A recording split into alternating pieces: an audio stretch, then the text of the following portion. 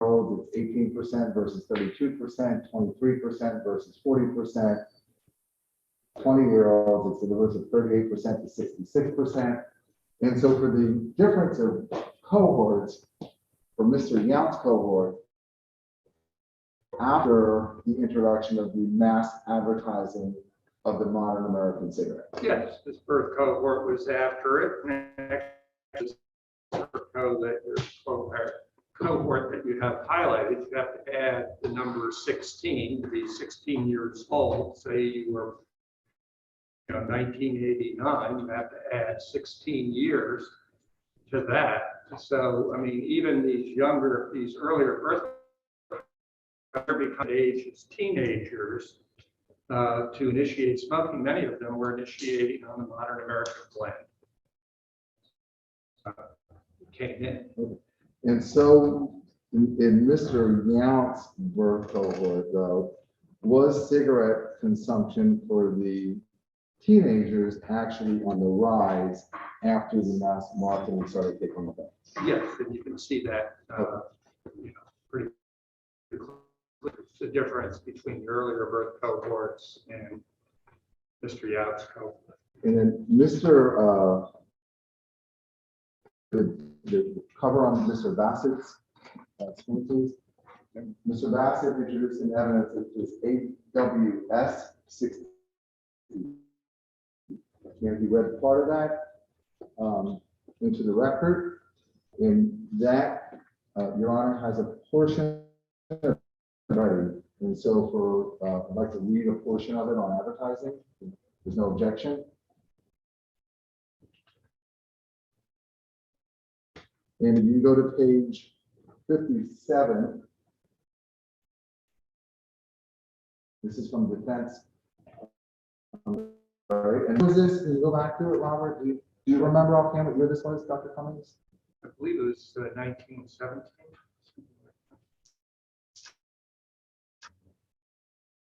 On the back cover, I read. Oh, there it is, 1917 copyright. Okay, perfect. So we can read what's in defense.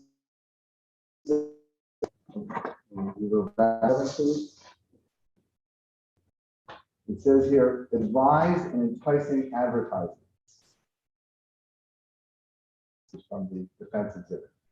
And it goes on to say, son, do you know cigarettes are about the most ill-advised advertising? Cigarette advertising should be addressed to men. What should we think that if liquor advertising were addressed to the degree? He's an editor and publisher in New York.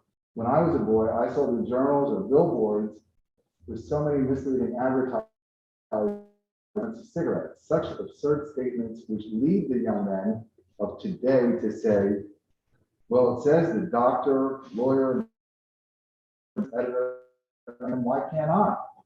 Not knowing that it does not refer to boys, but misleading in their wording and cartoons. Sets in the tobacconist windows and advertisements nowadays amazes the youth that he is led to believe that this lot is absolutely pure, 100% pure process patent blend, expert blend, the better kind, cigarette, smoke. Think, boys, 10 in a package, and the good news is only a nickel. And it goes on at the end, it says, the open letters to prominent gentlemen refuting the immunization that lead the youth to believe these great men are cigarette smokers. No wonder that in 1916, an increase of 1 billion is reported manufactured. Dr. Cummings, did cigarette advertisement have an effect? We talked about yesterday how few youth. Yes, Your Honor, we did. Do you remember we spoke yesterday about how few? Yes. Back in the era when Mr. Leo Yount was growing up, and when he was a teenager, 17 years old, were they effective? Yes, they were.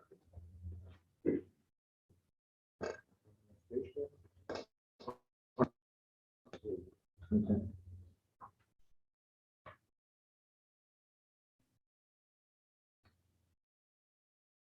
Oh, no, I mean, well, let me do it now. Remember? Come to later. Yeah, let me just do it. I'll do it. This show. It says here, and intestinal ulcers from tobacco smoke is well known as to need no mention. Perhaps 90% males are due, in my experience, to smoking. Any secret that smoking causes ulcers?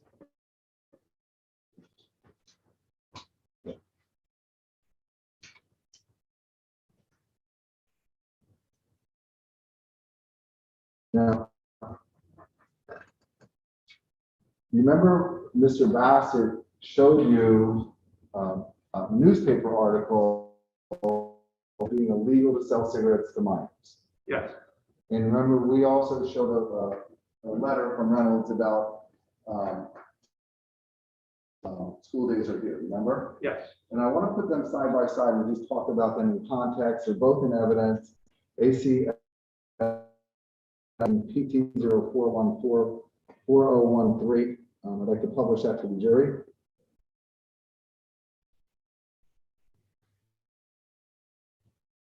Okay.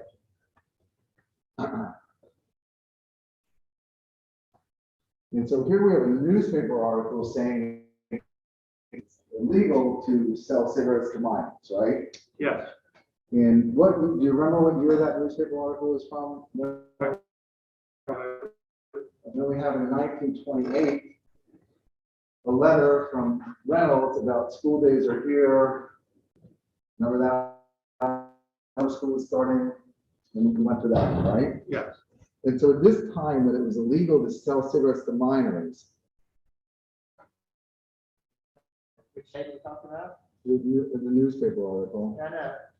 You mean state of Iowa? pardon me? Which state? In any state, in any time, but by the way, there was a time it was illegal to sell cigarettes to minors in many states, right? Yes, every state pretty much has had a law, minimum age, legal age for sale. And when those laws were in effect, what was, Your Honor, I'd object to what the age limits were, in what states, for which period of time related to. what was Reynolds, I was talking about Iowa, Mr. Yap grew up in Iowa, right? Yes, Reynolds doing to discourage smoking by teenagers in Iowa in the 1930s. And I want to show you the consumption chart again, 270E. You see the rise in cigarette consumption, I do. and after 1913 after the mass marketing of the modern cigarette, was total consumption increasing in our country? Yes, Now I want to show you, you can show this to Mr. Bassett, please. PDLY 00. We get sort of, just so you don't know what it is, but this is the consumption chart from defense slide monograph. You see that? I do. Mr. Bassett, any objection? Okay. Thank you.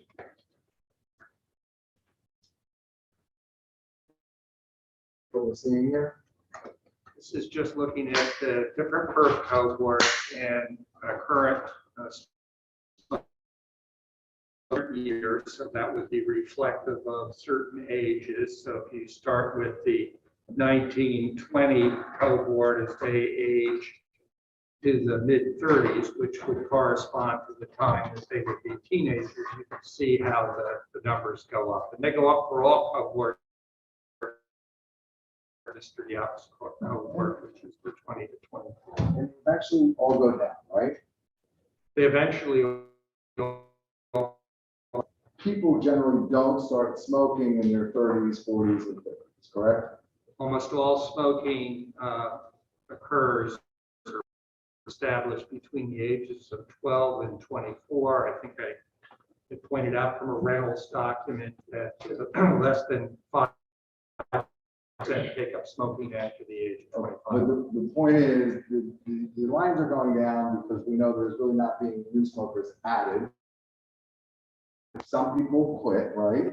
Some people quit, some people die. And so as the chart, that's what I was going to ask you. So as the chart, right? Yes, We know that people quit, right? yes, Does that mean that those people who quit don't get sick? no, And we know that some people may die. yes. Are those people counted in these lines going down, or is that's what I wasn't understanding, how they interview people on the phone and they don't really interview the people who passed away, or do they? I mean, or do they count those something? Well, as a scientist, I can tell you, you don't interview. So obviously, these are based on people who are alive and the current smoking prevalence, the percentage who answer that they currently smoke 100 cigarettes in their lifetime and they currently smoke. So divided by the total population. So that gets you the percentage. And then Mr. Bassett told you that in 1965, I think he said there was 17.8 million smokers who had quit, right? Yes, And at that time. And the ones who quit, that included people who had 100 or more cigarettes in their lifetime, correct? that's right.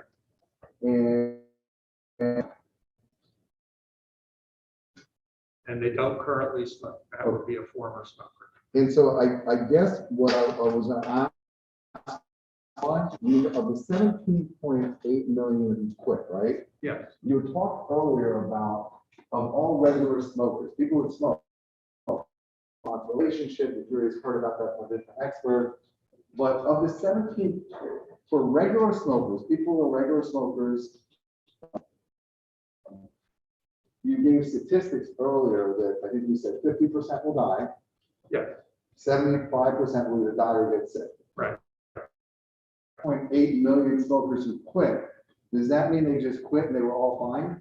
No, half of all lung cancers are diagnosed in people who are. Statistically, the 17.8 million who quit, how many of them died from smoking?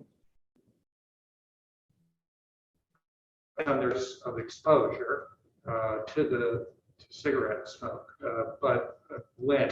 I mean, Well, not in 1965, where there could be a lag of 10 years or more after cessation. You know that? And so, just statistically, of the 17.8 million, is it fair to say millions of them have died from smoking, even though they quit? Yes, And millions more diseases like heart disease or emphysema? yes, particularly COPD. That's the disease that lingers. Okay. And this birth cohort in 1965, remember we saw the dip in 64 and then 65 it went back. I remember the Philip Morris memo that said the punction is by no means as lethal as it first appeared. That's right. And so from his birth cohort, were most of them quit at that time or most of them kept smoking? Most of them kept smoking. If you look at 64, his birth cohort was When you say of his birth cohort, you mean of his birth cohort that were smokers? that were ever smokers. Right. So, the percentage that were still smoking at that time, and Mr. Yacht was 1964, 85% were still smoking. Oh, just like Mr. Young. Yes. And you all can see you, I don't know, can you see this way back there or no? Not really? Oh, let me move this up. Can you move that? Move this, right? Yeah. Yeah, I'm gonna move it somewhere. You help me with it. Knowing me, I'll probably trip over it or.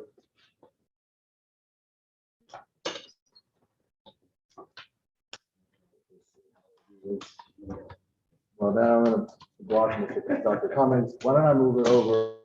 Yeah, obviously, you know, yeah.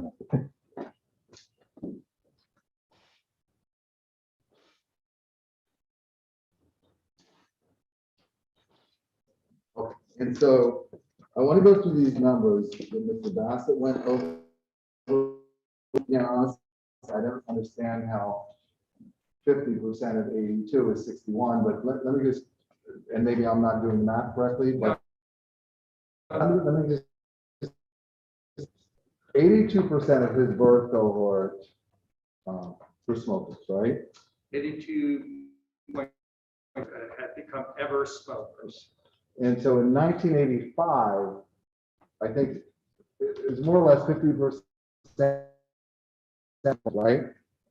In 1985, half, 49% were still smoking and 50 were smoking. Okay, so can we just say 50-50 just to do the math easy? Sure. Okay, and so we have quit again in 1985.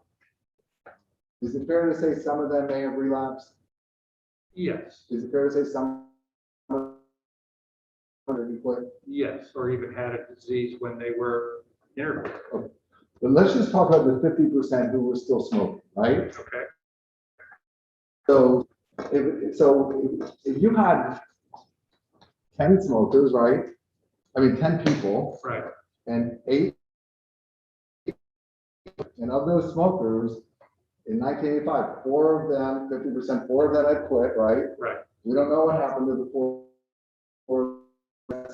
maybe hopefully they did, right? Right. They were classified as former smokers at that in that year. But we do know that 50% of smokers die, and 70. Right. But of the 50% who were continuing to smoke, just like Mr. Yeah, so there would be 4 continuing and 4 who had quit, but we don't know what happened to any of those 8 people, right? That's right. So how does 50% of 82 equal 61? Into the 82.5% is 61%. But I thought, and maybe I thought you take. Ever smokers is what it's reflecting. So it's a way of looking at the quit ratio. Okay. So it's pulling out the non-smokers and just looking at smokers and what proportion in any given year in that cohort had quit. And that's what we call the for 1954, it was 6.3%. I know, but this is where I'm losing. I thought you said 50% quit.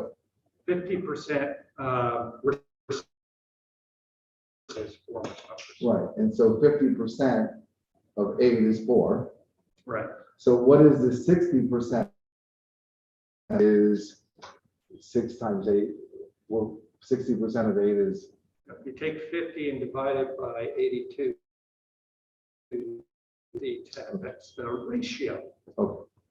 Is a rate, and maybe I'm this, is a ratio different than a percentage? It can only go to 1. Eventually, is going not to be around anymore. So it's just telling you the proportion who had quit in that first cohort when Mr. Yao was 64 years old. Okay. And the other thing I was going to ask you is, does the amount somebody smokes, like, do heavier smokers have a harder time quitting? Yes.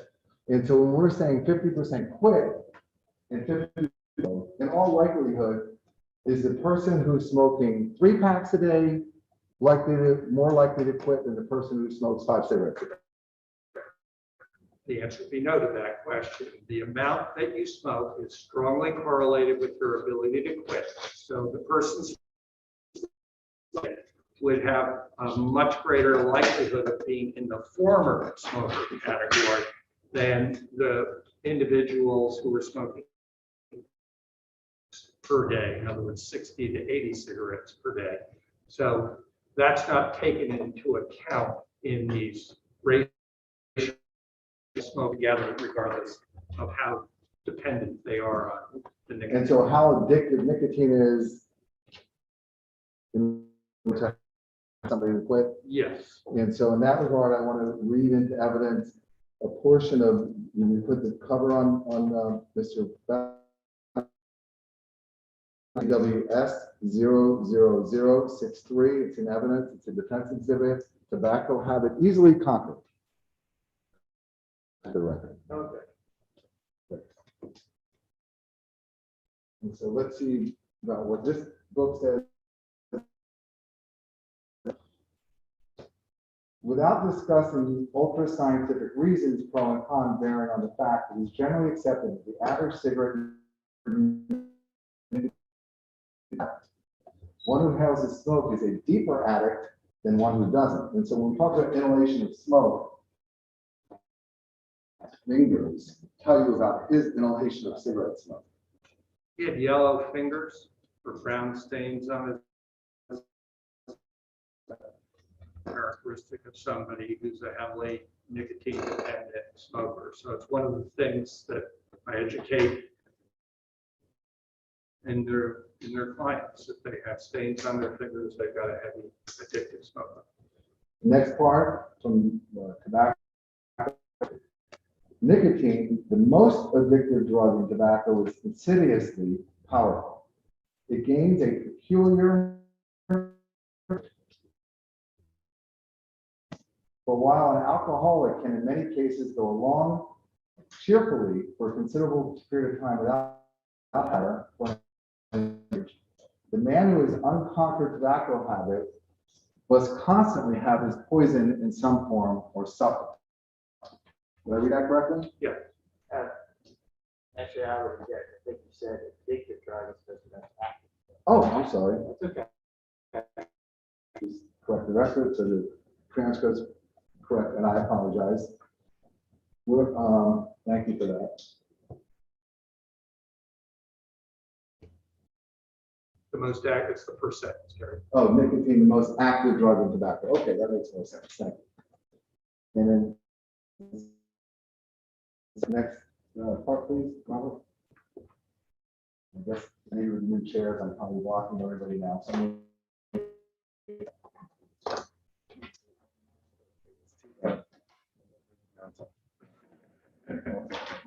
all right, let me get out of it. But it says, in the spirit of sardonic raillery, the evil genius, Demon Nicotine, has been proclaiming his triumph.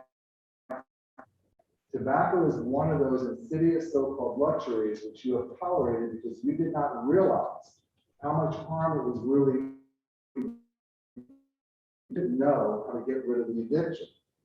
Is that consistent with somebody from Mr. Yount's cohort? Yes. Go on.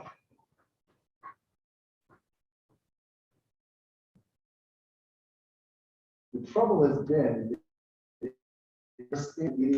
ideology, pathology, psychology, and treatment of that branch of drug addiction. Yes, that's what you have.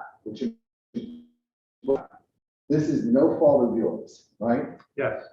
And so remember earlier we talked about free choice and addiction. Documents we talked about nicotine addiction is not a free it's not a free choice if the person is addicted. And what that was from an internal document from the tobacco company. Yes, 1980 from the Tobacco Institute. And so part of this. Yes, it is. Is that the end of that, Robert? Yes. Okay. And so there is significance when talking about the cohorts, and you can bring that chart back up, Robert, of somebody born in 1921, 4-pack-a-day smoker who's addicted, who tried to quit smoking. I think you said started in 1977 when his nephew passed. Yes. Yeah. Gotcha. And so, yeah. And so what would be the significance of that person who tried to quit still smoking in 1985? Not proper steps to redress cumulative of the arrest. The evidence that he was struggling to quit smoking nicotine cigarettes that he was smoking. It's not unusual that he would, be trying to quit for a decade for him to get off of the cigarettes. case with Mr. Young. Okay, and I think you discussed with Mr. Bassett, remember that? Yes, We talked about psychological crutches and rationales and levels of addiction, right? yes, And so for somebody who tries, based upon your experience, if you have a person who tries and fails, yes. and tries and fails, The onset of redirect is covered under. you discussed on direct examination that there were some American ex-smokers alive today who are no longer smoking. Yes, And you discussed with Mr. Bassett that 57 million of them, just like Mr. Young, right? yes, And there's the 50 million Americans who were addicted, just like Mr. Young is, and include people who disease illnesses, just like Mr. Young. yes, And millions. many millions. And so of the 57 millions who were Mr. Young, I'm sorry, strike that. And so one of the millions who quit. Yeah, during his lifetime of his smoking career, because from 19, he quit smoking. Approximately 18 million Americans died prematurely as a result of cigarettes. Many of them had quit. Many of them had quit but had smoked long enough that they had developed illnesses that were optimized, Just like who? just like Leo Young. And now I want to talk about knowledge of the harms. Let me see. Okay. Mr. Bassett discussed with you information that was available. You can take that down, Robert. Information about the harms of smoking. You remember that? Yes. And information to the public that you and Mr. Bassett discussed was news, powerful PSAs, right? Correct. Warnings on the packs, right? Yes. And so were these newspaper scientists of R.J. Reynolds? Objection, Your Honor, again, the outset of redirect. cumulative of the direct.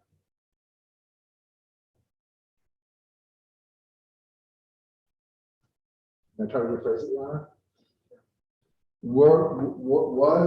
Were the executives and scientists part of the general public? Yes. Would there be any reason why they wouldn't have seen these PSAs or these warnings on the packs? Or The onset of redirect is covered cumulative of pages directed about that.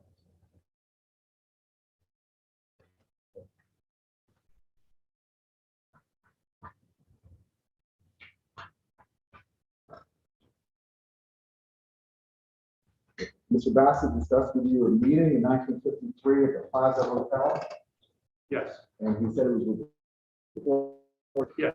and the fact that there was a meeting, that the executives were meeting, that was reported in the news, right? Yes, in early January of 1954. What was discussed in the meeting, the notes that we now have today, when were those notes first made available? Those notes were made available in the 1990s. And then he asked you whether some had called on the tobacco companies to research, to with you about special projects, scientific advisory boards. Some of them won the Nobel Prizes, top universities, right? Yes. Reputable people involved. Yes. And so, Yes. okay. Explain why it was important to the industry to have reputable people to begin. Why was that important to the industry? Because that gave them the excuse to call this a controversy when they knew it wasn't. So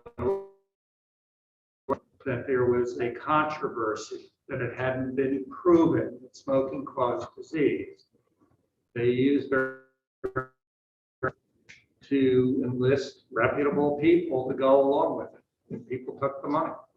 And so I want to put it PDLY on Mr. Bassett's screen. These are three documents that are in evidence, 1964, 2268, and 2211. And I want to context with what Mr. Bassett asked you about people winning Nobel Prizes and top universities being involved and what was really going on. Just put a bow on it, just tell us in context of what was really going on. Sure. Your Honor, I would object to the use of testimony again beyond scope of cross and cumulative of the direct. That's a rule. All right, look at that. In context, all of the influence of people of the industry and Nobel Prizes and what that had to do with the CTR's involvement. I mean, internally, the companies described the process as a public relations gimmick. In one case, they said it was the best insurance they could ever have because without this CTR, the solution search to answer the controversy of smoking and health, that they'd be out of business if they did not work. So they continued to fund it, not only in the 50s, in the 60s, the 70s, the 80s, and into the 90s. The fake controversy about smoking and health, which they knew was fake back in the 1950s. It was all for public relations, the public, to give smokers an excuse to deny the evidence that was coming out that smoking caused disease. What about controlling publications, which might be detrimental to the industry. But Mr. Bassett had asked you about articles. We went over that again with Mr. Bassett, the 6,000 articles that they sponsored. Yes. Remember, okay. When somebody was unfavorable, were there times when the industry tried to pressure or change that research? Yes, they, in fact, scientists learned after the documents came out that the companies had successfully prevented evidence getting scientific meetings on the adverse effects of cigarettes.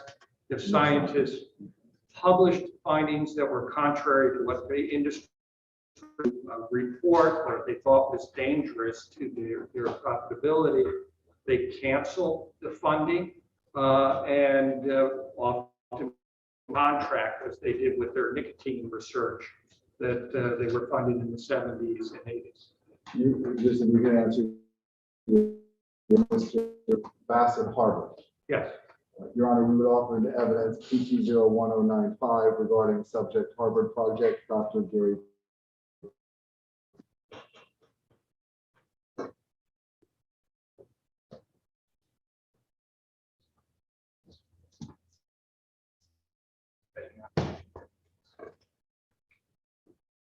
You just answered sponsor or? No, offering into evidence. Okay. And you're familiar with this document? I am. And so Bill Coleman, we spoke about him before, just remind.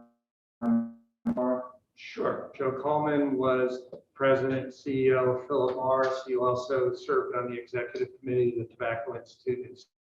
He was an attorney, originally outside counsel, then he came inside Philip Morris. He around and recruited scientists for special projects. Okay. And then Bill Shen, who is Bill Shen? Bill Shen was and for a firm that represented the Council for Tobacco Research.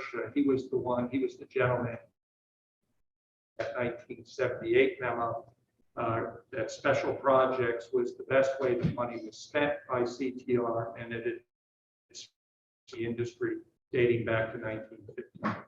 And so it says several weeks ago, Bill Shen reported to counsel for the company sponsoring the Harvard project. Dr. Hoover reported to him in confidence about the results of an experiment in which Hoover claims that rats exposed to 6 months developed emphysema, right? Yeah. And it says Dr. Hoover or one of his staff intended to deliver a paper announcing those American College of Chess Physicians in Las Vegas. One. Shin visited Hoover in Boston. Hoover is preparing a statement for release to the media in which he will state his view of the importance of the work and describe further investigation. Shin also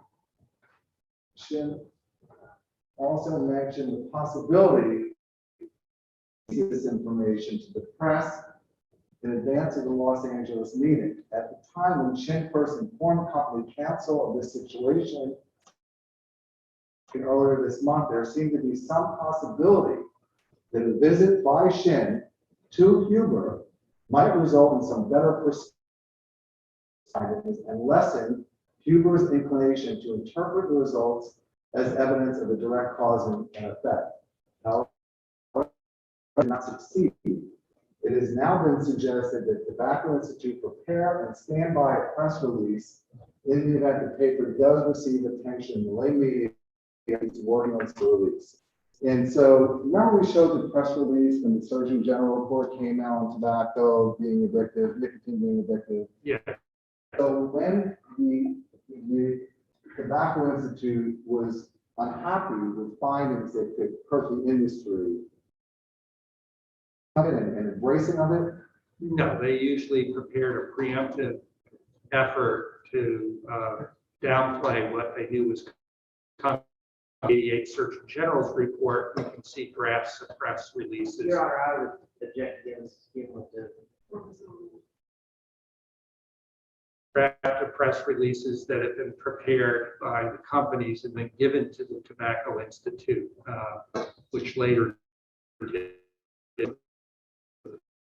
Bassett asked you about a twin study in 1988 that was funded by industry that showed it was 9 a light smoker get cancer than non-smoker. Yes. And so that was, so did the industry embrace forward and tell the truth after that 1988 study that they funded? No, they did not.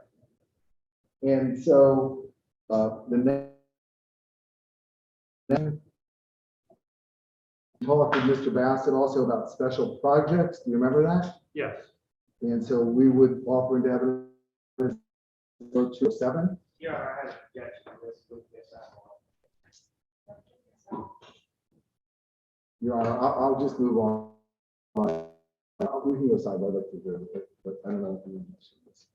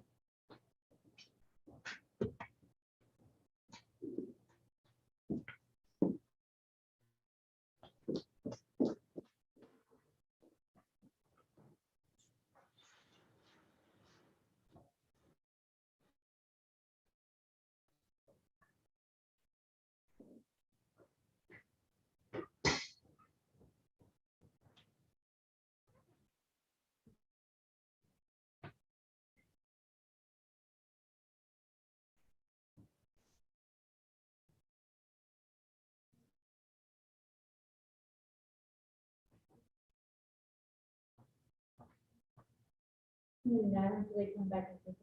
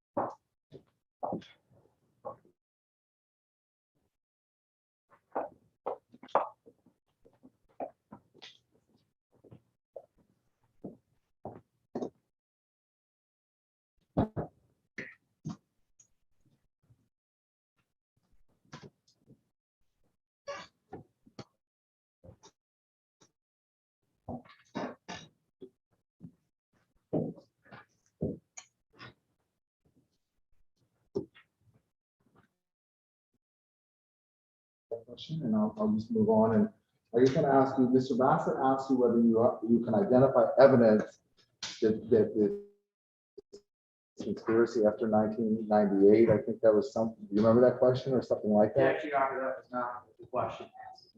You remember? Did I miss I that? think you may have missed that one. I don't recall it. Okay, but when did the conspiracy at the Plaza Hotel that came to an end around when? Well, 1998 is when the Tobacco Institute and the Council for Tobacco disbanded. They were forced to go out of business. But the conspiracy, in Okay. my view, ended. Well, 1997 is when the president, chief executive officer of the Liggett Group, Bennett LeBeau, forward and said this had been all a lie, that smoking did cause lung cancer and that they knew it, and that cigarettes were testified under oath to that fact. I want to ask you, I have just a couple more areas and I'm going to be done. I want to talk about, you were talking about ammonia at some point with Mr. Bassett, you talked about nicotine levels, and you talked about filters and lights, right? Yeah. And so ammonia in 73, do you remember that? Yes. And then he showed you documents that had all different letters like RCF, CFS, remember those letters? Yes. And so we would offer into evidence PT03455. We put it on the screen now. Yeah.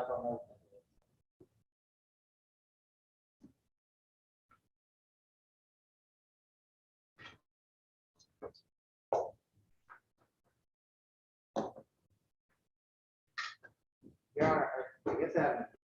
Yeah.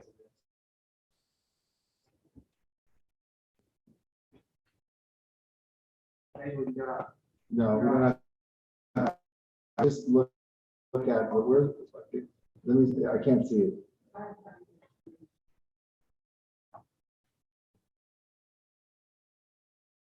Your Honor, if you look at where it talks about Mr. Young from the non-filter, not a filter. That's what the form.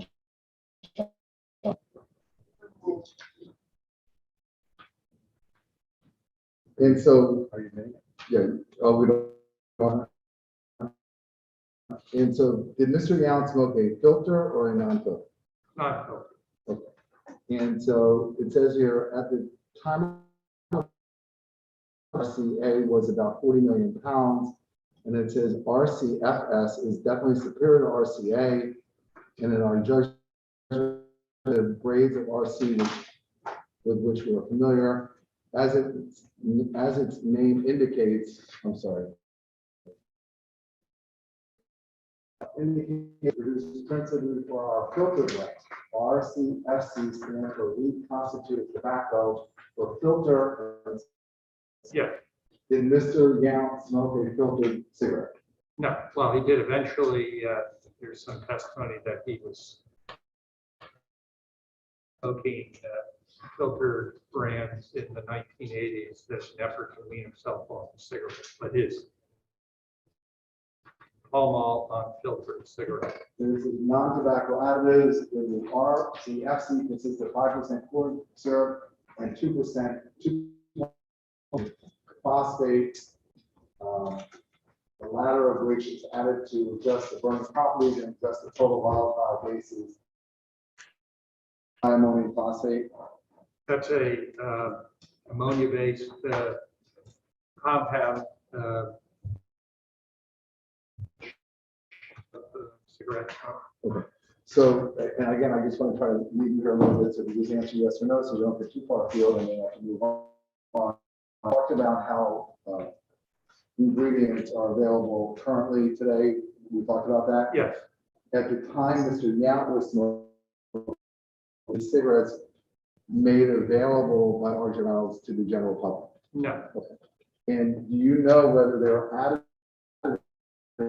filtered Pall Mall cigarettes during the time Mr. Yount smoked them or not, or do you not?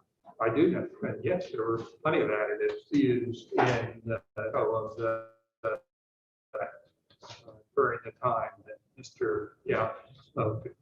This is just talking about the reconstituted or back represented the different time points for the Pall Mall unfiltered cigarette, different percentages. I think used in 19 brands, American tobacco, and then increased up to around 16 or 17% by 1973. It's maintained that level for a while. Okay. Yeah, I'll be honest, I'm getting lost in a little bit. And Well, they had different versions of reconstituted tobacco that they were using and different additives that they were there in the public. The formulas of the brand were changing year to year. okay, let's move on to tar and nicotine levels. See methods of measuring tar and nicotine yields, right? Yes, And so I just want to be clear about this. When we talk about yields, right? yes, The FTC method smoke, right? yes, And when we talk about levels of nicotine, 1 to 2 milligrams of nicotine, we're talking about 1 to 2 milligrams of nicotine.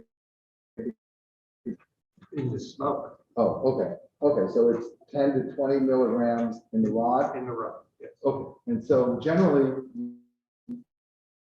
nicotine in the rod, and that nicotine in the rod will be about, Objection, lady, Your Honor.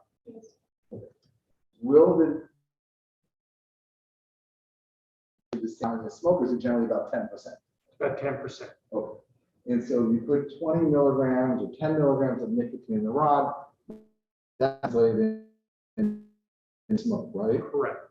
And so when we talk about the Objection, Your Honor, reading. what is the non-addictive level of nicotine that has to be placed in the rod? 0.4. Okay. And so 0.4 in the rod, that would translate into 0.004 in the smoke, right? And so is there such a thing, we talked about compensation, right? Yes. Okay, so let's go through this then, and I know it's hard to. So I want to show you first PDLY 10, and you can put it on Mr. Bassett's screen first, please. This is a demonstration. Objection, yes, Your Honor. And so this, remember you went over this with him and he showed you, and he showed you there was 20 cigarettes more or less that had actually more nicotine in the smoke than Pall Mall had, right? That's right. I'll show you the rest of that, and the exhibit is AZ08277, the part above. And I want to show you pages 5 through 19, which show all the cigarettes that have less nicotine in the smoke than Pall Mall. Okay. And so this is page 1, right? And so there's some cigarettes. And by the way, some of these cigarettes are Carlton, Benson, Hedges, Now, Merit, Ultralight, et cetera, right? They're showing the amount in the smoke, right? That's right. But we measure cigarette in the smoke on an FTC. Well, it's accurate for measuring tar and nicotine in a standardized protocol of what necessarily the smoker would get in their body. Okay, because of what is called, Compensation. okay. So cover the holes with their lip. Some of the cigarettes were designed with holes. Some of the filters have ventilation holes that dilute the smoke, and so when it's diluted with air, it's a low number, but if people block the vent holes with their fingers, or the holes are getting a bigger dose, that's one aspect. It's how they puff on the cigarette, the smoke in your airways. So there are a variety of factors in compensation, including a very simple thing, just smoking more cigarettes. Okay, we got 0.04 in the rod, 0.004 in the smoke. Somebody would have to smoke 100 of those cigarettes to equal that. Almost couldn't compensate. That's right. And so You can't. And what happens is people don't compensate when you get the very low cigarettes. The 0.4 milligrams per gram we standardize by the weight. That's the gram. okay. To take your summer. We do that standardization. At that level, we find people don't compensate for the nicotine and have the same reinforcing effects, and people are more likely to be able to quit or reduce the cigarettes that they smoke. Do you remember you were talking about public health and Premier cigarette, and now public health wasn't really trusting us in this, right? Yes, But critical of the regular cigarette as well, aren't they? yes. Was there anything stopping Reynolds from not marketing the addictive deadly cigarette and only marketing the non-addictive, non-inhalable, and heat-not-burn? Would say millions of lives. I've done the estimates of that. Had they introduced very low nicotine cigarettes in the 1965, they certainly had the technology. It would have saved over 11 million premature deaths up to the present time. So do this, Robert. So it had less nicotine though, right? Keep going, Robert. Keep going. Keep going. Keep going. Keep going. Then we get to Palm on, and there's all those that have a little bit higher nicotine, right? Correct. Okay. And so the problem that you described with the FTC standardized testing for nicotine levels, we know about that now, but did you always know about the issue of standardized methods? No, we didn't fully appreciate compensation. We didn't understand as companies internal record how smokers would compensate and get the same dose. And that's the explanation for why we see no difference in lung cancer, light, ultra light cigarettes. We saw yesterday, I think, in one of the exhibits. Okay. And so the about compensation and what that would mean for the smoker. They did. They had deep knowledge of it, and I could show the document. We looked at one about withdrawal. I'm going to show another one from that document. It's in evidence PT 04389, and I want to publish for that. Your Honor, I was definitely, Dr. Cummings just said this was covered in his testimony. Beyond scope of fall. Covered something about cold turkey day with nicotine withdrawal in this document earlier.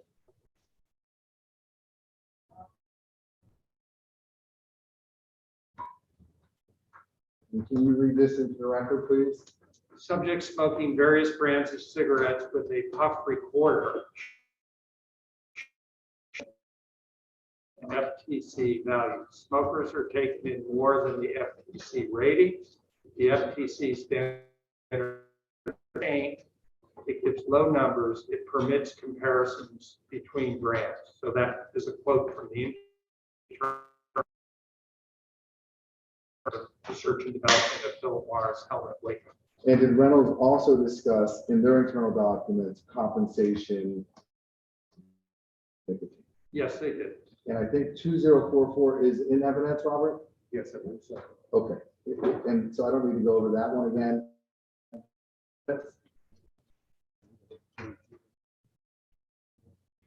Okay. And then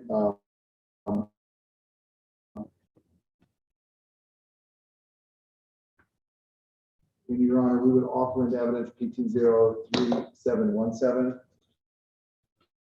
Document on smoker compensation. Your Honor, I would object to that document, extend this to 403 and 202.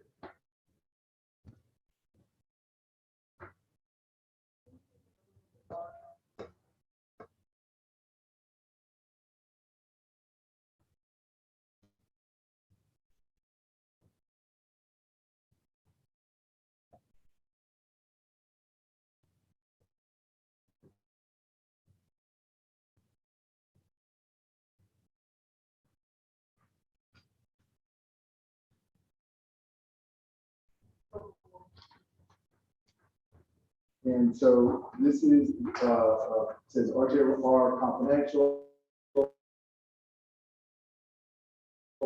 Yes. Introduction is the advent of lower tar and nicotine delivery cigarettes. The notion developed that people modify the smoking habit. The product smoke. This notion is often termed smoker compensation and compensatory smoking behavior. Showed the video of somebody saying, I forget the person's name, about how low tar cigarettes were more dangerous. Interviews about their study at from the Cancer Society. And so what is the concern with light sensation? Well, you don't change the dose of exposure because people adjust how they smoke to get the tar. So the numbers generated by smoking machines are not related to what actually smokers are getting. This companies, including RJ Reynolds, and they knew that aspects of their cigarette design that they were putting in and engineering were permitting compensation, actually making it easier for the smoker to imperceptibly take bigger puffs of the smoke. So I just want to go through this quickly. We're talking about compensatory behaviors, the distinction. The standard method accounts for puffing patterns which influence deliveries. Since the puffing patterns are used for all cigarettes and not necessarily representative of human smoking, the method provides a relative ranking of deliveries of various cigarettes. These rankings indicate if the cigarettes were smoked exactly as defined by the standard method. Do smokers smoke like the standard method? No. And did Reynolds know that? Reynolds knew that and utilized that deep knowledge to engineer their cigarettes. And then nicotine levels. Remember we saw a document with Reynolds adding compound W to the and we didn't put in a document to define compound W. I'd like to do that now, Your Honor. We'd offer evidence PT 0206.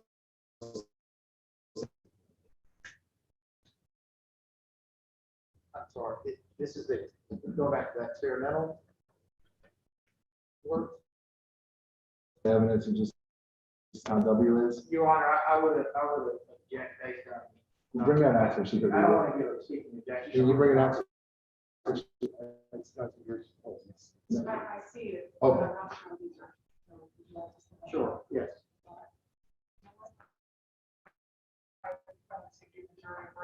Yeah. So we'll give you a 10-minute break. All right.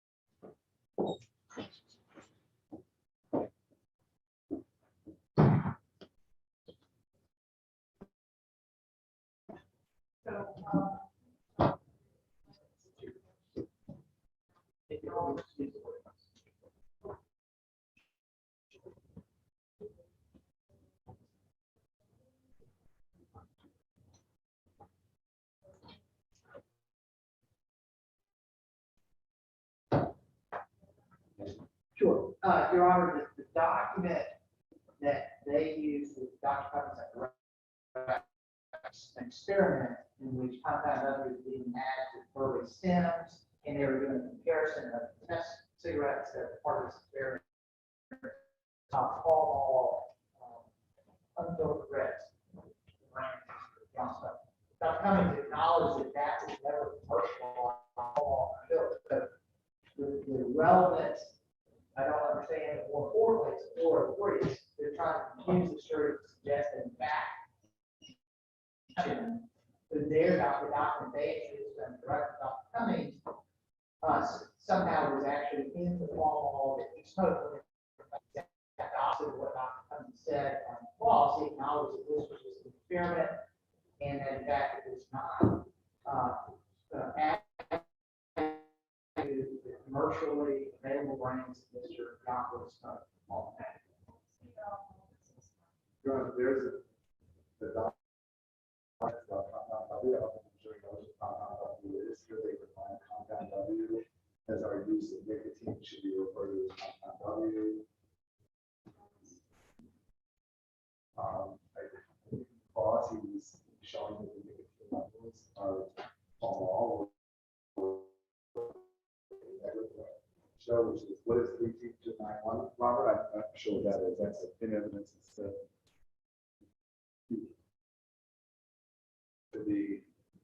nicotine levels of all 85 not filtered are the highest nicotine levels.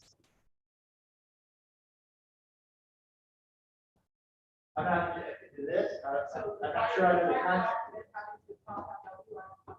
Okay, it's not.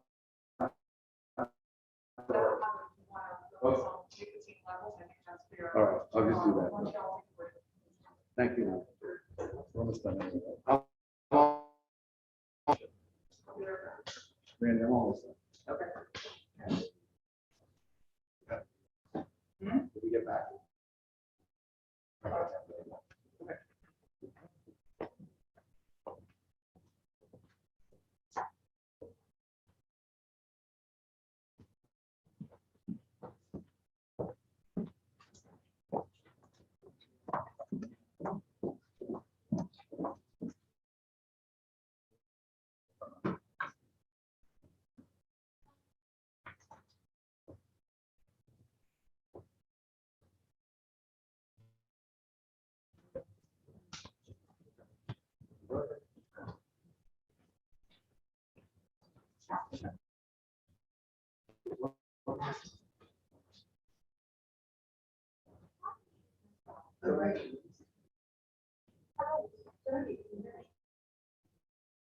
No.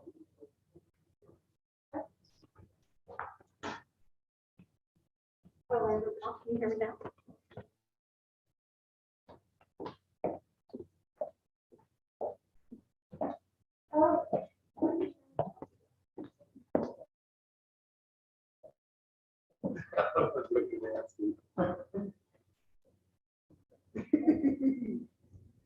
Top says I need to print something, but I don't know.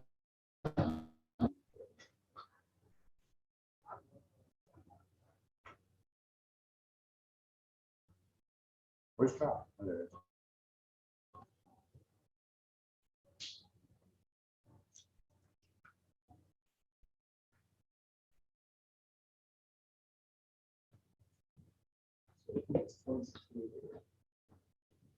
You should only put the seal.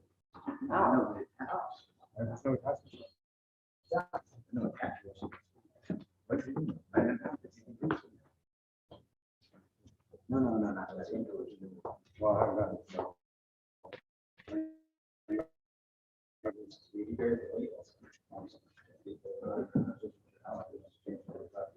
No. Definitely there. Yeah. We understand. I haven't got it. How much check on last week? Yeah, we're gonna be done until tonight.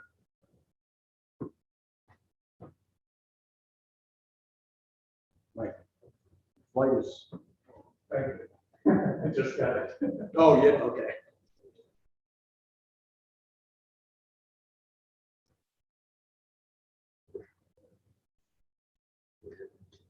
Yeah.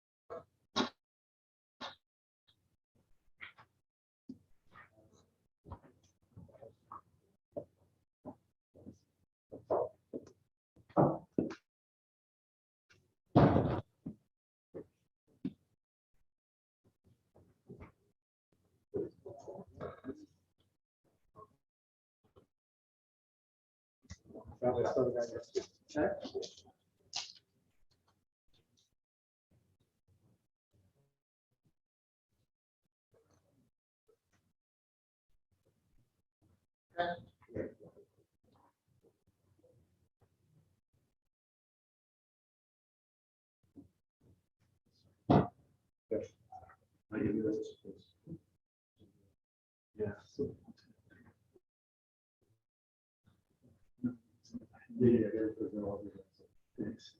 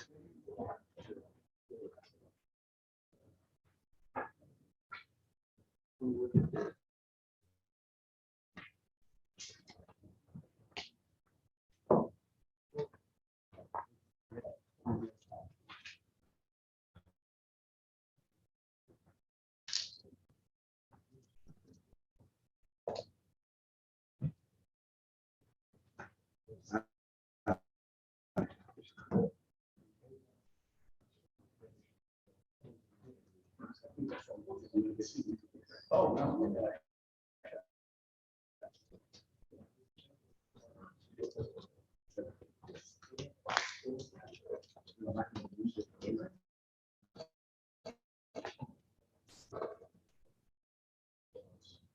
It's supposed to be. Yeah. And I think it has a little.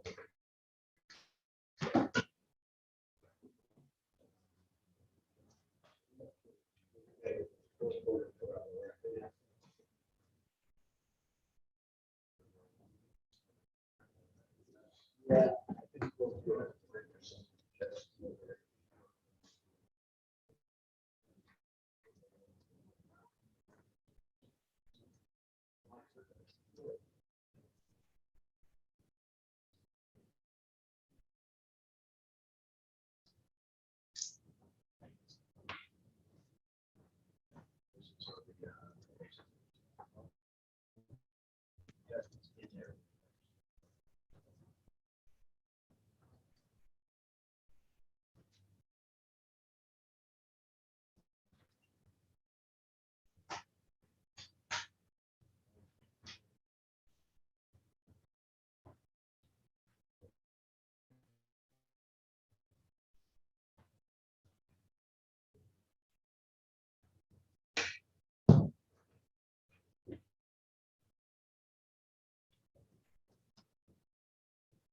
Yes.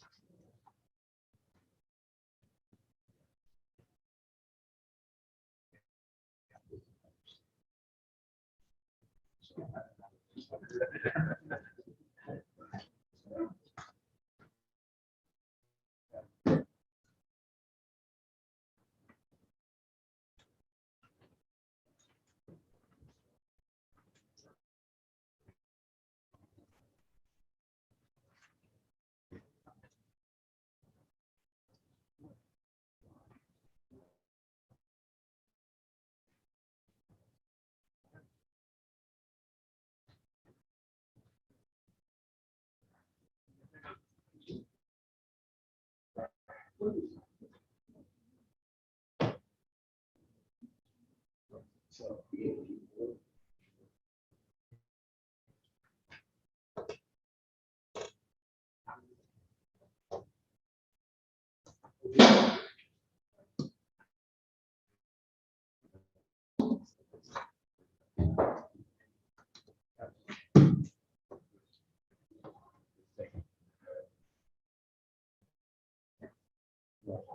Well.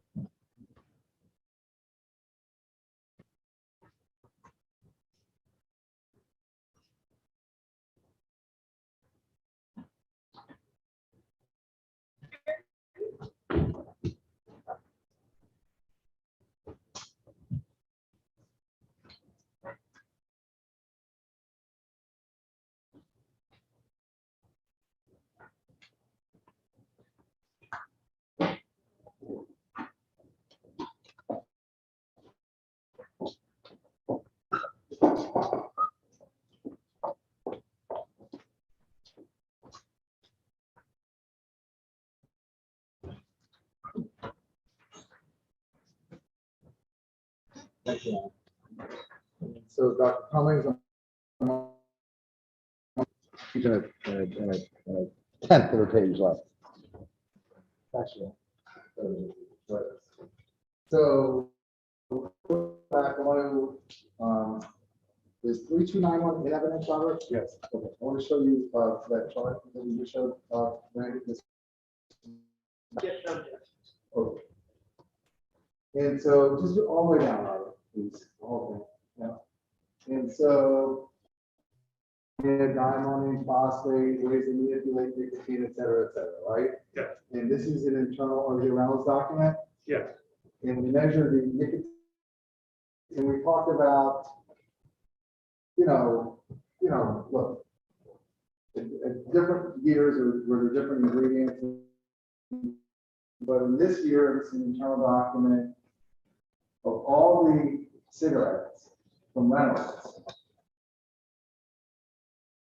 That's the highest amount, most amount of nicotine in cigarettes. I object, Your Honor. Object on the predicate of what the year is for this document. Who was manufacturing the cigarettes? Oh. What, go to the cover of the document, please.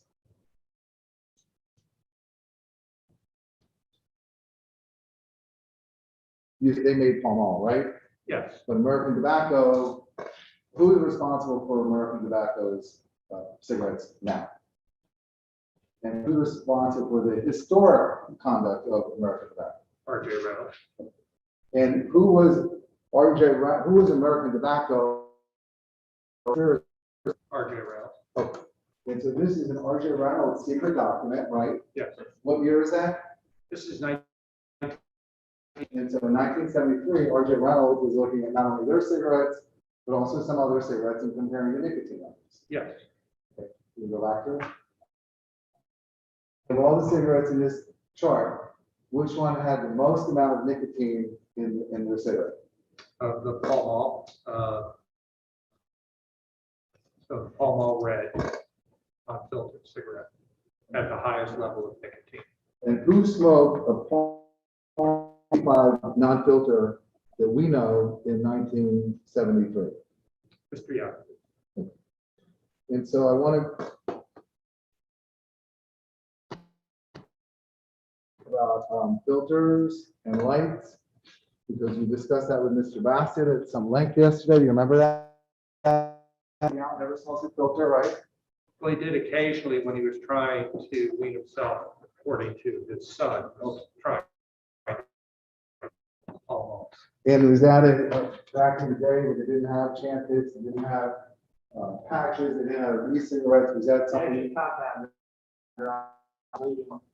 Was that something that people did back then? Smoke a filter or smoke a light Yeah. cigarette? to try to- Yeah. Those that were presumably lower was a very common method that smokers back were doing. In fact, it was, other than cold turkey, it was probably the second most common method that people reported using to try to quit smoking. This perception that they would actually get less nicotine, not understanding how the so-called low tar and nicotine to allow for compensation. Okay, but for the most part, Mr. Yount smoked a non-filtered, non-light cigarette. Yes, And remember we showed in the 70s, about half of the people did not believe that filters were safer. yes. And the industry showed that filters are safer or not safe. They're not safer. Okay. And did the industry know that? Yes. I want to, there was ARJ, if you put on his screen, please, ARJ 00015. Was going to publish that, Mr. Bassett? I had not had a chance to read it. I've now read it. We would actually seek to offer that into evidence.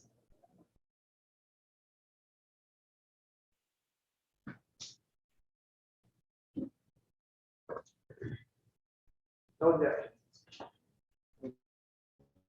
But this is the document that I know you went over with Mr. Bassett. It was published. You published certain parts of it. Do you remember this document?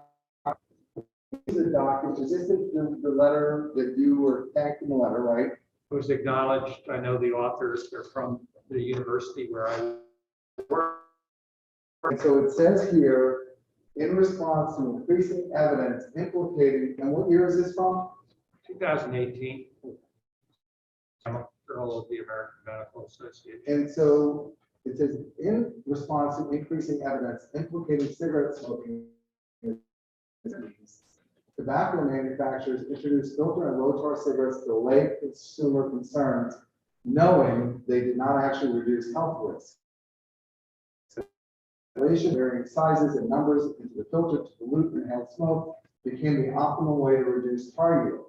Despite these changes, 80% to 90% of lung cancers diagnosis and 5-year survival is.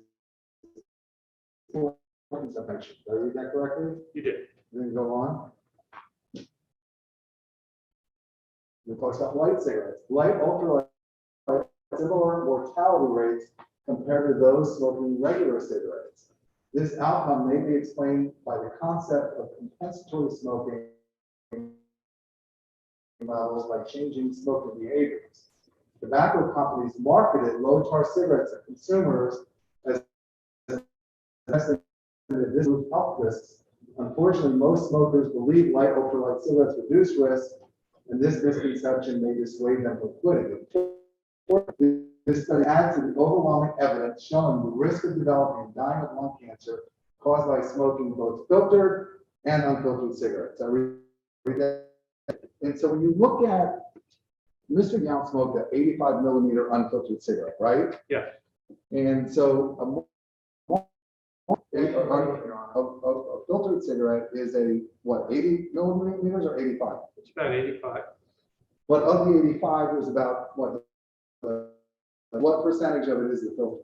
It's about, about 70 millimeters of tobacco and about 15 millimeters of. And so if you take somebody who's smoking a pack of 85 millimeters of tobacco, and you do epidemiology and you 70 millimeters of tobacco, the person who's getting more tobacco, is that more dangerous for them just if they're smoking 1 for 1? Yeah. Do anything? No. And so we saw a document, we talked about compensation. Some people who smoke filters is a fair cigarettes to compensate and make sure they're getting their nicotine. Yes. Okay, so if somebody's smoking 85 millimeter non-filter, they switch. And if they switch to a filter, a 7 millimeter filter, can you tell us whether or not it is unusual for that person to then smoke more cigarettes? Okay. And so if Mr. Yount had switched from an 85 millimeter unfiltered, instead of smoking 3 to 4 packs a day, what would he do to smoke the Counterfactual. I can generally. You would. Well, not everybody smokes more, right? Not everybody smokes more, but you can compensate within the cigarette by taking bigger, deeper puffs and holding. For those who smoke more, some people don't just smoke more. Some people do. And then another document I want to publish from is ACN 00073. Again, that was one I hadn't read. Actually, no, comically, Okay, I offer it into evidence at this time. yes, Your Honor, I object. And Your Honor, without, well, I would like to publish other parts of this document that was used as demonstrative and published on. Your Honor, the only agreement had to do with the chart we showed. If council wants to use the chart, I believe that I don't have an objection. No, Your Honor, this is a document that they used with Dr. Cummings. They said they used it as a demonstrative. I think he offered evidence. I objected. I hadn't read it. I wouldn't. Demonstrative, and the plaintiff used it as demonstrative. And so can you go to the part, the document? This is an article by Lynn Kozlowski on filter ventilation and nicotine content, the study where that's the United States, Canada, and the United Kingdom. Okay. And what year is this from? 1998. I'm sorry, 98? 1998. Your Honor, again, I would object to this use as demonstrative. presented by Dr. Walsh, not Okay, commentary. no, well, it's not. Yes, Just Your take Honor. it, just take it, forget it. I'm trying, I'm 10:30, I apologize. So you have to leave, so let me. Oh. The filters and lights were not safe. Yes, Did American tobacco? yes,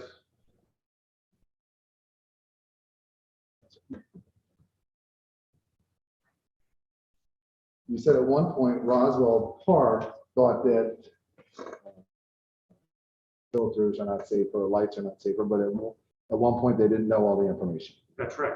Now that the documents are public, have you reviewed them? I have. And you showed some of them the other day. Is there documents you're familiar with where they talk about? Yes, And Your Honor, we would offer into evidence PT 0692 document from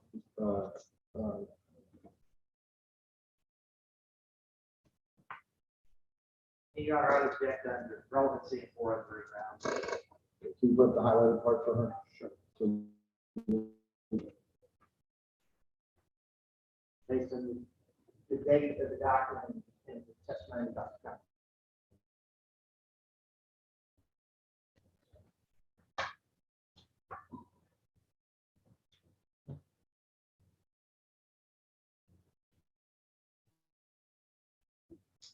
Okay, I'm not sure I understand the growth rate expression.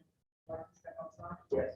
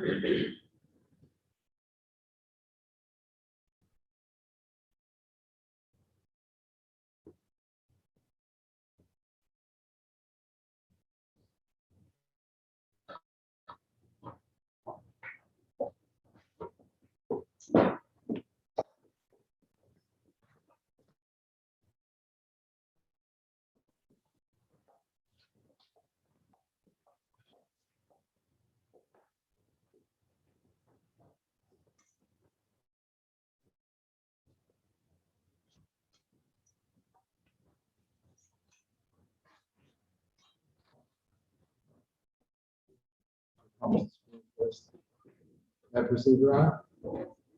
Dr. Cummings, what is this document? This is an American business record. It's reporting the minutes of a meeting that was held between members of the American Tobacco Company and public health community, various doctors who had done research on smoking issues in 1950. Memorial Hospital in New York. Can you offer that evidence, John? No. Ask me, this is from 1953, right? Yes, it is. And then who is Mr. Hamner? At the time, he was the head of research and development for America. And the comment on filters, we're going to get to it in a minute. Were there certain changes to filters, like charcoal filters and filters in the 60s, 70s, 80s, as time went on? Yes, Were any were the filters in the 50s safer? no, Were the filters in the 60s safer? no, Were the filters in the 70s safer? And what about the 80s? no. And so, can you go to the highlighted point, Robert? And so it says here, Dr.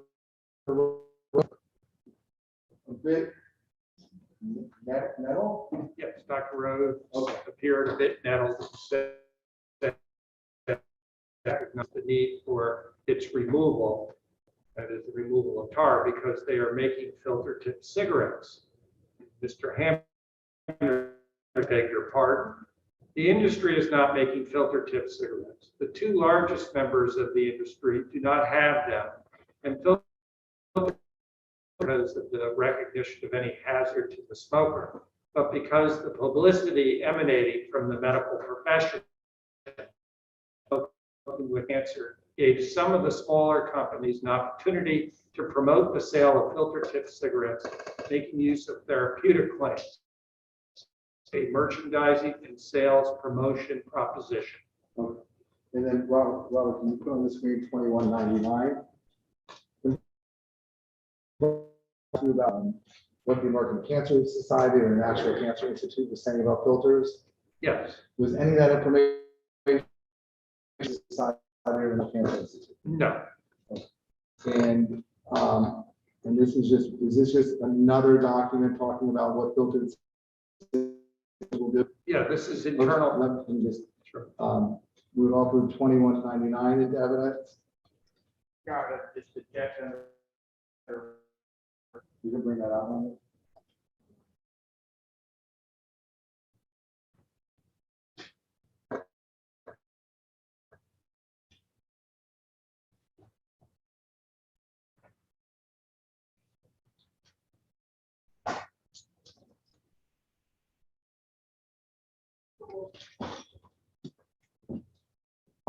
Again, so this is 1961, and this is a Philip Morris.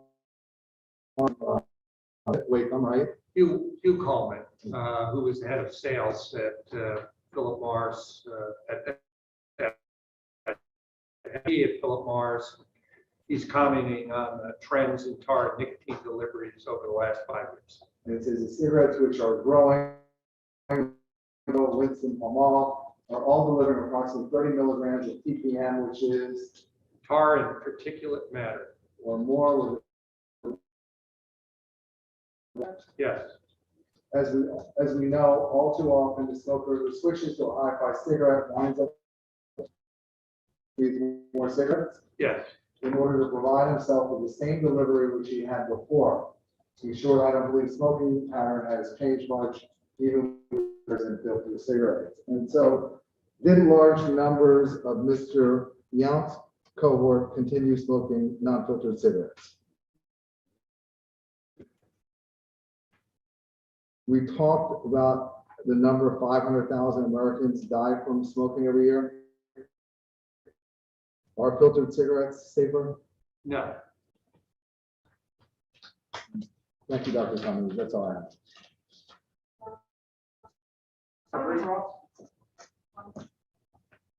There's, just 5, 10 minutes, 4 areas I would like to recall. Yeah.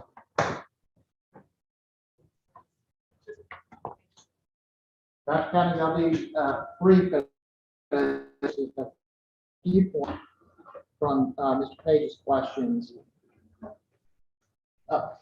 First off, in the not all at an age 21 minimum age for cigarettes like Iowa in the 1920s and 30s. Some states in the 1920s and 30s had no age limit for cigarettes at all, correct? In the 1930s, that probably is correct.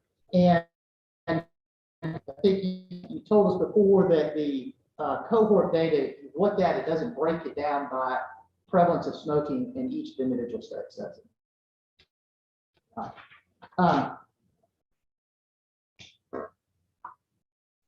You looked at PT 3717 with Mr. Page. If we could pull that up quickly.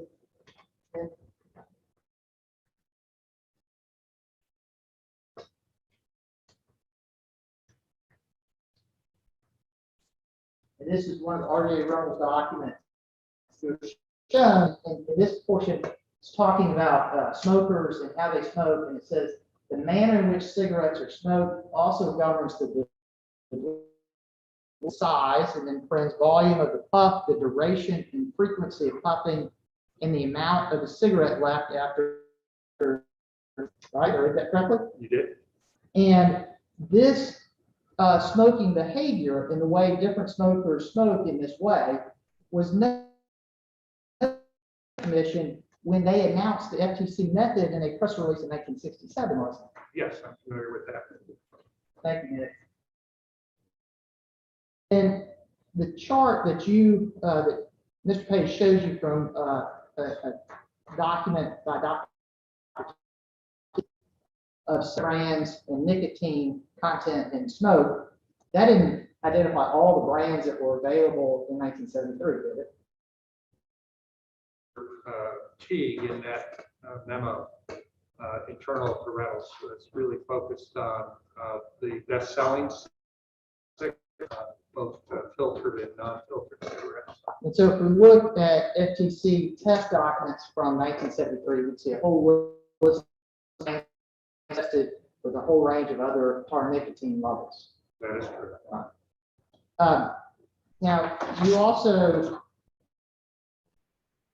Mr. Page, a document PT 3455 for American tobacco's use of reconstituted tobacco. Yes. I think we have that.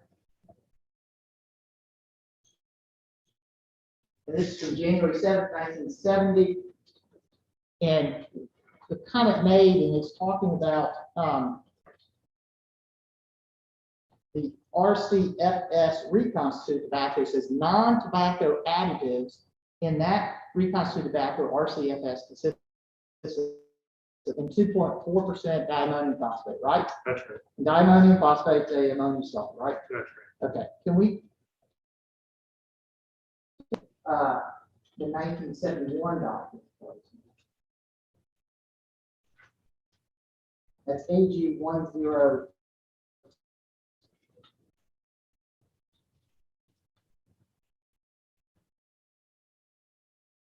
And so the document I showed is this document from September 24th, 1971, more than a year after that.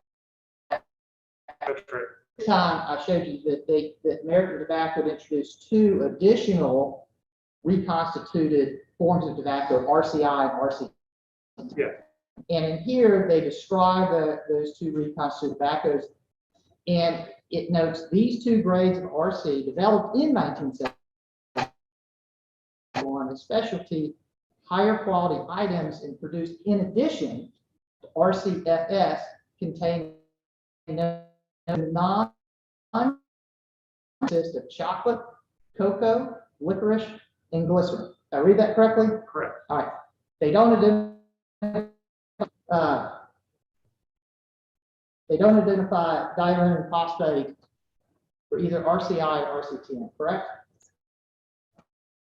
That is true in this Okay. particular document. And Dr. Cummings, I This just, was used in the Pall Mall, as you know. and that's what we're gonna filtered get. AWS 440, and this is the 1973 document. Letter. And we note that at this point, American Tobacco is eliminating the RCFS with the ammonium diphosphate from blends which still contain this type of that's right. Replacing the current 7% RCFS plus 10% RCTM with, in other words, all the reconstituted tobacco being used in Lucky Strike is going to be all RCTM, right? except with a few, Correct. But let's go to, one of which was. hold on, let's, and so the RCTM, just to be clear, is from reconstituted tobacco that only has chocolate, cocoa, licorice, and glycerin in it, right? Yes. So let's look at the.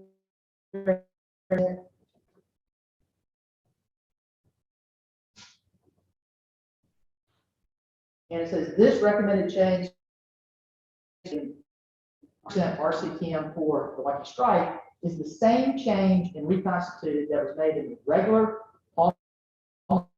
1973. I read that correctly? You did. Okay. Now,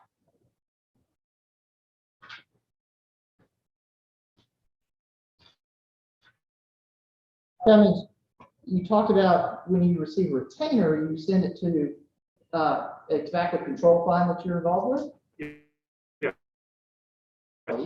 For your testimony, whether by deposition or trial, that goes to you personally, doesn't it? Your Honor, objection, ask the one too.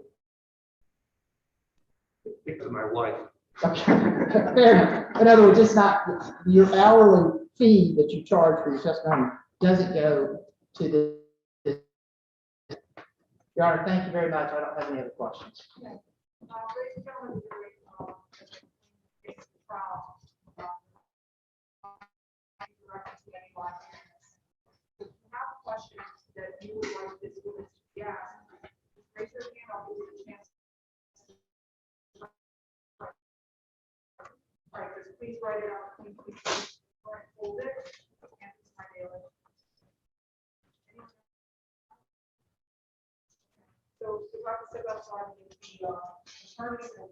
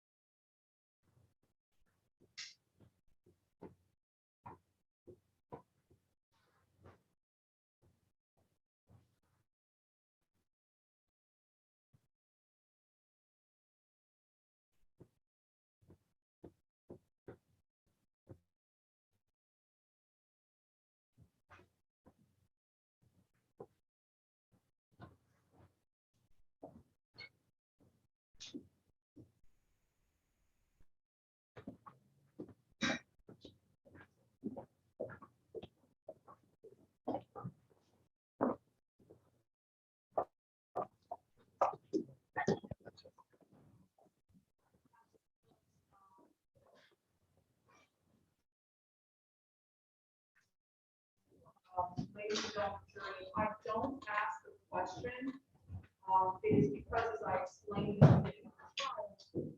all questions that are asked of witnesses, whether they come to members of the jury or whether they come to the lawyer, have to conform to the core rules of evidence. So if a question may not be asked, then I'm not asking the question. But if a question may be asked under our rules, then I'll ask it. Back to me, but I'm going to read you the question exactly as written. I can't clarify it, it's not my question. So I'm just going to read the answer as best you can for the jury, okay? Sure. And there are a few. Okay, first question. Has anyone from your family and died as a consequence of lung cancer? Yes, Have you smoked? yes. How do you know that Mr. Young had yellow fingers? A physician, I believe, from his wife. In the testimony that I read from her. What year did RJR find out cigarettes were harmful?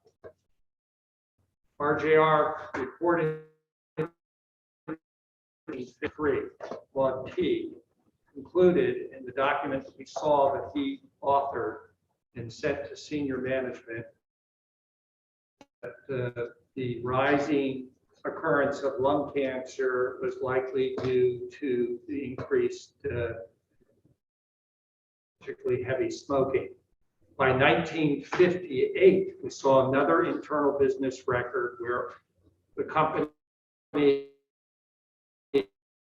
scientists from British American Tobacco, and they all concluded in that document that cigarette smoking a cause of lung cancer, and they confirmed the reliability of the studies that had been done on mouse painting in that same document. So conservatively, no later than 1950. February of 1953. They're on notice. Next question. How many years did RJR on dangers of smoking not acknowledge? They never acknowledged that their cigarettes caused harm to human health after the year 2000. Okay, any follow-up based on the jurors' questions?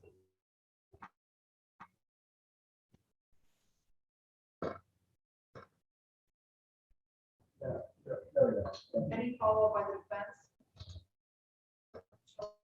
Okay. Next question, if you wish to direct to this witness.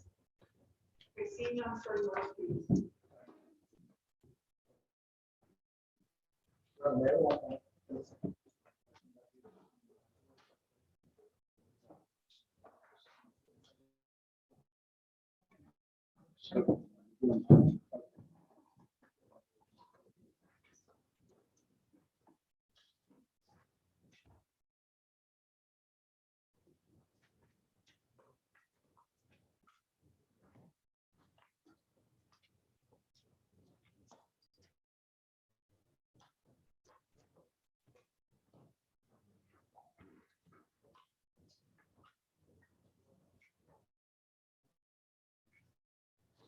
You want, check it out here?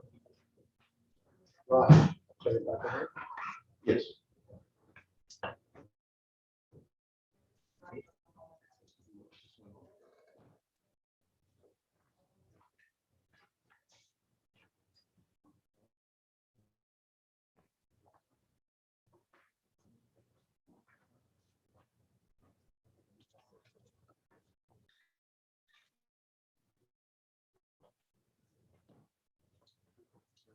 Let me tell you the setup real quickly. This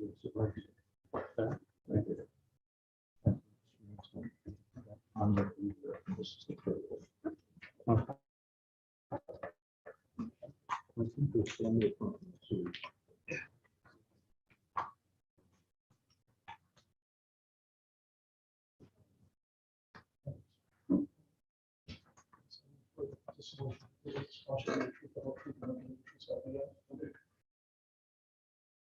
offer the enhanced use or with this so city between council right here. Okay, thank you. Are you ready? All right, start.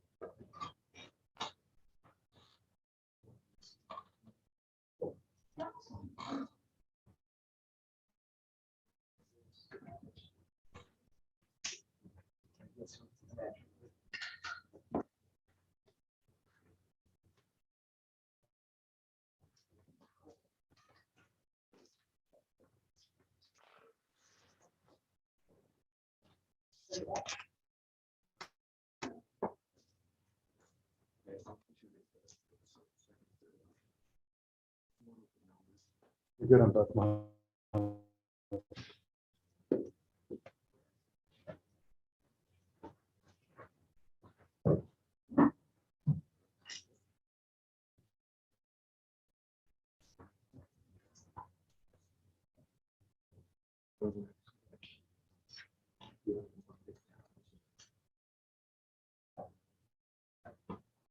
That's it, they're all ready to go.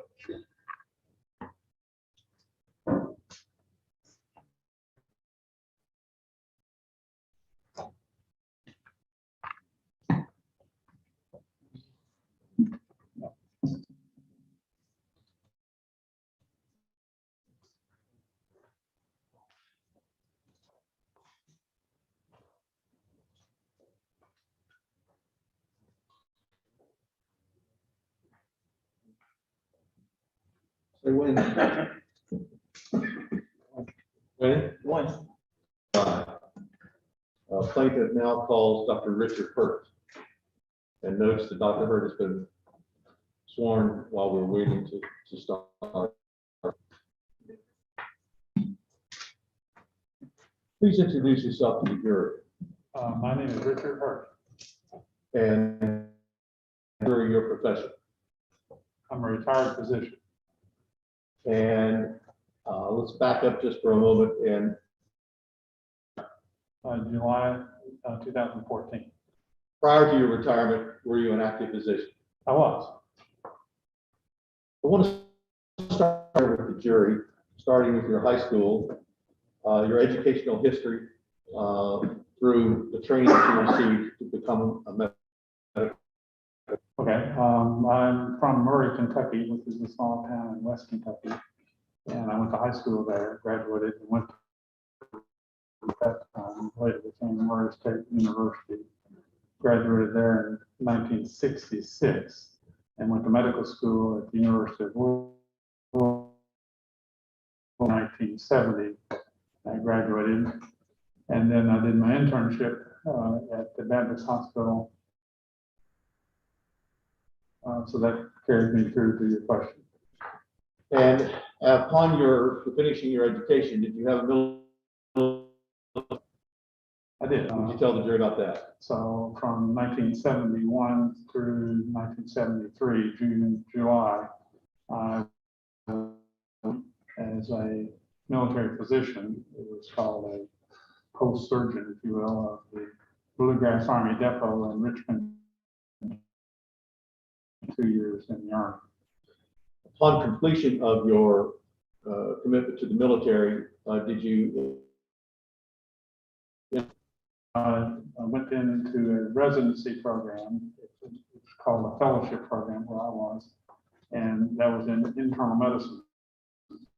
Because I did a straight medicine internship, so it's all internal medicine that I did at Baptist. And I continued that in the fellowship 73 through 1976. And briefly, and we'll talk about it, internal constitutes. Internal medicine is non-pediatrics, non-obstetrics, non-surgical medicine. It's basically everything outside of those realms. And then there are specialties in internal medicine like cardiology or other ologies. But some of us stayed in general internal medicine.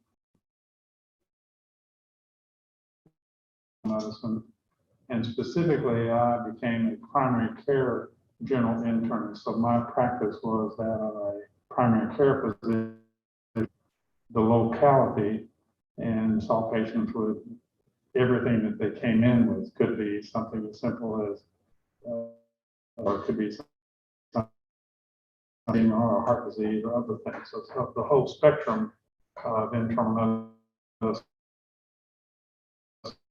non-obstetric and no surgery. Upon completion of your fellowship and your residency, did you relocate to practice? I did my residency, which was Mayo Clinic in Rochester, Minnesota, and I went on the staff there in 1976 and my internal medicine and other things until I retired in July of 2014. We'll talk about it. You were there then, if my math is right, around 41 years. Total 41 years, including 3 years of residency and fellowship from 1976 on through 2014. Was there a point in time in which the focus of your practice somewhat changed to another area? Well, when I went on the staff, I'd had experience with addiction medicine when I was in the Army. My first one was on psychiatry, which at that time, all internal medicine trainees went through a rotation on psychiatry.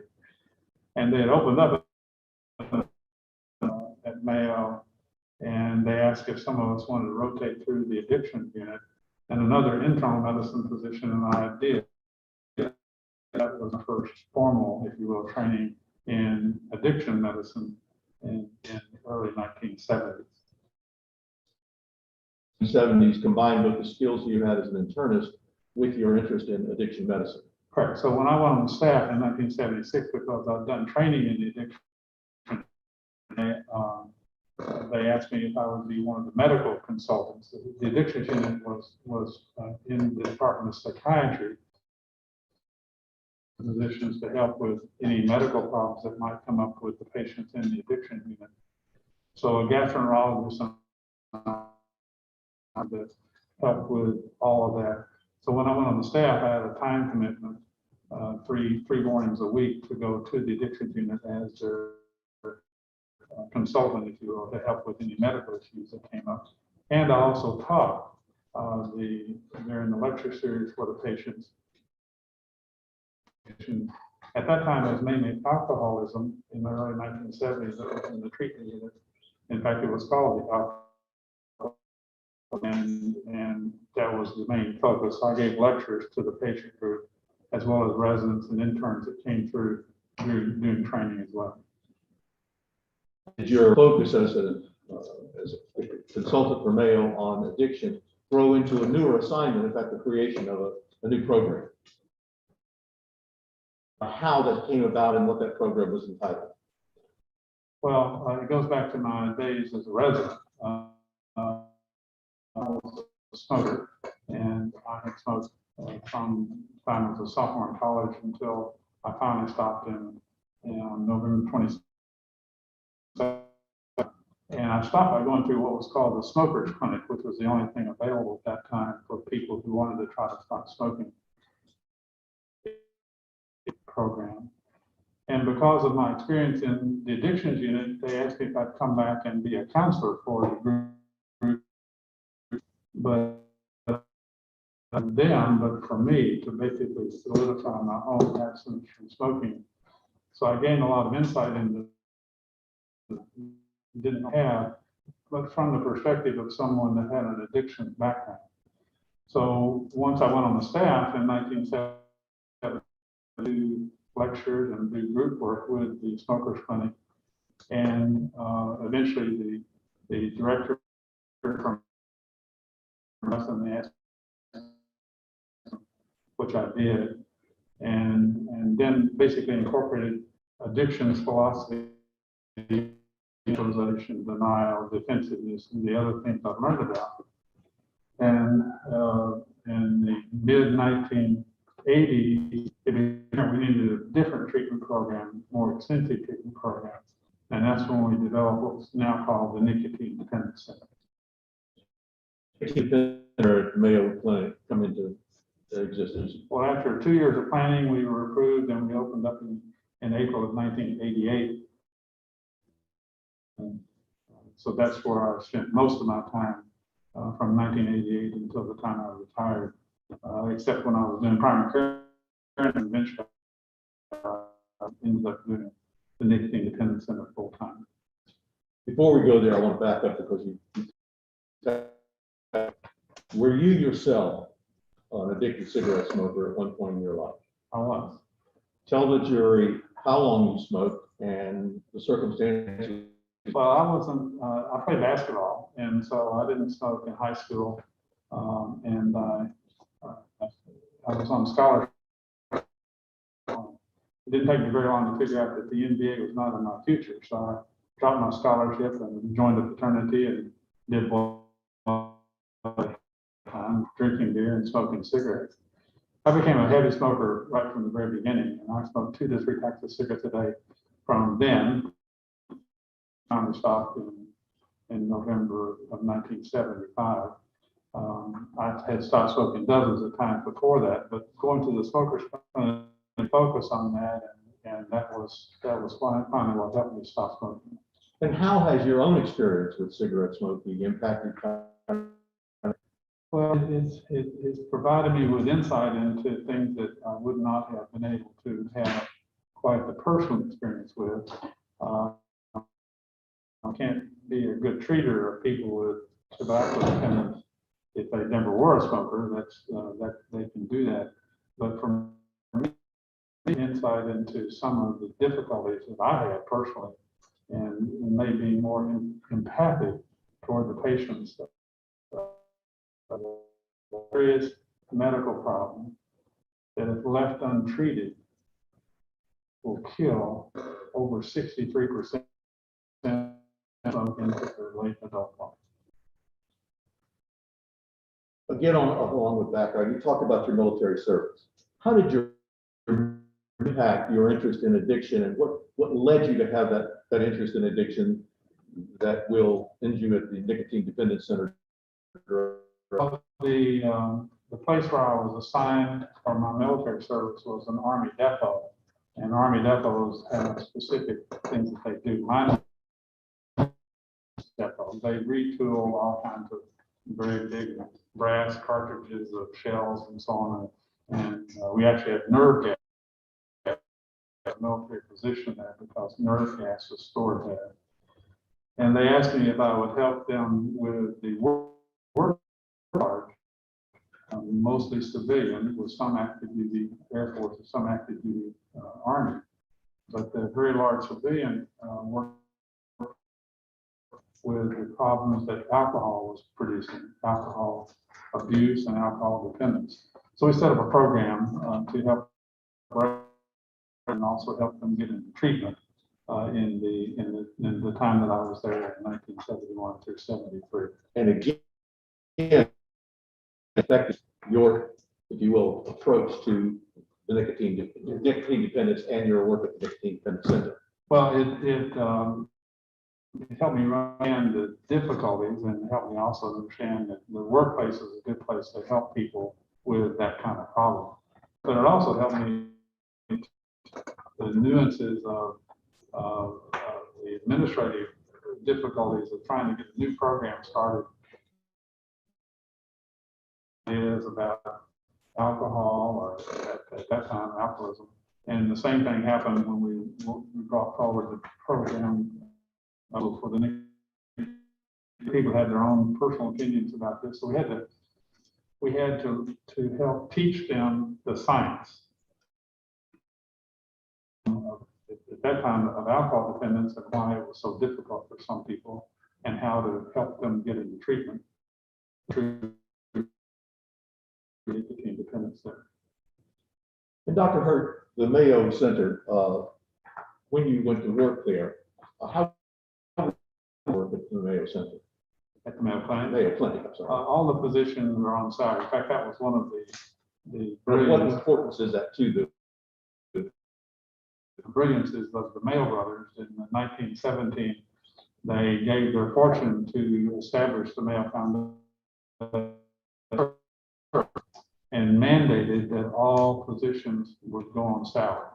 And that was one of their geniuses, because what that does the equation, any financial reward for doing more or doing less for the patient to be able to focus directly on the patient, what the patient needs, not station. So all physicians are on the side. Now, the radiologists get paid more than the internists, but that's because of the marketplace. But and across the board at the clinic.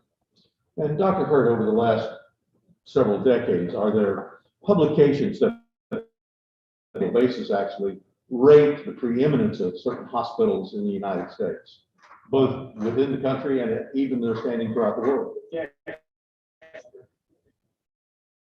All right. I'd like to finish my predicate and then I'll. And those publications, are they regularly relied upon by physicians and administrators in terms of kind of the self-criticism and evaluating the institutions, including specifically within Mayo? They are. In fact, one of them, the U.S. News and World Report, is based on to basically rank the different institutions. Where would you send your patient for this problem? And then that's how they begin the process of rating the different institutions. And has that publication, is it a commercial publication when you have to buy a magazine? Commercial publication, is it one in which the industry, you know, from your own interplay with other hospital persons, is it something to rely upon, and specifically for persons who are in hospitals, in terms of telling folks the quality of the programs? Hospitals. It is, and it's not only used by physicians, but the U.S. News and World Report is something that patients will look at. And when I get a call from someplace, I will actually refer them to the U.S. News and World Report to say, now, you have this problem, so look at how, just before you decide where you're going to go. But then patients use it, and as well as other healthcare professionals. And it's historically been rated in terms of the services provided by this publication, specifically in terms of the services been provided to patients. So overall, it's been rated number 1 or number 2, but then each subspecialty or each specialty has their own rating. So, but overall, the rating has been 1 or 2, and some have been rated number 1 consistently. Urology is one of those over time. And this, I can't remember exactly when this first started, but it must be that the U.S. News and World Report is an annual report on hospitals and Hospital quality around the country. And once you became, I think we're back now where you were, once you became the director of the Nicotine, you told the jury how it was structured. By that I mean how patients came in, and then we'll talk a little bit about the population you serve.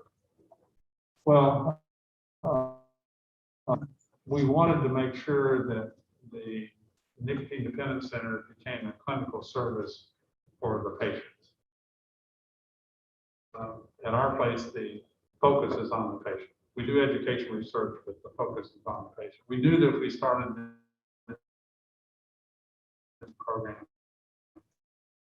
be present 25 years later, which it is.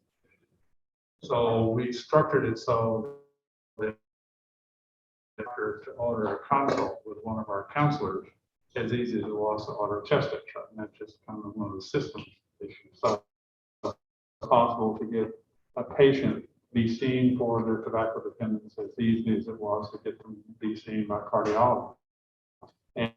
And we started seeing patients as outpatients in April of 1988, and I think we saw 30 or 35 first month, and then that went on from there until even to the present.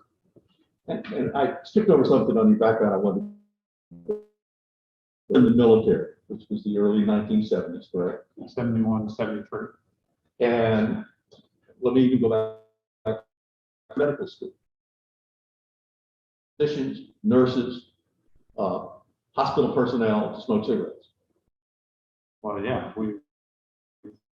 smoked around the gross anatomy lab table. And so there were 3 of us and 4 of us, and 3 of us were smokers.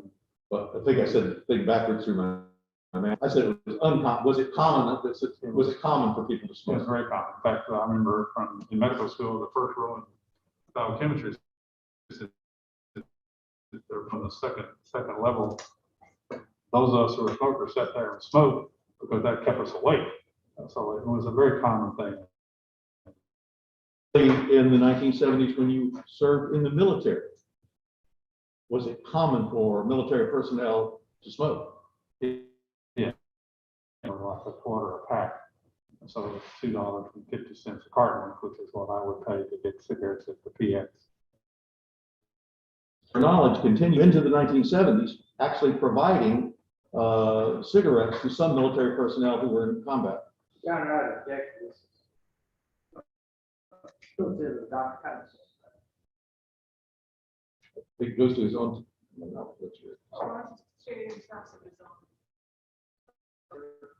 Did you observe that the military even continued, not only they had discounted rates, I understand, prices, correct? Combat who had returned to the depot from, and to your knowledge, were time you were serving, still providing cigarettes to those soldiers in combat. I never saw that directly, but I heard people talk about it.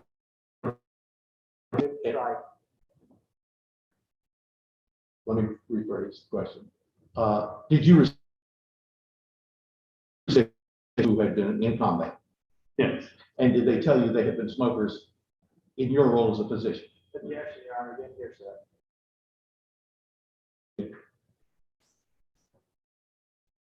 Yes. Now, and I want to go back to your early years practicing it maybe for a moment. When you were an internist in those first decades, did you diagnosis of people who presented with various diseases? Yes, I was a primary care internist, so I'm you know, the wall primary internist, and so that's what even though I'm not in practice, I get calls from friends, neighbors, and relatives about problems. So I'm an internist listening to the patient, to the history. So I was, as a primary care internist, I would see whatever patient came in, the problem they came in with. And I had a panel of patients, what's now called a panel, but wasn't called a panel then, of people who thought of me as their main physician. So, infection or a sore throat, then they would come in, I would see them and take care of that.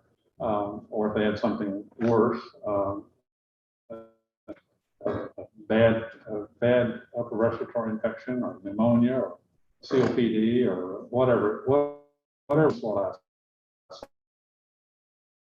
I still triage some of those now from friends, relatives, and other acquaintances.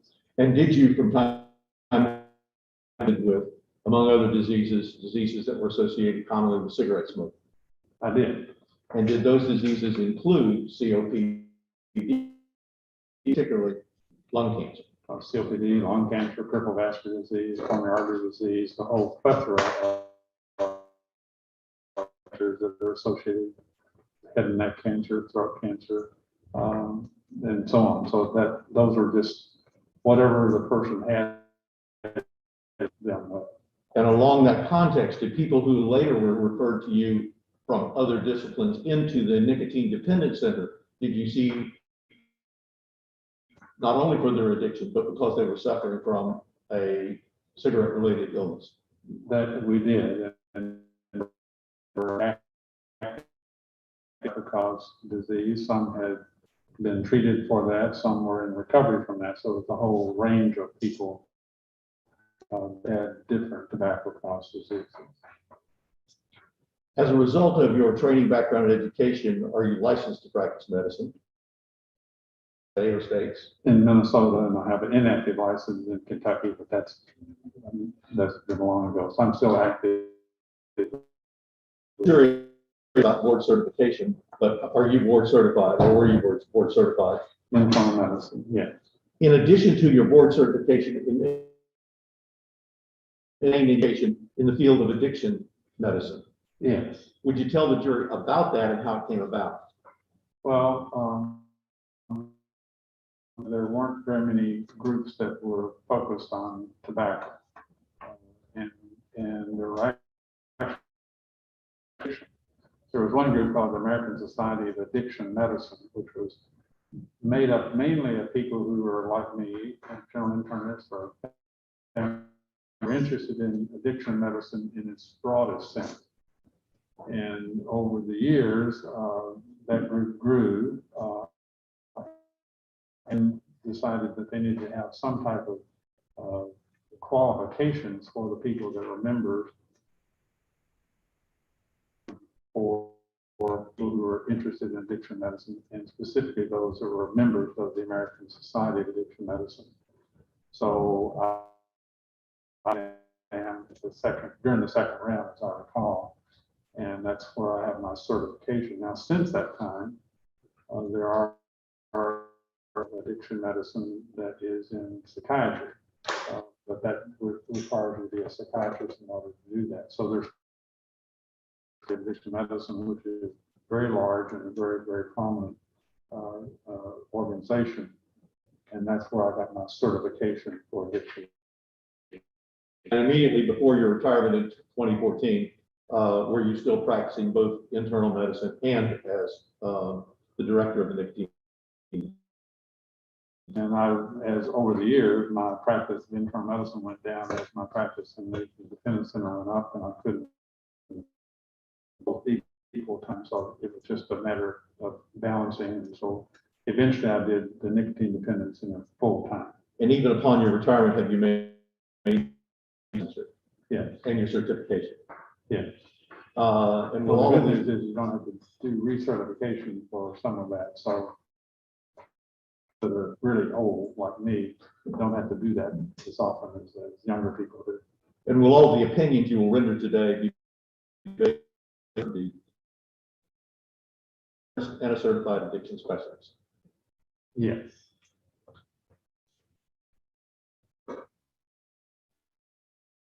I was talking to you a little earlier about the smoking related illnesses that you most commonly encountered, and among one was lung cancer. And to give some perspective to this, in your career of some 41 years, lung cancer, you either treated or diagnosed or sent to someone else for confirmation of your diagnosis? I've never really counted it up. I've never been asked that question before, so I don't, probably in the hundreds, but it wouldn't be in the thousands. That's like the way I'd answer that. And of the people that you, in addition to that, you saw people who had otherwise been diagnosed and came into the nicotine dependence center. Is that accurate? That's correct. And of those, either you diagnosed for lung cancer or who came before you as an addiction specialist already with the diagnosis of lung cancer, how many persons, from your experience, how many of those persons were non-cigarette smokers? None. Is it safe to say that virtually every lung cancer case that you've had has been involving a person who was previously? There were a couple that had lung cancer that we think came from a smoking spouse. Environmental tobacco smoke causes around 3,000 to 3,500 cases of lung cancer every year. And there are at least two that I recall of lung cancer patients who were never smokers,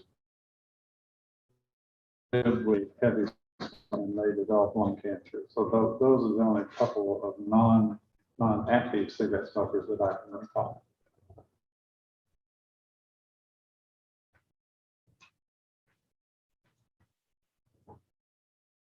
Dr. Hurt, did your appointment at the Mayo fund just your work as a clinician and later as a nicotine dependence center director? If you could, PDRH, I think it's LY01. Yeah.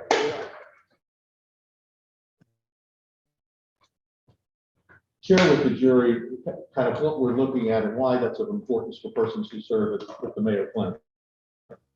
Well, when you're being recruited to become a member of the staff or the faculty, you're told to learn through the culture that the focus is on the patient.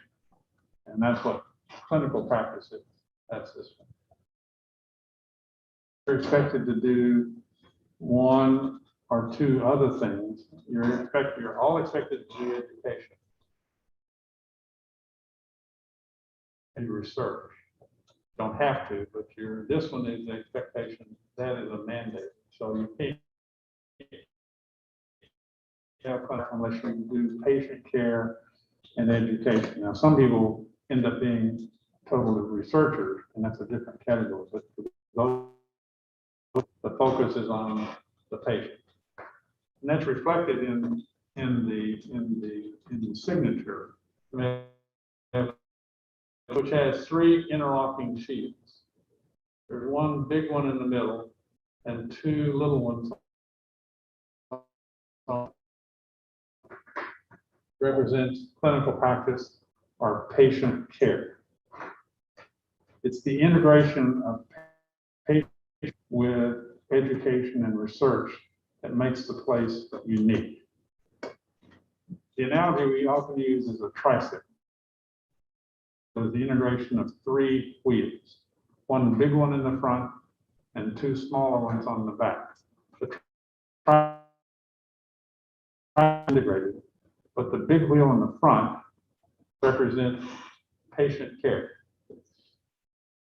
That's the way it's 100 and almost 120 years now, and that's the way it will always be. But we're also very heavily involved in education. And the practice education research defines what we do at Mayo Clinic. As part of your education, as a teacher or in a training status or an adjunct professor at the medical school or any other medical school? No. Medical schools. Yes. And what subjects have you generally taught at medical schools? Well, at the Mayo Medical School and the Mayo, when I was doing mainly general internal medicine, primary care internal medicine, we would have residents, the outpatient services and the inpatient hospital services, and we would teach them whatever was appropriate for the set of patients' cases and slides that I would take with me to the hospital. I had residents in the hospital to teach common medical problems they did in the hospital. Community-acquired pneumonia. I had a set of x-rays and some things about was appropriate for the circumstance. In the outpatient area, same thing is true. We teach informally with medical students and residents. And then when we developed the Nicotine Dependence Center, we developed the same sort of training for medical students. And then we developed a program to train people from outside to come to learn how we did what we do at national conference, which just last May or just a month ago, we had our 28th annual Nicotine Dependence Conference. So that's the way it's kind of evolved over time. And including the national conference, but others, have you yourself taught other physicians in the fields of nicotine dependence? I have. And those are also possible therapies for it. Correct. Dr. Hurt, along that same tricycle, have you engaged in research which has resulted in publications in peer-reviewed journals? I have. And how many, if you could, published in peer-reviewed journals?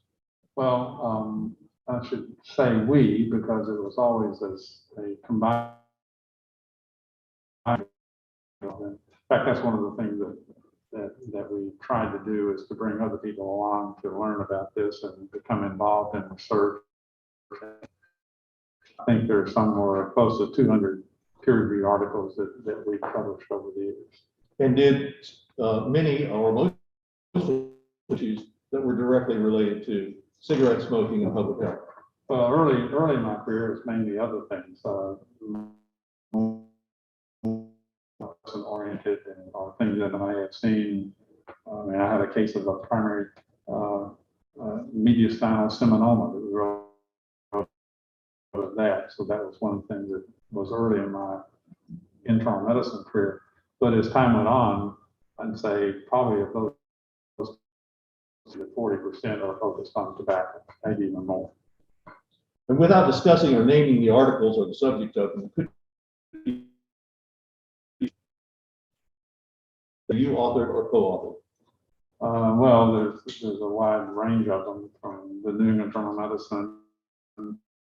Medicine to the Lancet to the Journal of American Medical Association to nicotine and tobacco research to tobacco control behaviors. There's a whole range of journals that we've published. Dr. Hurd, have you also been required journals, refereed medical periodicals to review and evaluate the research submitted by others who are seeking to get published within that particular? And that's what we call the peer review process. So those of us involved in research, when we send an article off to a journal to review and then rate. And so being a citizen of that community, yeah, being a peer reviewer yourself for other people who have submitted articles. And even after your retirement, have you continued to serve as a previously identified for the jury? Yes. That's a declining number, by the way. And some of your published work include peer-reviewed articles setting forth observations and opinions that you formulated while preparing for in its late 1990s lawsuit.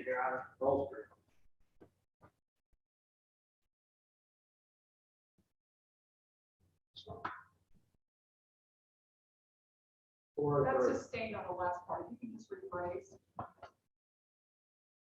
The emphasis, let me rephrase that. Among the published work, have you shared publicly observations that arose out of your providing expert testimony in the 1990s lawsuit by the state of Minnesota against the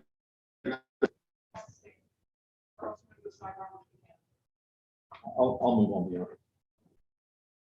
Did you become involved in brought by the state of Minnesota against R.J. Reynolds? No. Yes. And that I do.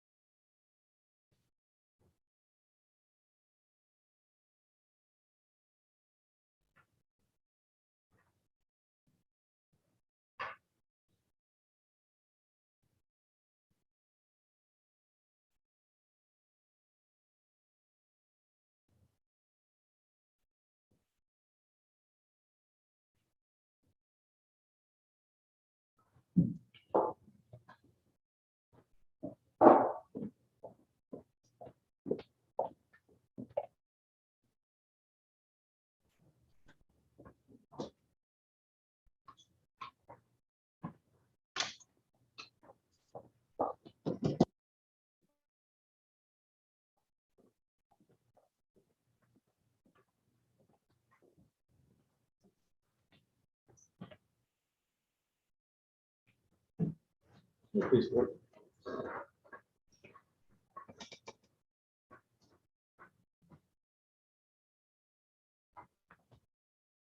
Dr. Hurd, I think I just asked you, did you serve as an expert witness for the state of Minnesota, on behalf of the state of Minnesota in an action brought against tobacco in the late 1990s? I did. And as a result of that experience, were you compelled to research background information, including documents that had previously been unknown from the various tobacco companies? That's one of the things I did, yeah. The idea of what the latitude or how many documents you would have reviewed in preparation for that work you did then? Well, what's called banker boxes. I'm not sure why that's true, because it's big boxes of documents. I don't know how many hundreds. There were 33 million pages of previously secret documents that were disclosed. My focus was on basically. And as part of that, as part of your experience in researching tobacco documents, did you actually apply for a competitive systematic cataloging of those documents? Yes, after the trial was over in 1998, then there were all these, and the Department of Health and Human Services tried to figure out how to deal with them. Came up with a plan to have the National Institutes of Health have a research program where people could apply for grants to review and write about the documents. And I was on the study second round, and then we submitted a grant for the second round and had a grant that went on for 8 or 9 years to do just that. And by the late 1990s, which we're talking about in the early 2000s, correct? Right. By that time, you had been part of the Nicotine Dependence Center for a period of time.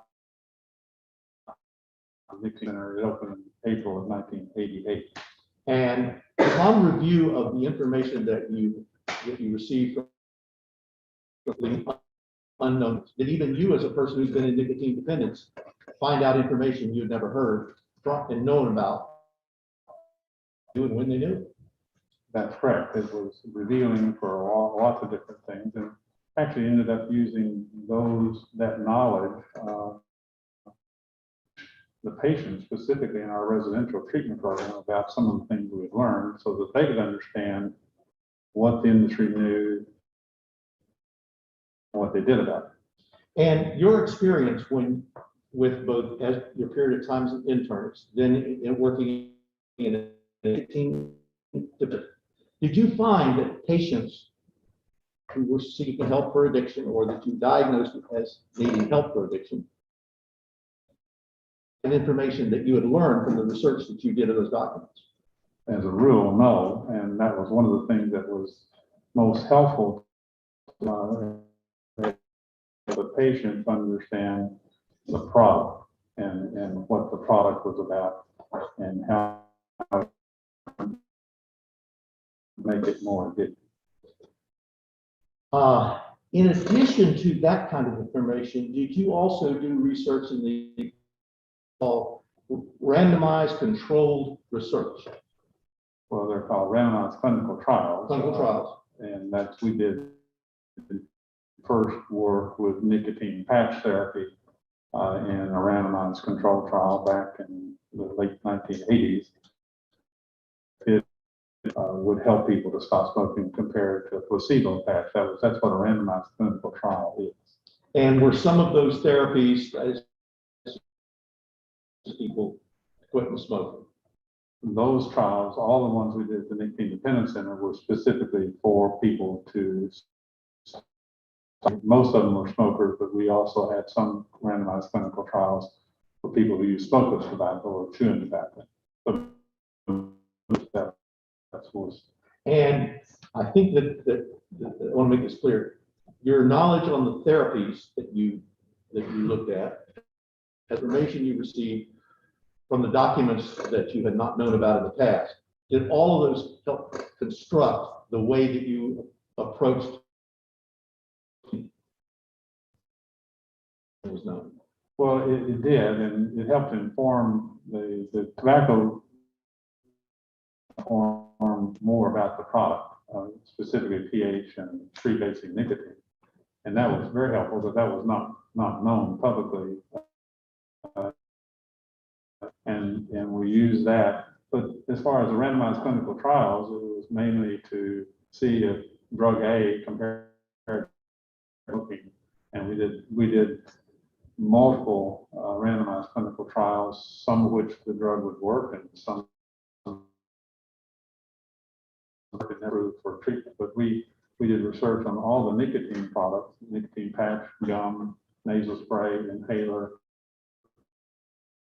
But we also did research on Zyban, which was called bupropion, was one of the first studies, and that was published in the journal.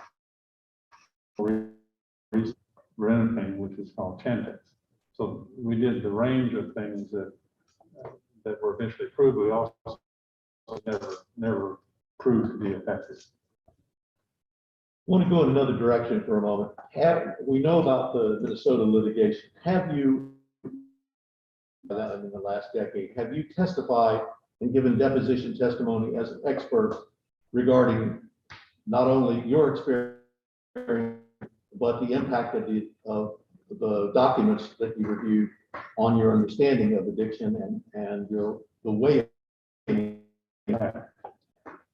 have you testified in state and federal courts against R.J. Reynolds and other cigarette manufacturers before this time? State court, yes. Times have you provided testimony in a case against one of the major tobacco companies since what we had called the Engel ruling? 32 trials as far as I can recall. And among the subjects that 36. you have been permitted to testify in the past, has that included nicotine dependence or addiction? It has. Have you been permitted to testify on the neurobiology of nicotine? Have you been able to give expert testimony on nicotine replacements and non-nicotine Yes. Have you been able to testify about the tobacco industry's dependence upon their business? Yes. And have you been allowed to testify about the efforts of R.J. Reynolds and other tobacco industry to conceal what they knew about the addictiveness of nicotine and how it impacted the patients that you observed? I have. And have you been able to, in the past, manipulation of cigarettes and the levels of nicotine within cigarettes, including pH level manipulation effort by RJ Reynolds and others to secure increased market sales? I have. Have you also given opinion testimony regarding the diagnosis, assessment, and treatment of individual plaintiffs who you determined to be, or in the case they attest to have been, to the nicotine contained in cigarettes manufactured and marketed by RJ Reynolds or other companies for whom Reynolds is now responsible? I have. To testify about the history of the tobacco industry by showing and placing in context secret tobacco industry documents related to what they knew and about the importance of nicotine as compared to what your patients do about the importance of nicotine. I have. And have you testified as to the efforts by RJ Reynolds and the other Ingle conspirators to conceal and mislead the public about the addictiveness of the nicotine, how that population you serve? I have.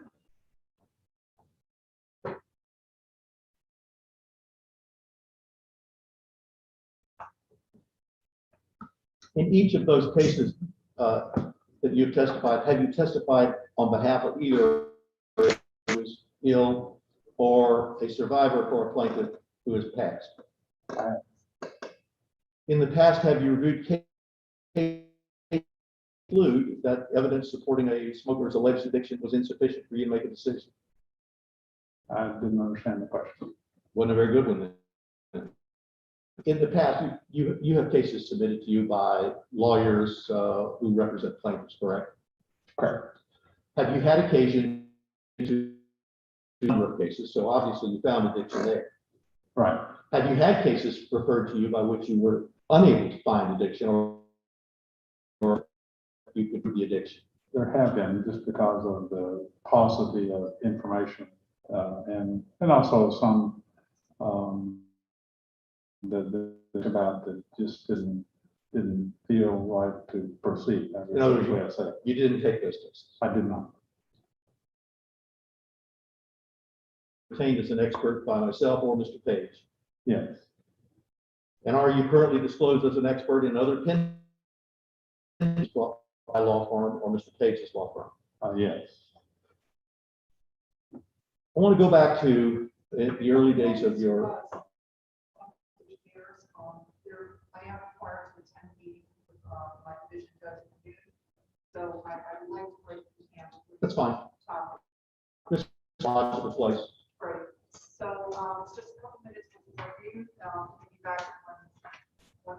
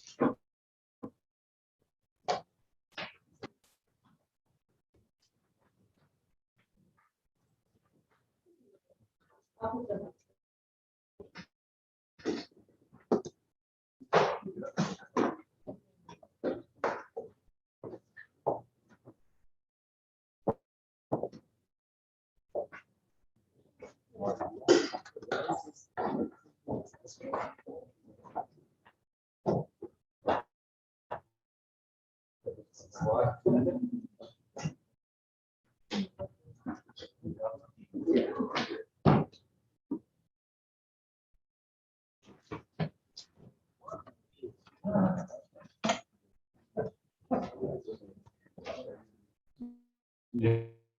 I don't think so. I don't think anything came up. Thank you. Okay. If I go too fast, you have to raise your hand. Okay, I try to pause every now and then, but I know what you mean. you. It wasn't too bad most of the time. I'm sure you did.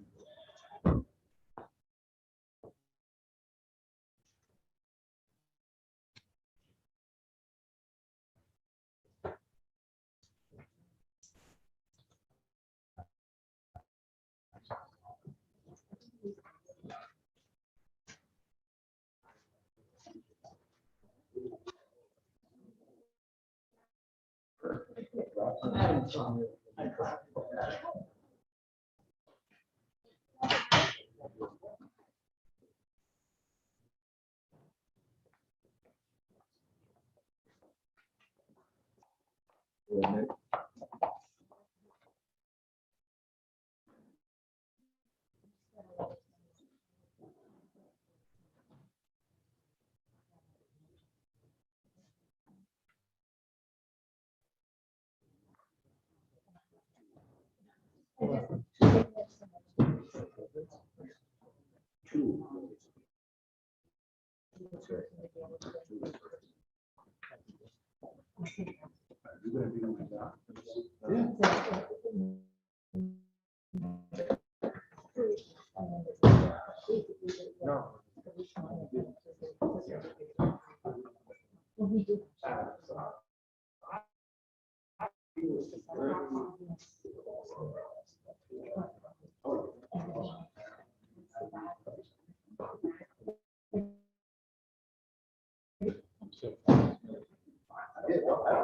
Yeah, I know, I thought it, we always got choked up over here.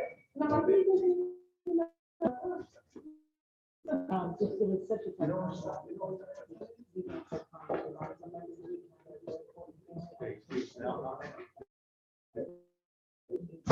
And I was listening to you say. She's gonna be 21.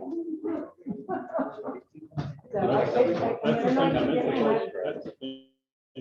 I, you know, I know what you're gonna have to do it already. I told you.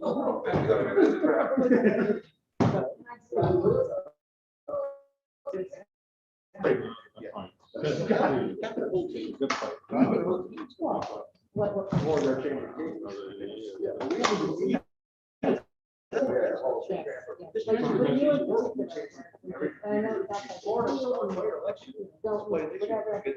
Yeah. Well, that's. And we.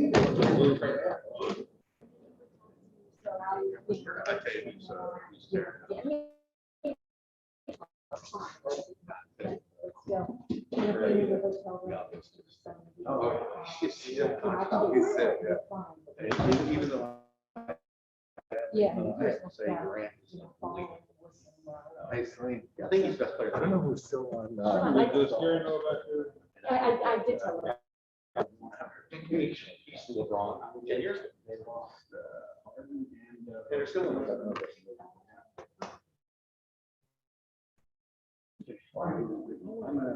I'll come right with you. But yeah, he doesn't. Yeah. I can't go, because I'm gonna eat lunch, so you have to. Oh, you can't? Well, Hold I'm on, gonna let me grab my purse.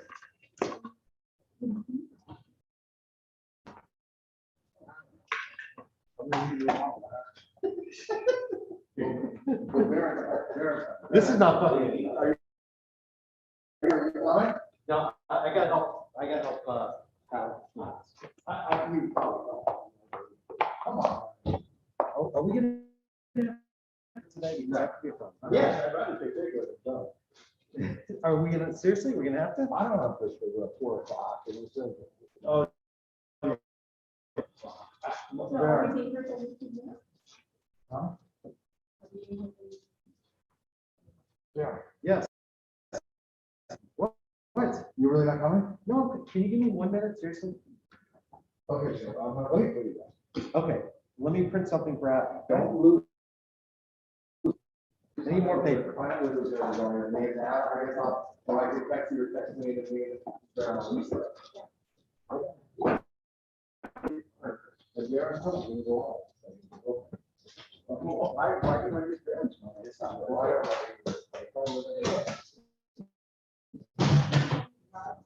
Yeah. Here. Let's see if I got.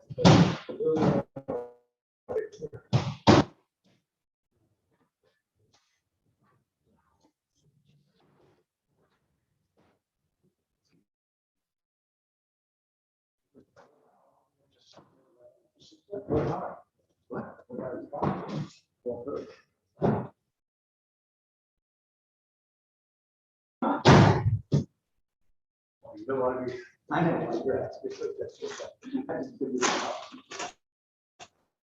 No.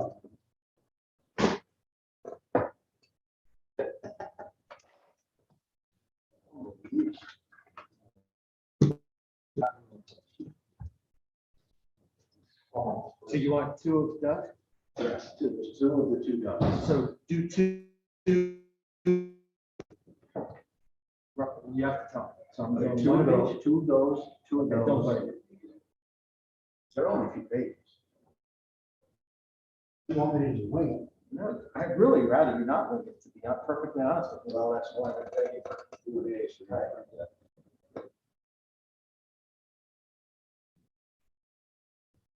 Switch that.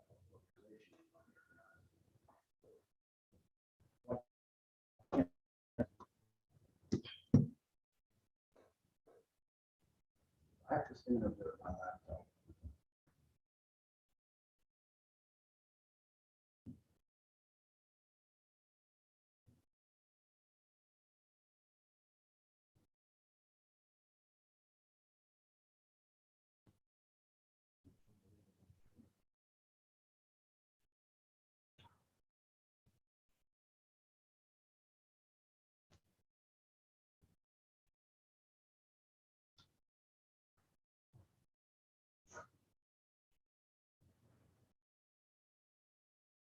Is it?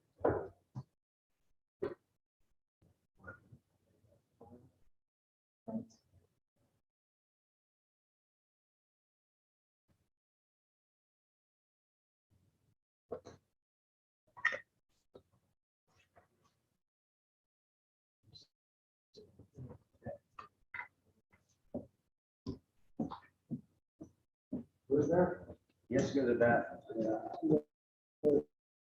Why would we go eat with me? So you're gonna send me with these guys alone? You know what? You're rude there. Did you see the picture I sent you? It says 12. Everything the guy talks just like him too. You gotta watch that movie to see. Oh, no, I didn't open that up because I thought That's it a would great make movie. noise.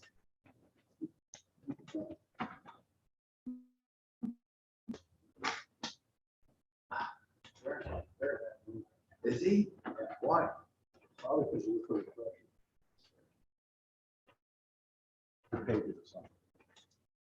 Now, be careful. Oh my God.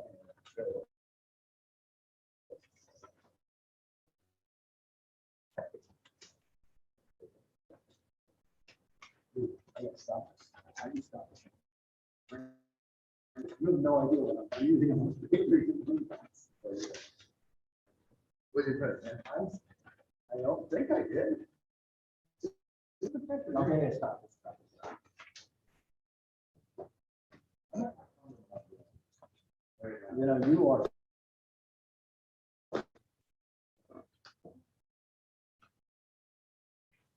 Hey, Robert's on. Robert's. Where did he go? I think it's Steve needs to be cut. Yeah. he is on. Oh, Different. Print, under things, print, but not the one I want.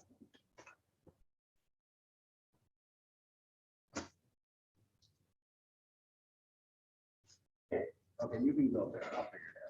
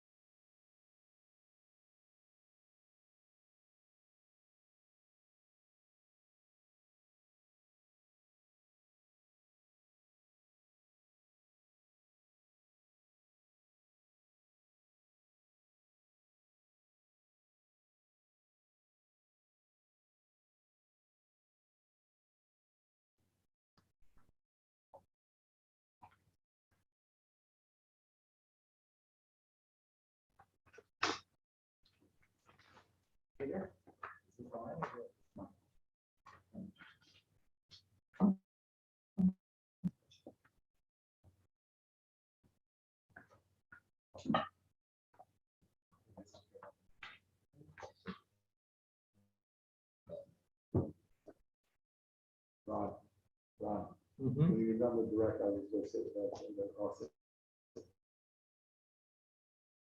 Yep, of course. Everyone wants to sit next to me.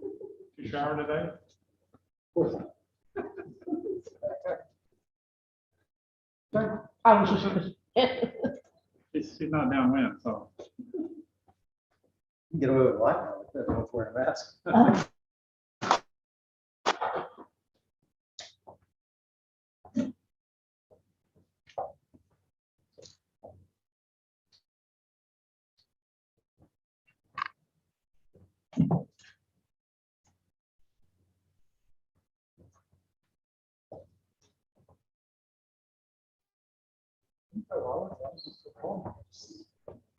Keep taking.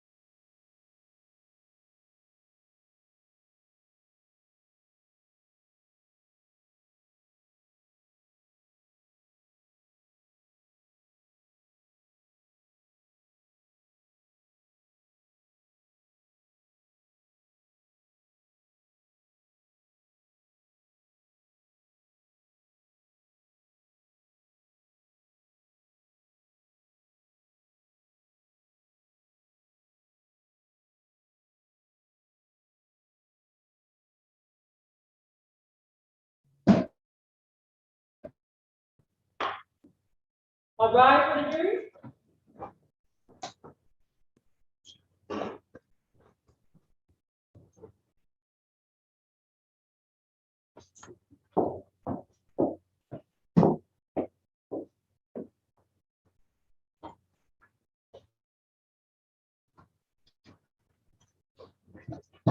If it's work.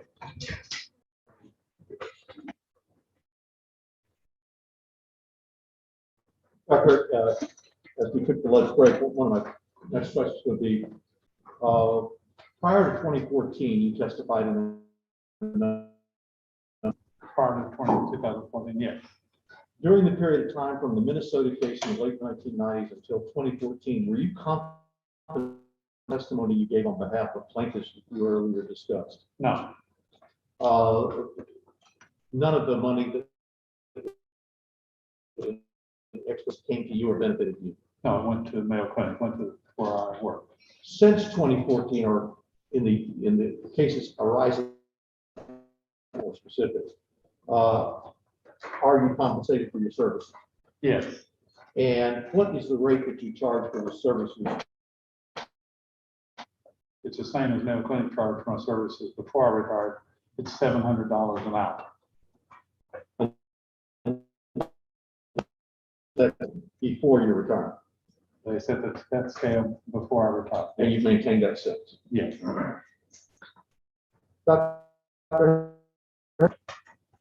Other persons in the United States who combine a medical degree, a board certification in internal medicine, a certificate, and has been the director of one of the largest and oldest residential nicotine cessation programs found anywhere.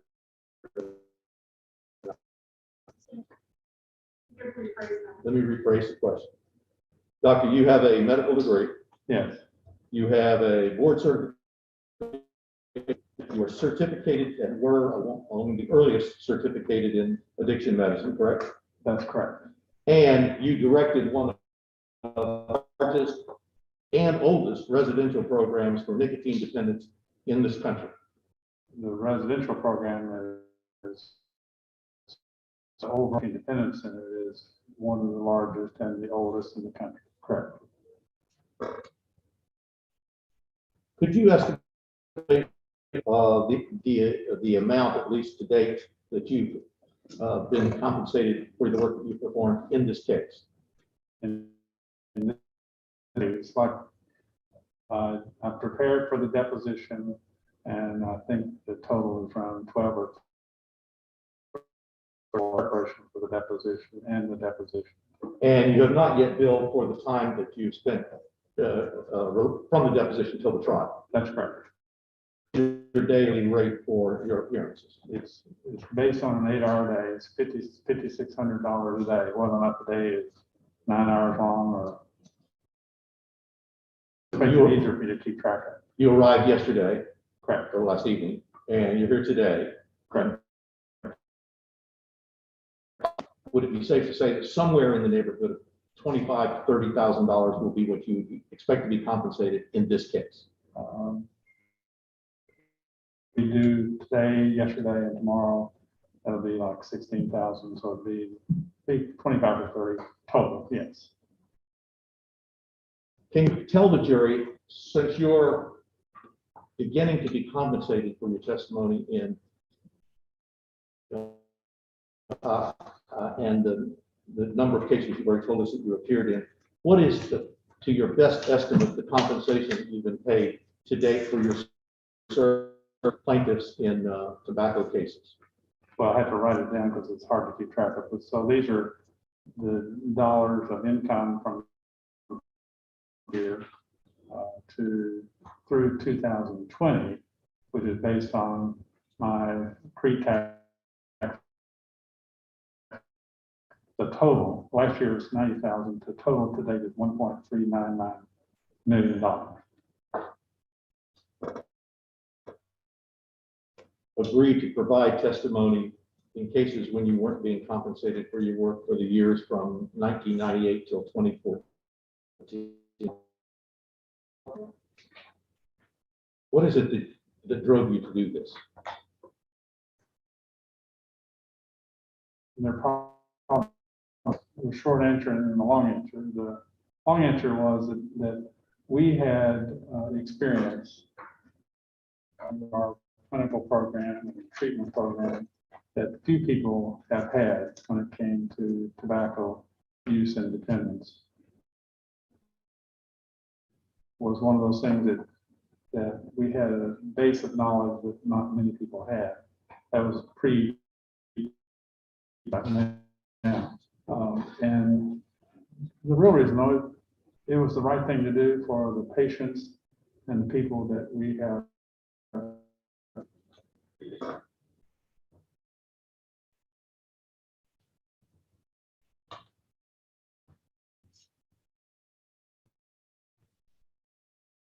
Doctor, I want to discuss now the scale of the Nicotine Dependence Center with you for just a moment.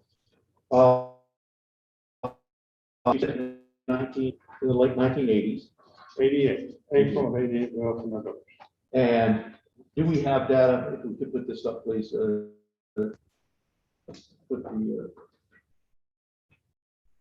through the time of your retirement, does this represent the numbers who sought relief from the Mayo Clinic Nicotine Dependence Center?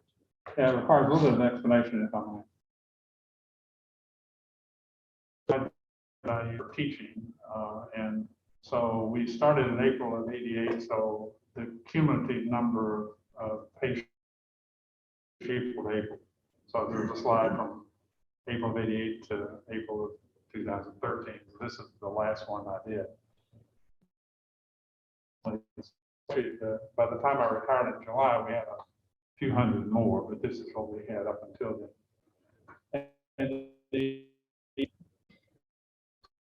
counselors to become the treaters. So it's like the alcoholism and drug dependence field where a counselor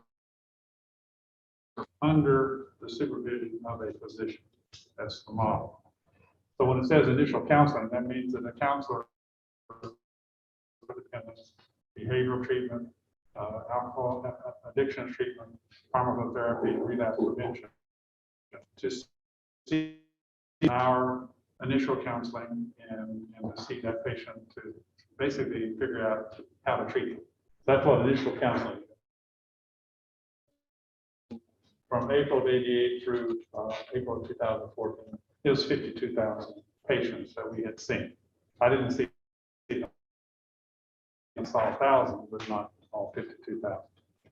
And then because the patients sometimes statistics.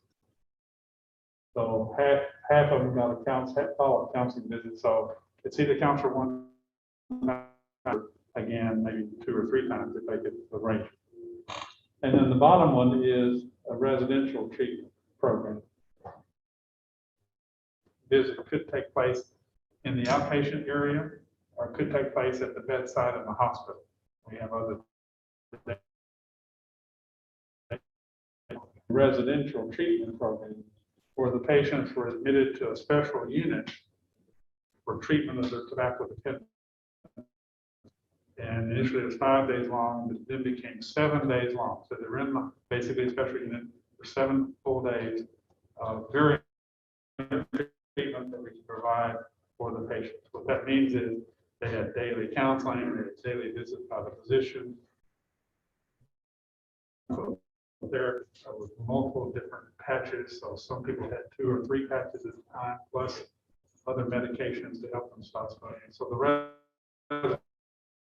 have to really get down to what would be most efficient for the patient. And is there another program in the United States with?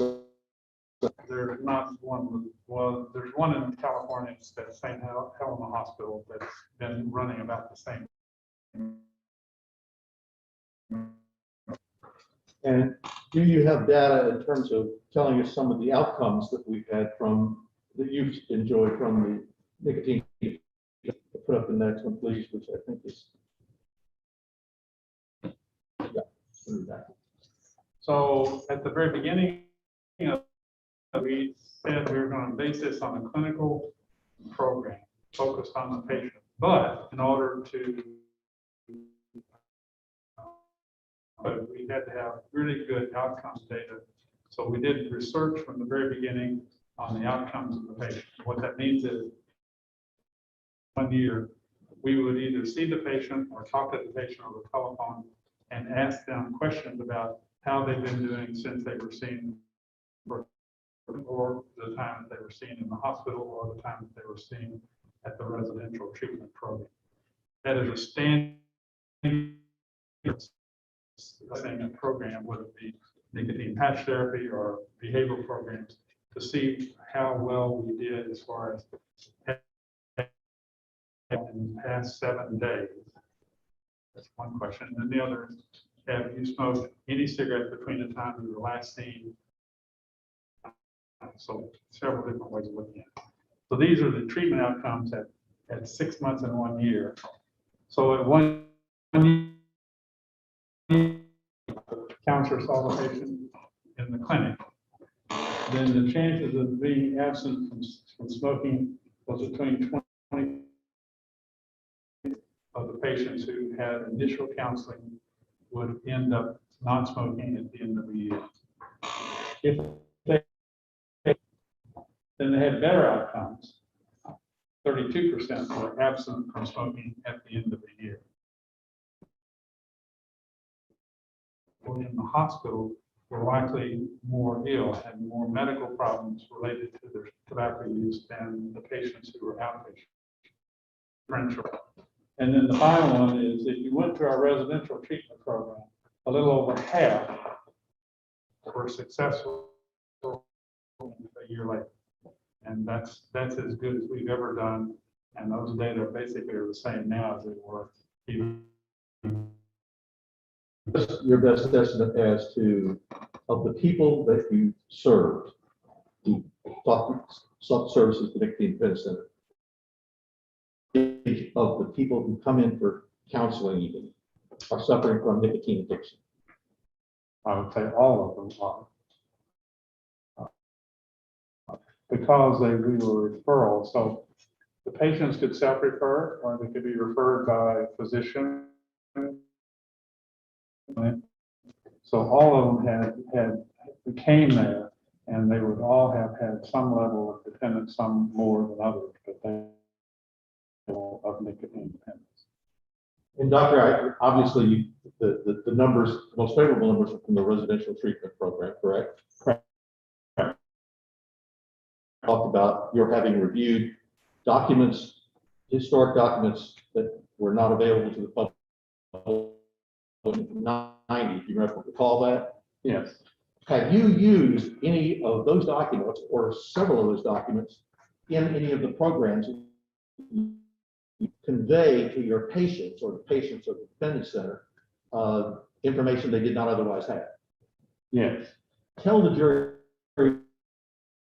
what's been your experience in terms of the reaction of, and is it safe to say that people in the residential treatment were almost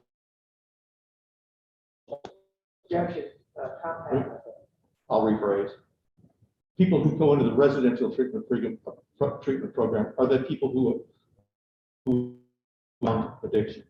Yes. Tell what happens when how you used information from the internal documents in Minnesota. How has the impact been on people who are even in a residential program?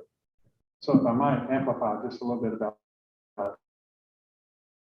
So if we look at the patients that we're seeing just for outpatient counseling, their smoking rate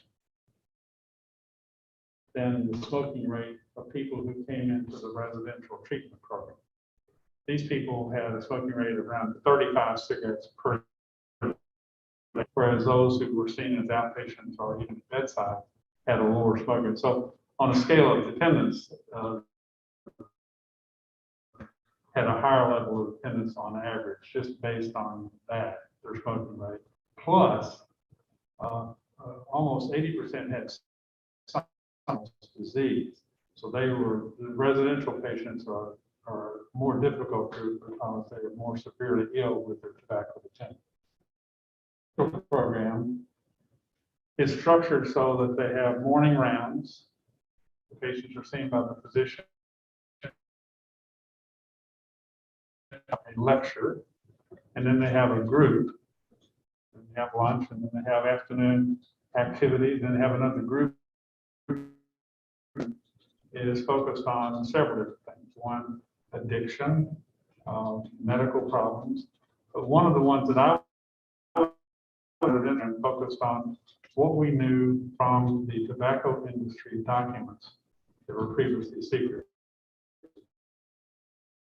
pH nicotine, specifically about low tolerable nicotine cigarettes are not a Marlboro Red and a Marlboro. They're not different. So those are two things that I would talk to the patients about, and I would show them the documents from the industry talking about those things, as well as a whole host of other things. So I use the 1998 to talk to the patients and explain to them how they got to be where they got to be. And what has been, and you do intakes going all the way back to the 50,000 number we saw. That's typically people do an intake, correct? Second, Do an intake when they're first seen by a counselor. There's an intake yes. questionnaire. Yes. In terms, have you determined whether you go back to the 1970s as a physician? Were there people who were grossly as patients about nicotine in the 1970s? They didn't understand. In fact, we didn't understand. Documents came out in the Minnesota trial in 1998, specifically about ammoniation. That's something we all learned about from the Minnesota trial. So if you go back in time, the patients did not know what it played up to be. And then later on, low tolerable nicotine cigarettes, they didn't know that. So a lot of it, even the last time I gave the residential program in my lecture about this, the patients were still surprised, even in the early parts of the 20. And when you confront the residential treatment patients with documents that you've discovered and utilized, what is the reaction you have? Shock and anger, I guess, would be the two words. Specifically about freebasing nicotine. They didn't know that the tobacco companies were freebasing nicotine before the freebase came. That's what I tell them, because it's true. They also didn't know that low tolerable nicotine cigarettes were not that at all. For Marlboro Red, it's the same as the formula for Marlboro Gold. It's the same tobacco. They didn't change the tobacco. It's the same. I talked to the patients before I gave that lecture or give that part of the talk. I said, what did you start smoking when you were, what did you go to next? Well, I went to Winston. Why did you do that? Well, they had a filter on it. Well, why did you do that? Because they were safer. I came in here. Well, I was smoking Mirrored ultra light. So why did you do that?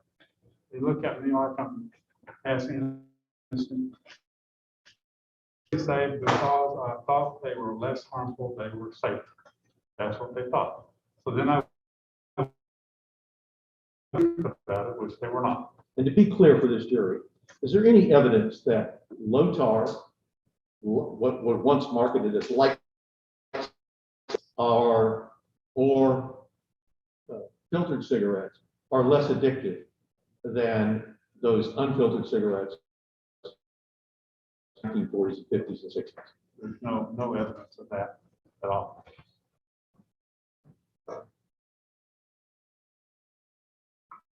Point, we talked about it.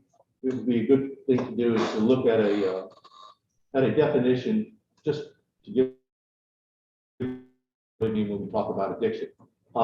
If you would put up the addiction definition, please, that we're using. Without revealing the source this came from, are you aware of this definition? Is it one that you agree with? Yes, and there are a wide range of definitions. This includes most of the key ingredients. chronic relapsing brain disease that is characterized by compulsive drug seeking and use despite harmful consequences.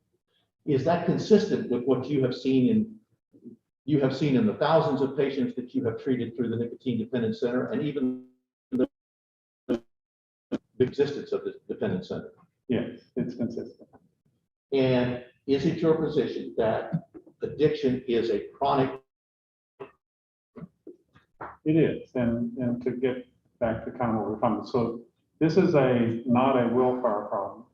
It's not a willpower, a moral issue. It's not an ethical issue. It is a biological phenomenon, and that's one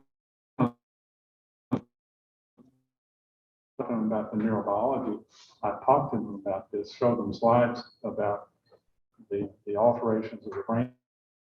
Also show them what the tobacco companies knew about that issue back decades ago, about the effect that nicotine had on the brain. And it's been known for a long time. So it's a chronic relapsing, and relapsing is the key issue. We help people smoking, but the real key to them succeeding is preventing relapse. Relapse is when they go back to smoking, and that is the. So we spend a lot of time on relapse prevention in the patients.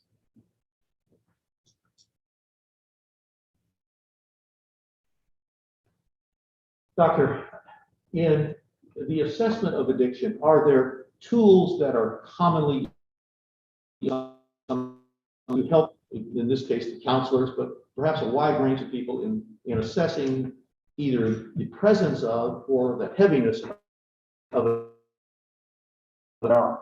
Would you outline kind of some of the ones that, well, first of all, what tools do you use at DMCA for assessing both the presence and the level of addiction? So we've used one in particular since the beginning called the Fagerstrom test for nicotine dependence.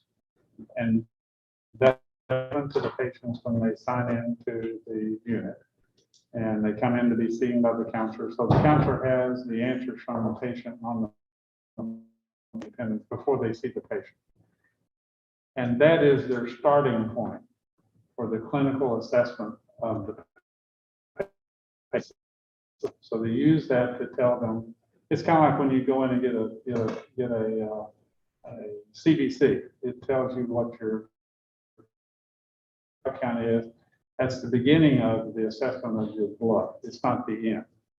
So these tests that we use are clinical discussion, and then the counselor takes that as their beginning, and then they branch out from there to really assess the patient for the patient. That's the ultimate goal, to move the patient through the process of stopping smoking, because it is a process. It sometimes takes years. Of the tools used in both the hospitals and the medical profession, as well as Fagerstrom rate in terms of its prevalence of its use? Well, the Fagerstrom test for nicotine use assessment for tobacco dependence, bar none.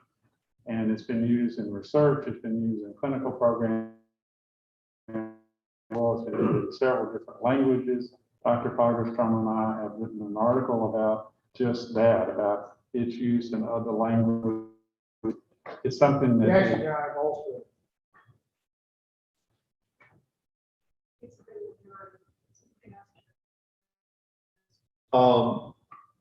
and along that line, are you aware whether researchers or clinical studies by R.J. Reynolds employ the use of the Fagerstrom test for nicotine dependence? Jackson Goldstone.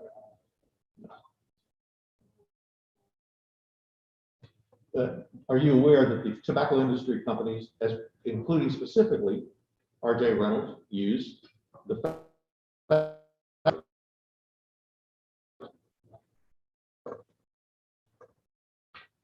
you talked about Fagerstrom, and within Fagerstrom, we'll talk about Are there key questions that you find to be especially useful? There are two questions on the Fagersham that give it 80% reliability and validity and predictability. Those three things are really important. And there are two questions that give them 80. Are those also known by a specific name, kind of segregated from the overall Fagersham test? They are. It's called the heaviness with how much you smoke and the time to your first cigarette when you first awaken. Those are the two questions from the Fagersham that make, which are the ones that have the most predictive value in the Fagersham test. And are you all DSM-5, the Diagnostic Statistical Manual? I am. Tell the jury about what the DSM. Right. Would you explain to the jury kind of the history of that, your familiarity with it, and where it is going? Well, the DSM began back, must be almost 30, 40 years ago. DSM 1, 2, DSM 3, developed by a committee from the American Psychiatric Association for all mental disorders. It's all mental. That's why it's called the Diagnostic and Statistical Manual of Mental Disorder, DSM. The DSM questions are no criteria about tobacco at all. DSM-4 began to have tobacco in it, and then DSM-5 use disorders, which encompasses all substance use disorders, including tobacco. But the criteria that they use are basically very similar. And in the DSM, is there a specific set of questions used for not only substance abuse, but also for? It's called tobacco use disorder. So the one thing that they changed from DSM-4 to DSM-5 was they call it tobacco use, and the word addiction doesn't appear very much at all within the context of that. And the same thing is true with other substance use disorders in the manual. What most commonly used the DSM-5 for profession? In the field of psychiatry. Beyond the field of psychiatry, is it broadly used? No. And did you at Mayo consider the use of the DSM-5? Well, we used it because the different criteria that are in the DSM are things that are common. What we do not do is use a number or scale to come up with the diagnosis of tobacco dependence or the way to use the test. And furthermore, it doesn't include how much you smoke, time,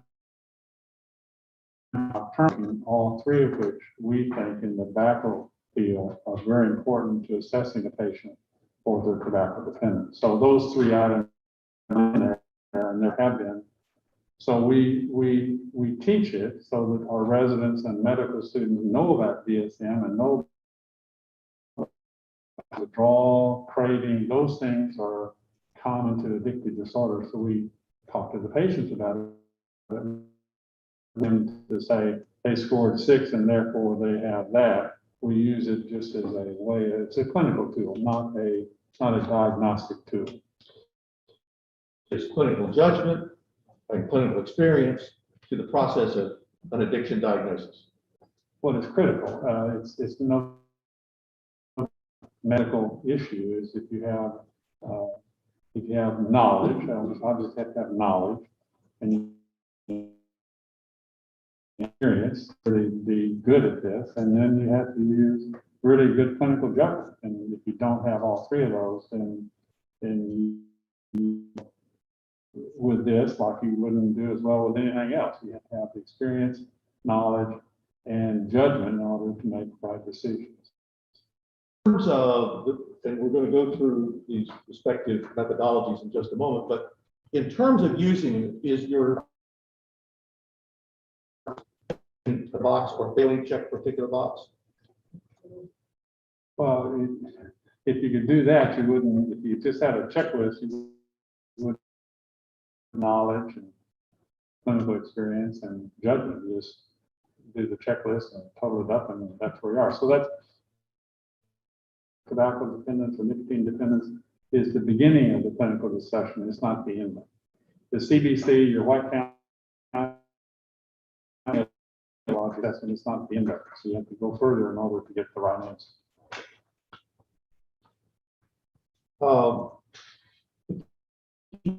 Let's start off, and I'd like you to, before I go there, let me back up and get ahead of myself. In preparation for your testimony today and that you have considered, would you tell the jury what you've reviewed, an exercise to do by which you look at these methodologies? Okay, so I had access to depositions from and their children. I read their depositions when they were asked questions by the lawyers about their dad and position of I had the medical records, so there weren't very many, few medical records. I guess that's it. So mainly deposition from the family is what I reviewed the most. And in preparation for some of your testimony, did you review video? Yes, but it had to do mainly, that had to do more with the medical diagnosis rather than the addiction diagnosis. But in you reviewed before you start today. That's correct. So what I do is I read it, highlight it, and then I go back and reread it, do the deposition. So my preparation for coming down here is bringing my notes that I made for the deposition, read those, and be prepared for the trial. Is it, particularly in tobacco litigation, that you are assessing and scoring a person that you've never spoken to and had the opportunity? 36 trials that I've done 60 some odd depositions. I think I've only talked to maybe 3 or 4. The rest had deceased by the time you were. The rest were deceased. Do you believe you had from the medical records to apply the methodologies and come up with a way to explain your findings and opinions regarding the addiction of Ms. Young? Yeah.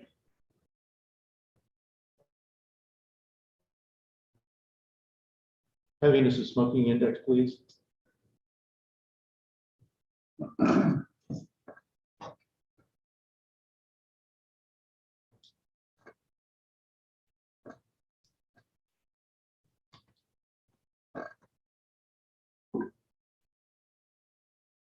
You have explained this, but I'd like you to now take the heaviness of smoking index, your findings as to this, as you apply to the information you have about Mr. Young. Okay. So the heaviness, 2 questions. How soon after you walk in do you smoke your first cigarette? It gives a time within 5 minutes. It gives a score. How many cigarettes per day do you smoke? And smoke more than 31. 31 is so a pack and a half is 36. So that would give a person a score of 3 if you're here. And then down here is so you have a score of 6. If you answer both those questions as a 3, then you have a high level of dependence. To physicians, residents, but also to practicing physicians, we work into your questionnaire or your interview about a person smoking. These are the 2 that you should use because they keep value, they have value for outcomes. They are the 2 most critical questions, and that are probably the ones that come out from the depositions more than some of the other ones do. Yeah. Where did you score him as it related to smoking his first cigarette in the morning? to smoke his first cigarette as soon as he arose, before he got out of bed. He put his feet over the side of the bed and reached for the night cigarette. And So he would get a 3. and can you tell the jury why that it's important for to decide how quickly they smoke when they wake up? Well, the way nicotine works on the brain, regulation of the nicotinic receptors. So smokers have more of these receptors than a non-smoker does. Half-life of nicotine is 120 minutes. So when a person goes to bed at night, their nicotine, and within a few hours, it gets down to a very low level. So in the morning, their nicotine level is low, and the receptors in the brain for my first hit of nicotine, and I want it as soon as you can get to it. So the sooner the person smokes their first cigarette, the more of how upregulated the nicotinic receptors are and how addicted they are. That's why that question is important. Of course, how many cigarettes do you smoke? What is the, and what did you find as to Mr. Young? Well, Mr. Young, to 4 packs of cigarettes per day for most of his smoking career. So 3 packs of cigarettes, 4 cigarettes would be 4 packs a day would be 80 cigarettes. So he would get a. And the same question, why is it so important? Because you talked about some issues with the DSM not discussing the amount smoked directly. Is it to a clinician to determine how heavily someone smokes cigarettes? Well, again, it goes back to the brain. It tells you who receptors are. In order to keep the receptors satisfied or keep them from having withdrawal to smoke, then you have to keep giving them a dose of nicotine. And a cigarette produces nicotine at very high levels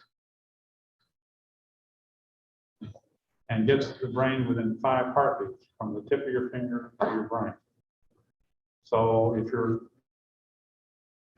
upregulated and they need to get nicotine in order to not have withdrawal symptoms or the urge to smoke,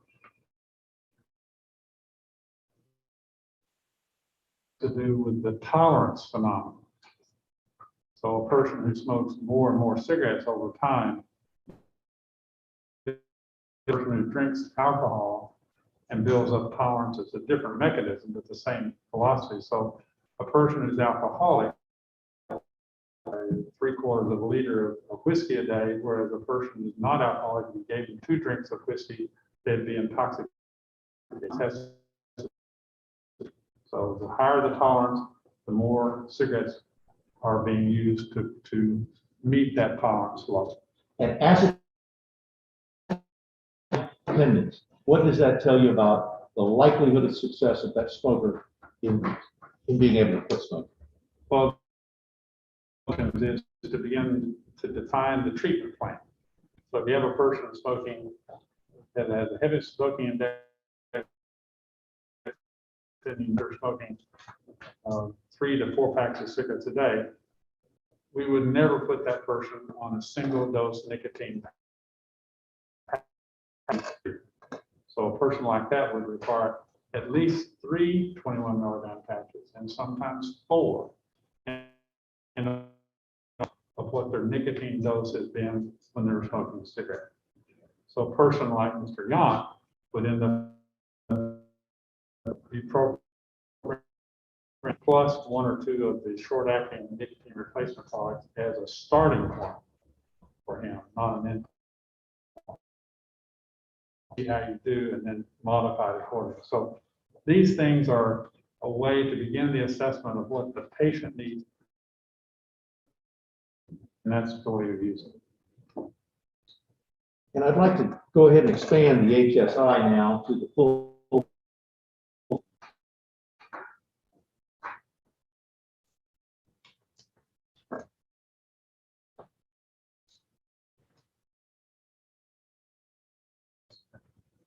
Okay.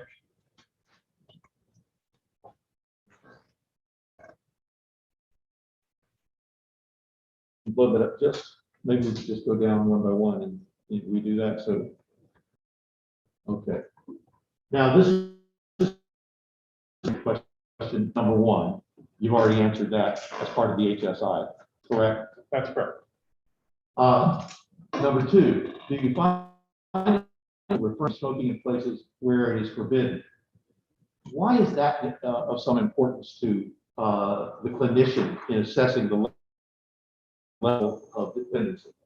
Well, it speaks again to the neurobiology. It speaks to the, so after you had your last cigarette, and half an hour or 45 minutes, it begins to go down. So where your threshold is the smoker to before you begin, it's usually within the first couple of hours. So if a person is in a place where they cannot smoke and they get anxious, or they just leave the place and go outside and smoke. That's the importance of this question. It really has to do with the like Mr. Yon, if he left a Dolphins game to go out and smoke a cigarette because the spectators next to him were unhappy with him smoking, he had difficulty refraining from smoking in places where it was not allowed.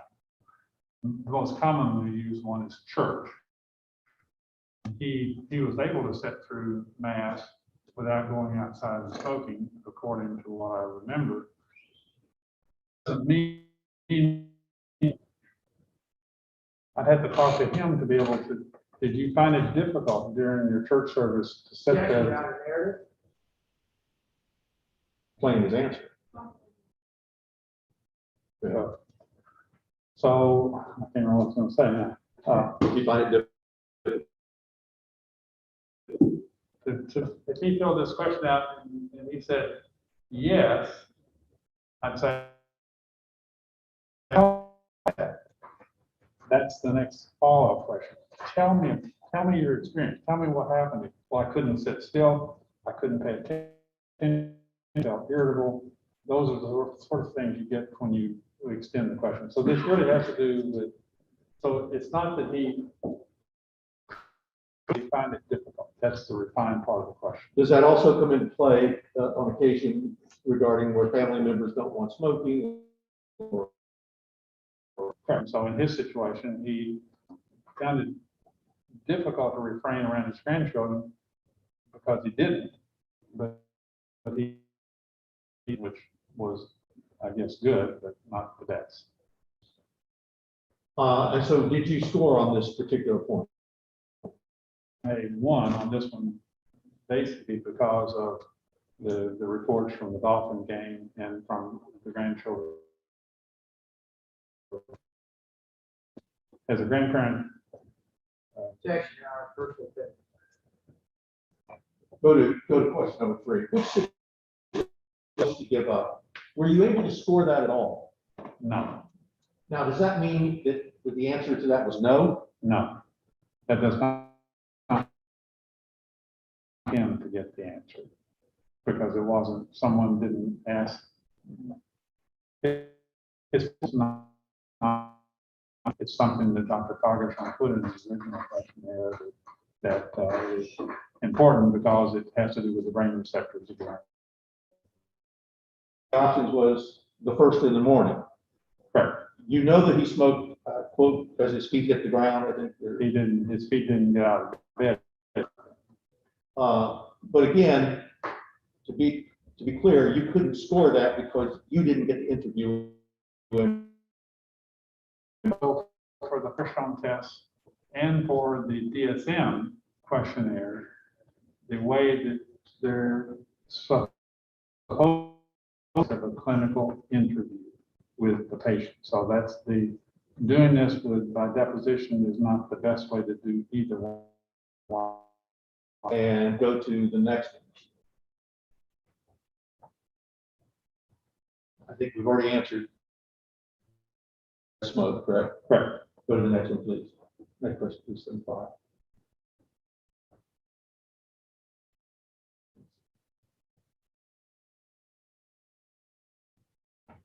And these, I think you've explained before, but do you smoke more frequently during the first hours after awakening? That at all? No. And do you smoke even if you were so ill that you were in bed most of the day?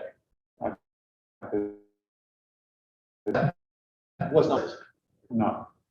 As a clinician, when you, excuse me, did you have a One of these seven. okay, which is high dependence? Correct. As a clinician, when you're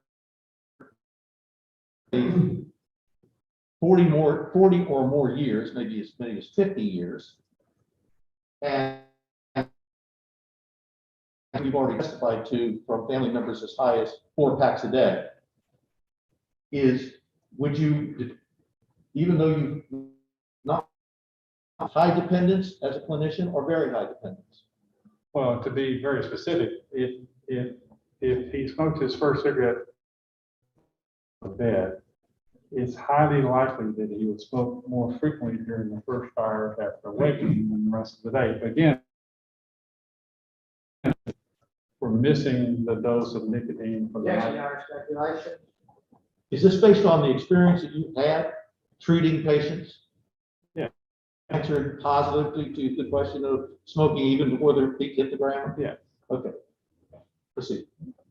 So if there was regulate more of these receptors saying, I want my nicotine, in order to get them saturated with the nicotine cigarettes in succession in order to do that. So that's the purpose of this question is if you smoke more during the first hour,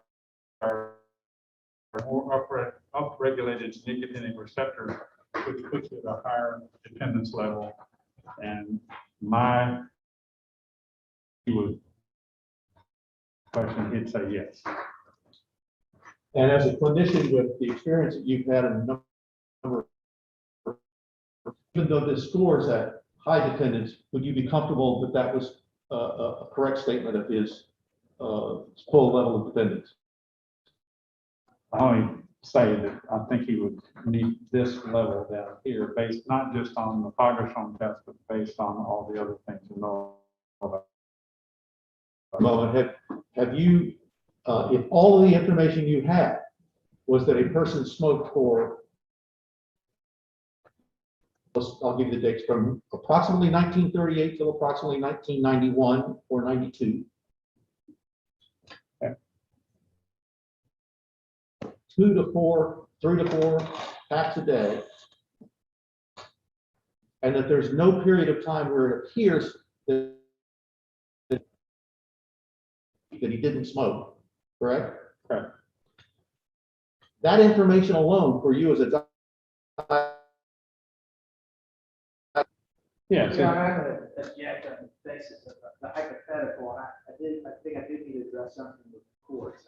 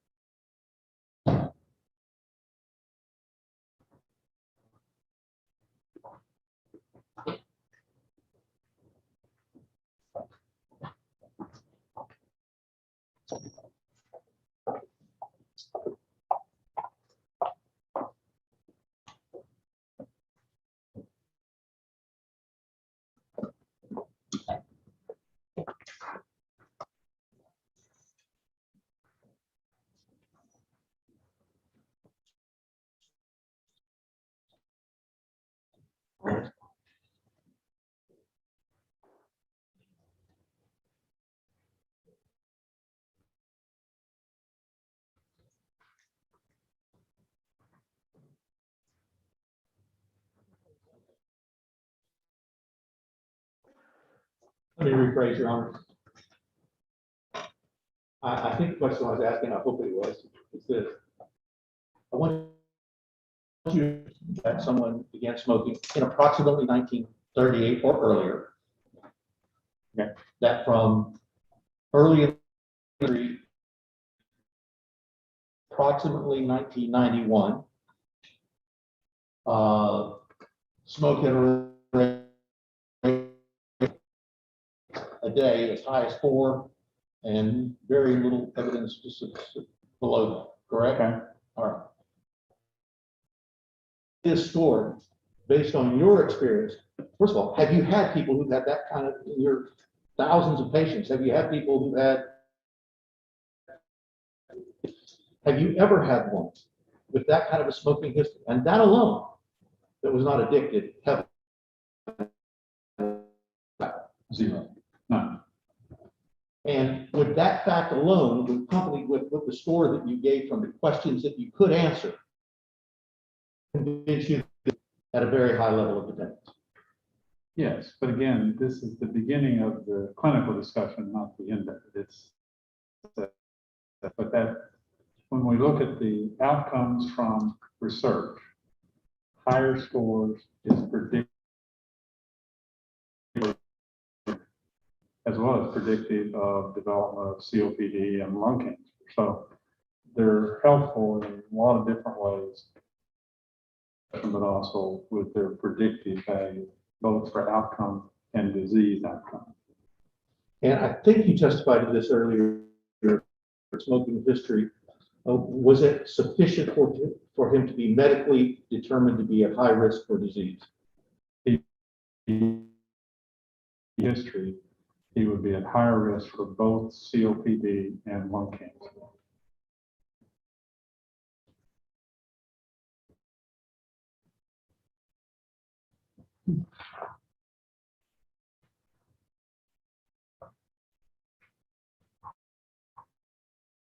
I'd like to move now to, if I could, go to the, we talked about the DSM. You told us that you don't use it at Mayo, but reviewed the questions from the DSM for purposes of evaluating Mr. Yon's the presence of an addiction. Yeah, but let me clarify, if I could. Go ahead. We use the items from the DSM because they're colors. The items, there's nothing wrong with the items because we talk to the patients about what we do is to administer it, get a score, and based on that score, classify a person as being do not use it. And that was a conscious decision because it lacks predictive value, it lacks cigarette and nocturnal smoking, all three of which are very important to the addictive assessment. And while we're on the subject of nocturnal smoking morning, as a clinician, what is the importance of someone who has nocturnal smoke? Same thing to do with the reception. You go to bed after having your last cigarette, which most smokers will have their last cigarette as they're turning off the light to go to sleep. Will start going down, And if their receptors are saying, I need to have a hit of nicotine in the middle of the night, and they wake up and they have a cigarette to quieten things down so they can go back to sleep. Sleep disturbance is a classic withdrawal, and that's what nocturnal smoking has to do with. Now, could we see the DSM questions, please?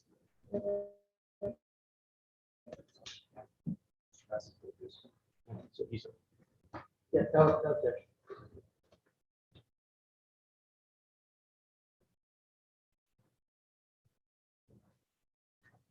If we do the same thing, if we could blow that up, perhaps going down section by section to it. And this is the tobacco use disorder section. Do you recognize it? I'm sorry.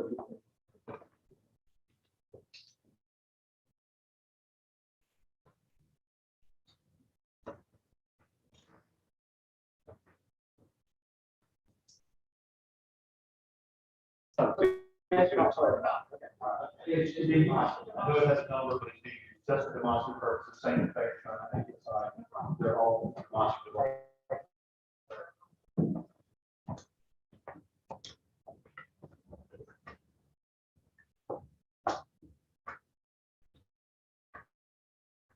Have you scored again, as you would, as best you can, given the limits you've already talked about?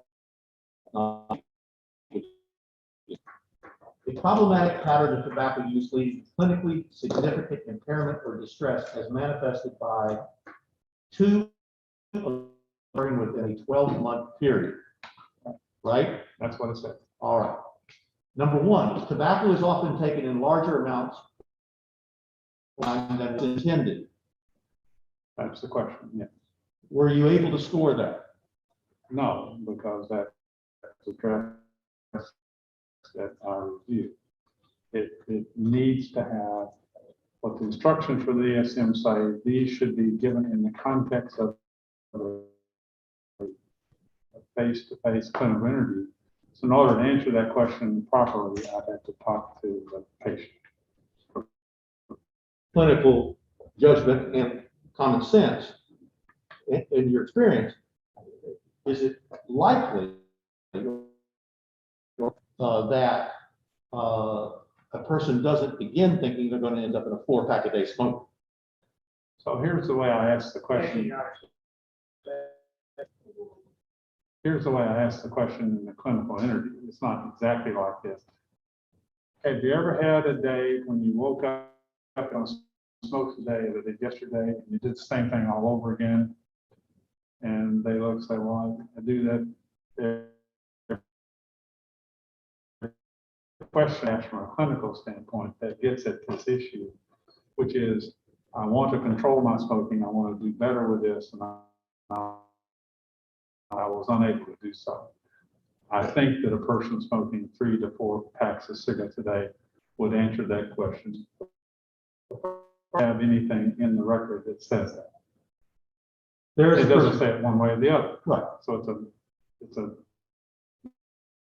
There is a persistent desire or unsuccessful effort to cut down or control tobacco use, sometimes called quit attempts, correct? well, yeah. Did you find quit attempts in the history of Mr. Young? Yes, multiple quit attempts and multiple attempts to cut down. And that sometimes gets lost in here. So it's not just quit attempts. It's people trying to reduce by smoking different cigarettes, by smoking different brands. He did that a lot, cut down and trying to stop. Yes, he did that. So were you able to score that? I would give that a positive, yes. And activities necessary to obtain or use tobacco. First of all, is that straight to, and if so, why? Well, when you read the DSM manual, it says, well, this question actually illegal drugs. People wanting to hold up a quick trip in order to get their cocaine. So this question same in the other substance use disorders that are in tobacco. So they kind of ignore that. Person smoking 3 to 4 packs of cigarettes a day, the amount of time he spent just smoking. If you had 6 minutes per average on a cigarette, which is low, that's easier to divide by. So if he smokes 3 packs a day, that's basically 6 hours of the day he spent smoking. That's basically 8 hours. He spent more time smoking than he did sleeping. So did he have a great or cigarettes by the carton? He would have 3 cartons of cigarettes in the kitchen cupboard supply, which is part of the drug abuse sort of criteria. You protect yourself, spend a great deal of time, and they also did chain smoking, which is one thing mentioned in the DSM. That means he did that too, occasionally. So he would meet many different aspects of that criteria. And just to be clear, you know what his primary brand was over time. It was Pall Mall. And if you smoke Pall Mall, those are an extra length cigarette. They were longer, yes. The package was tall. So if it took longer to smoke longer, your numbers become just bigger. So I use 6 just because it's easier to divide by, but most people say that smokers will smoke 8 minutes. It depends on which one of the day it is. When I was a smoker, the first smoker of the day, I could smoke in 3 puffs. Objection, Your Honor. Personal opinion. So it depends on which cigarette. I suspect his first cigarette of the day, he could smoke because of getting the receptors filled up with what they need. Craving, or a strong desire or urge to use tobacco. What are cravings? This is one of the things that was added to the DSM-5 that was not in the DSM-4 version. And we've been talking about it. We were all amazed. So the 2 changes from DSM-4 to DSM-5 will change the name. All this different between the old. So craving is a strong urge to have a drug, whether it be cigarettes or some strong urge or strong desire, and relief by administering the drug. So the bit of a craving is to have a cigarette. So that's what a craving is. And did you find craving you were able to pull out of the testimony you told the jury you reviewed? Yeah, but the word craving wasn't used frequently. In fact, there's only one person he would smoke to relieve the craving. Others were asked, did he ever use the word craving? And they said no. I said that he had cravings because he had the strong desire to have a cigarette in many different settings. Recurring use resulting in a failure to fulfill major role obligations at work, school, or home. For example, interference with his one on that as from the evidence. I found nothing, but again, this is more to do with alcohol and other drugs than it is to do with. We have had patients who have had trouble fulfilling their work obligations because of smoking, but I did not find them. Was there evidence of whether or not he smoked at work? He did smoke at work, but that was very common. Continued tobacco use despite having persistent or recurrent social or interpersonal problems caused by the effects of tobacco. Example, arguments with others about tobacco use. It was kind of a mixed one. He had a lot of negative feedback from his family about his smoking. One of the sons said, you need to, because you're going to have grandkids. And the wife didn't do that as much as the children did. The children did it when his smoking, and he would simply roll down his window. So they are in the criteria. I didn't find any evidence that he had arguments about it, because he read it. When we were talking about his smoking, he would just become quiet and then back up. So they didn't confront him very much about it. So I on this, but it's a question. Continued tobacco use, oh, so I'm sorry, go ahead. I'm sorry, number 7. Yes, thank you. Important occupational or recreational activities are given up or reduced because of tobacco use. I didn't see anything that indicated. Recurrent tobacco use in situations in which it is physically hazardous. Well, we don't have any reports of him smoking in bed. He did fall asleep smoking in the lounge chair, but he did.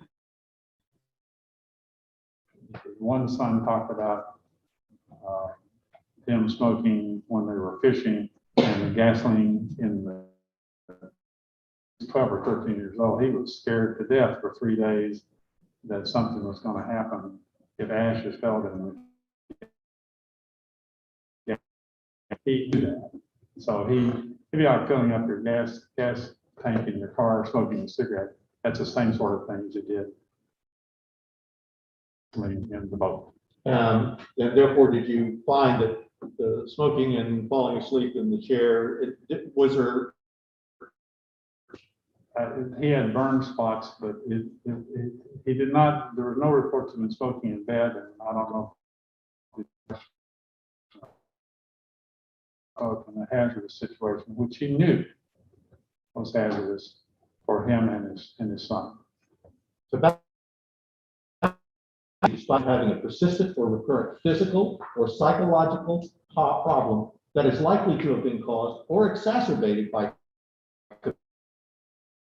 The usual we use for this is if a person has a medical problem like COPD, vascular disease, to smoke despite that knowledge. As best I can tell, he did not have one of those. He did have a chronic cough, and the chronic cough, he cigarette. Everybody else did too. So he had a persistent or recurrent physical problem, but we usually use a disease rather than just a symptom of cough. So I wouldn't count him as having, kind of like the other one we talked about earlier about arguments. It could go either way. Tolerance, as defined by either of the following: A need for marked tobacco to achieve the desired effect, or B, a markedly diminished effect with continued use of the same amount of tobacco. Did you find, and if so, why? He did. You cannot smoke 3 to 4 packs of cigarettes a day without having tolerance.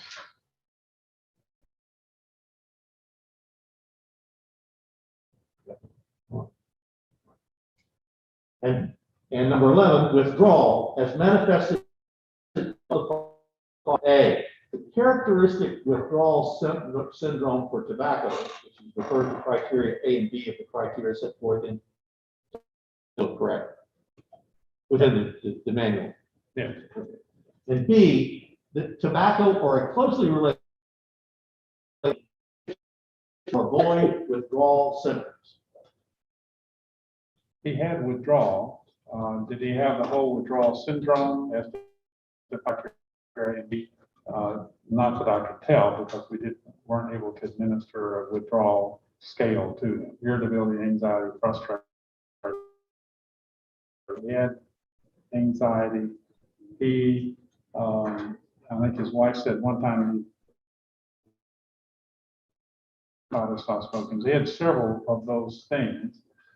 But the other one he had, when he would try to stop smoking, he would become quiet. Mood change. And he would try to stop smoking. And they would observe this. And then when a day or two later, he would be back to his started smoking again, which gets to the second one, which is the relief of withdrawal symptoms by. And so I think he would, if we could give him a questionnaire that had all the withdrawal syndrome, he would probably meet that one. But he certainly meets the second one. Based on this, So it's either of the following, not both. and based on, I think that's the final criteria.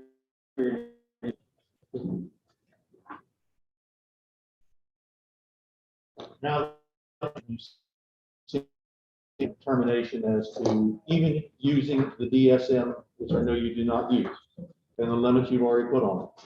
Did you find that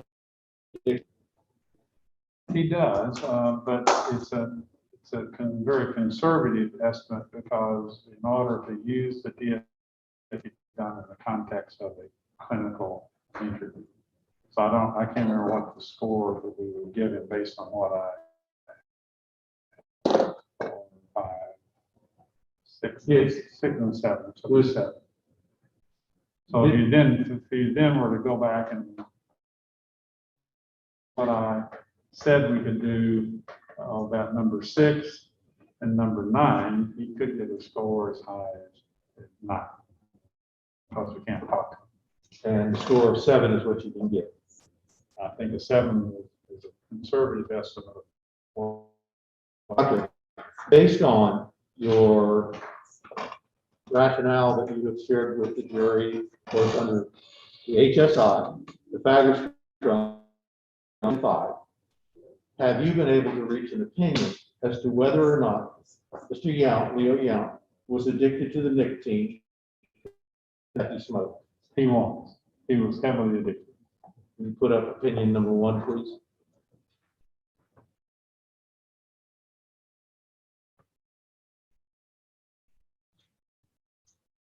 Oh.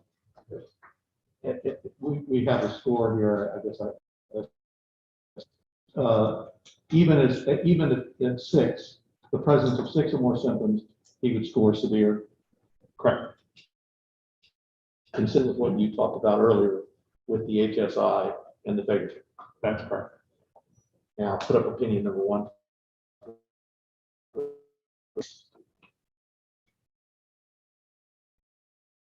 Leo Yount was addicted to the nicotine-containing cigarettes that he smoked. You have gone now with your clinical judgment, tell the jury, is that to a reasonable degree of medical certainty in your mind? Yeah, not just based on the test. The whole information that I had, he would be considered to be addicted to the nicotine contained in the cigarettes that he smoked. All, not just.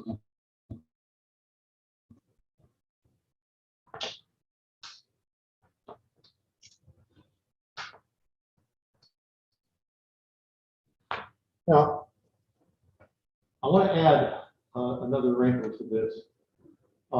Assume that he was a regular 38. Do you have an opinion as to whether or not he smoked?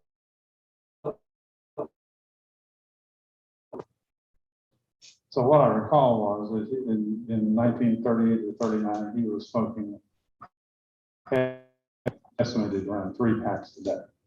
So if he was smoking that much in 1939, when he, whatever it is, 18 years old, you don't get to 3 packs a day. 18. So if you go back and figure out how much he would have been smoking before, he had a long lead time, usually several years before you get to 3 to that. And is that consistent with your understanding of the cohort, the generation that he was in? Correct.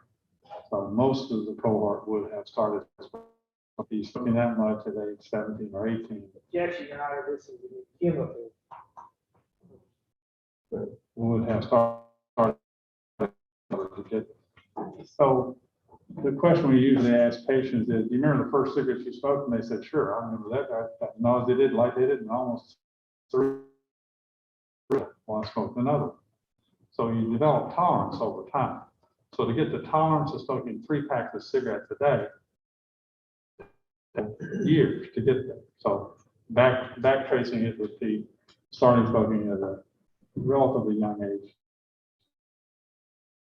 The fact that a person started smoking at a relatively young age also of importance to the opinions regarding that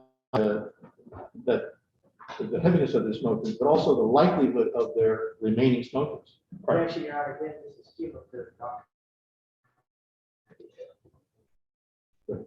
So what we talk to the patients about is that the earlier a person is, the higher the risk of becoming dependent, and also the higher risk of developing diseases like COPD and lung cancer.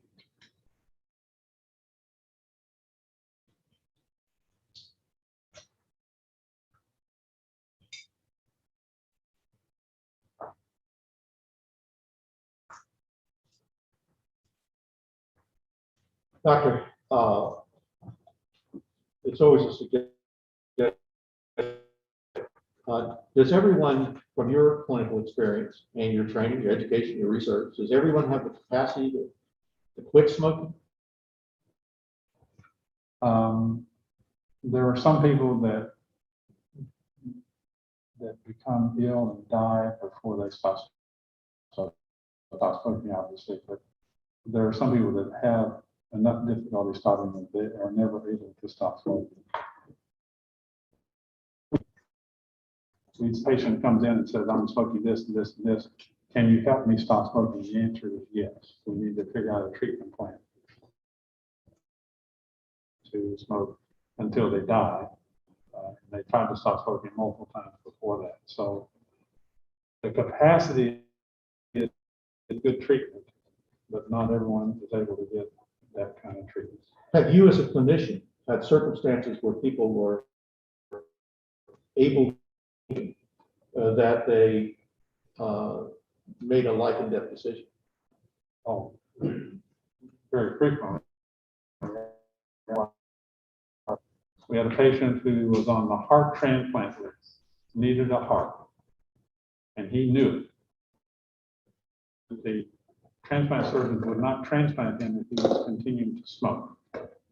You do tests of the urine to see if carbon monoxide in his breath, he had a positive urine test for smoking.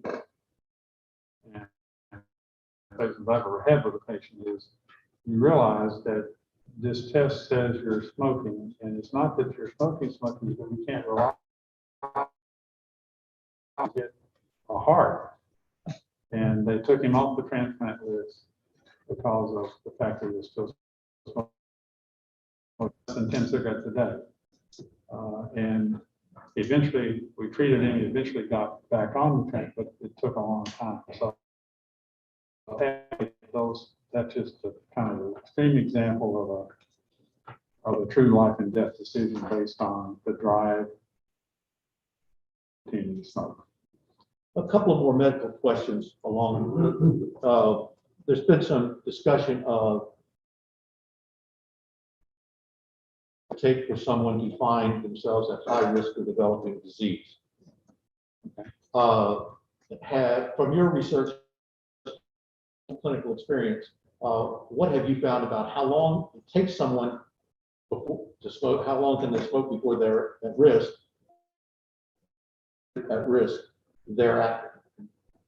Well, it has to do with both factors. It has to do with dose, how much, and so the earlier a person starts smoking and the heavier they smoke, the risk of disease is higher. It's around 15% of the smokers will develop lung cancer. A lot of them die before they ever get to develop lung cancer. COPD is the same. The risk goes up the earlier a person starts smoking and the longer. On the converse, if a person has developed COPD, they don't recover from that. They can stay. The risk of the person who stops smoking, the risk of lung cancer continues to go up with time, even though they may have stopped smoking they continue to age and the risk of developing lung cancer continues to go up over time and will be more than a non-smoker forever, basically. I don't know if that answered your question or not. In a person who's smoking, if you would, smokes 4 packs a day, for years, the jury's heard about pack years. So 40 pack years, correct? A person who's even smoked, how long do they remain at risk for the development of the disease, even if they were to quit? For lung cancer, their risk continues as they. So I stopped smoking in 1975. I get CT scans of my chest every few years of early lung cancer because my risk continues to go up with time, even though I stopped smoking in 1975. The risk never goes back to zero. It continues to rise because we don't, the genetics of all this are still being worked.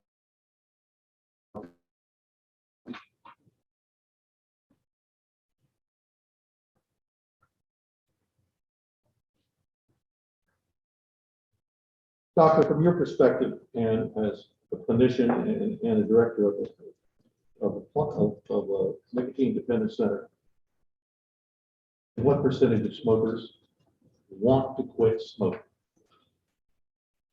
Well, it's the vast majority. Depending on you look at some estimates of 80% of smokers want to stop smoking, and over half of smokers will try to stop smoking in any given year too. There are some people that just don't want to stop, and that's probably a small 20-25% of the smoking population. I'm not in, and that's just what they say. So, but the vast majority of people who are smokers would prefer to be non-smokers in any given year. What would their success rate be?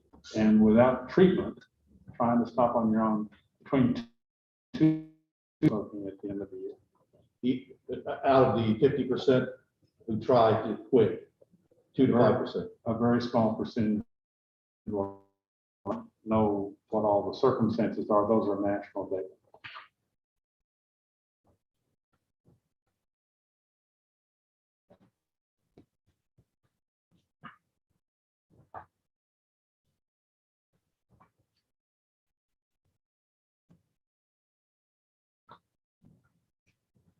For the purpose of my next question, I want you to recall the medical records you reviewed, correct? Okay. The state, the medical deposition of Dr. Diaz that Mr. Yonk was diagnosed with adenocarcinoma of the lung in October 1993. Treatment for that disease before his death in December 1993.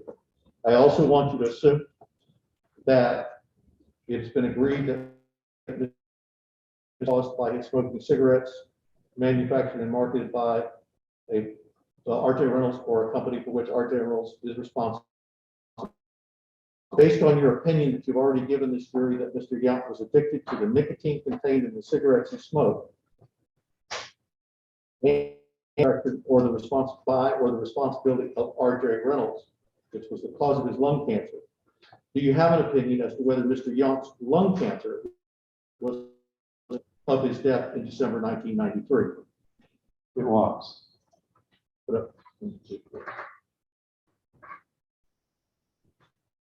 And explain what leads you to that decision. Well, it's the cigarettes and the cigarettes is what caused the lung cancer, but it was his nicotine addiction that started him smoking and kept him smoking all those years. Those two things are connected in a way that they just can't be separated. So his nicotine addiction continued to smoke until he developed lung cancer and eventually died. So, but for the nicotine in his cigarettes, he would not have developed lung cancer, and but for the lung cancer, he would not have died. So they're this all connected. You can't couple together. You can't pull them apart. Do you have an opinion as to whether then, as opinion number 3, within a reasonable degree of medical probability or certainty that Leo Yount's addiction to the nicotine contained in was a substantial contributing cause of his death in December 1993. I do.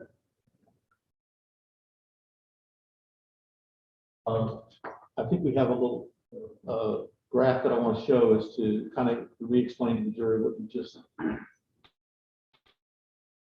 Have a second, please, Jeff.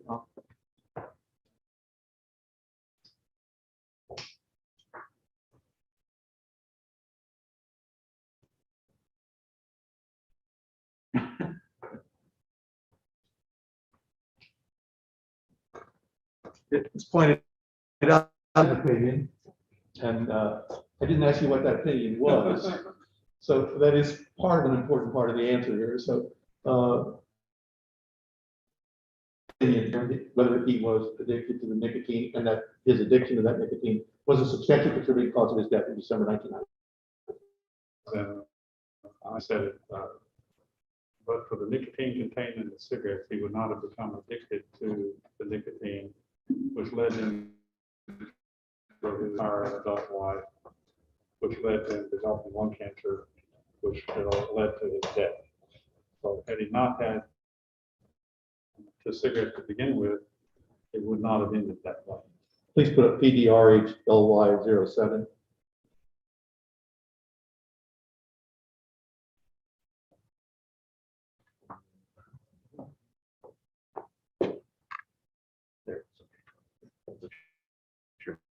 And I'm showing you now a graphic here. Is this the graphic that explains the process that you just talked about? It is one from the other. So his nicotine addiction caused him to smoke and smoked heavily for all those years. Not the nicotine that causes lung cancer, it's the other over 60 known carcinogens, over 7,000 chemicals in the lung cancer to his death. Thank you. I want to move in another direction now, and I think at this time I have explained to the jury and help. I think we have some demonstration how the process of the nicotine, the neurobiological process of nicotine addiction. Are you prepared to do that? We're going to play a video, but I'm going to ask that you narrate the video. If you'd like to stand the back, go ahead. And you can instruct Baron if you want to stop at any point and explain what's going on. So this is a video of the brain, correct? Right. And you did help in the formulation and the production of this while at Mayo. Correct. It's a patient. The patients and the families understand what the patient is going through. That's basically it.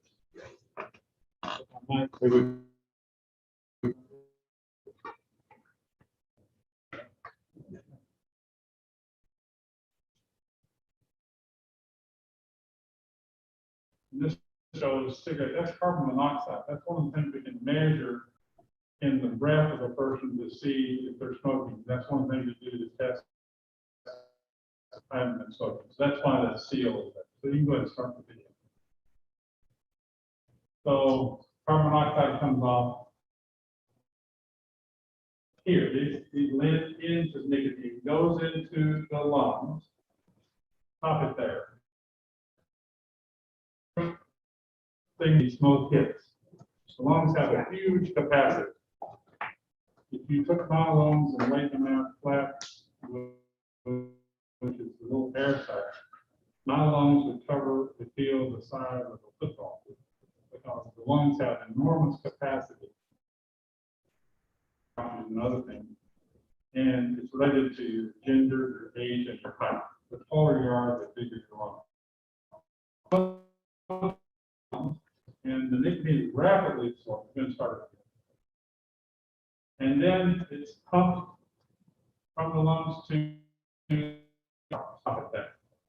So within 5 heartbeats, it goes from the tip of your finger to your brain. So goes to the left side of the heart, pumped out of the aorta, and then it goes to the carotid arteries.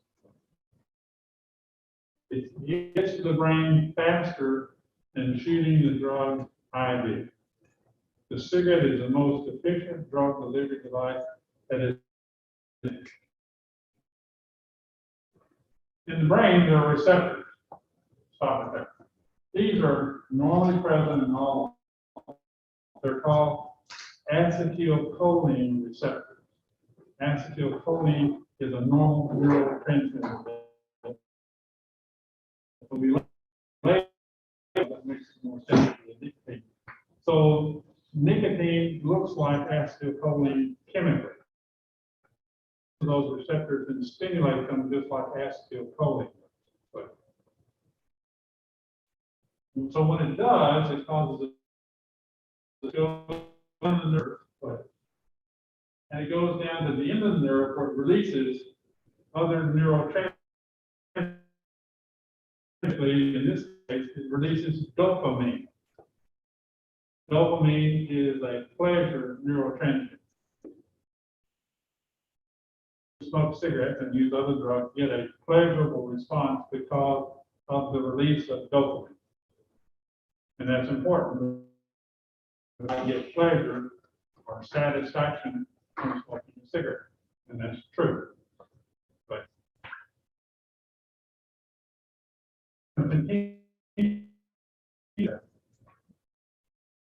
there is an increase in the number of these receptors. Regulation. The smoker will have more of these receptors than a non-smoker does. They're normally present. Or if you have other receptors, then you get more of a pleasurable response when you smoke. But then if you don't, and that's called withdrawal. So if they're occupied, they're happy. But if you don't have it, then they get angry. This is red now. So that is a withdrawal symptom. Concentration, change in mood, change in sleep, all those things that go into withdrawal that do not have nicotine coming in on a regular basis. That's why time to first cigarette, that's why nocturnal smoking. These receptors are not occupied by nicotine, then they do not have a pleasurable response on the one hand, but they also so the yin and the yang sort of effect.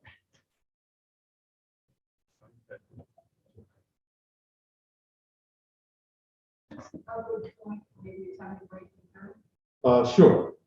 Rapid and bright, sure. So let's spread out. All right,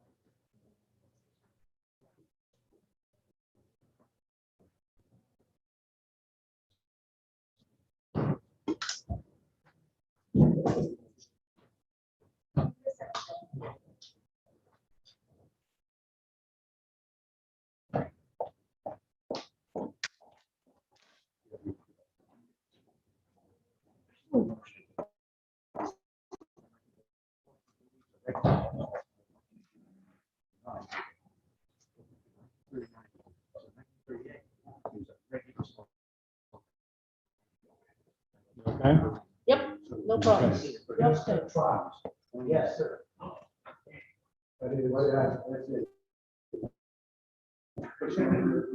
No, I'm making too fast. I can't do that. Okay. You gotta keep them lean and hungry. Okay.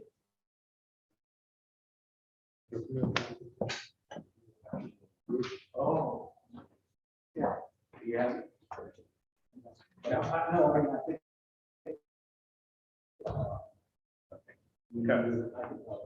Right, you get that? No, I know, no.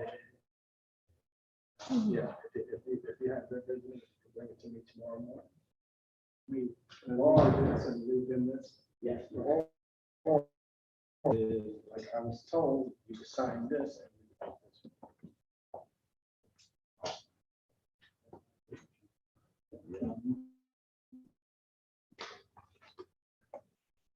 No, it's just like right next. Right. Thank you very much. Sorry for all the introduction.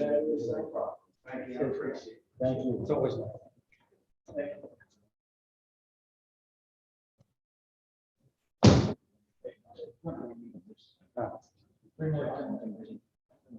What's your explanation to it?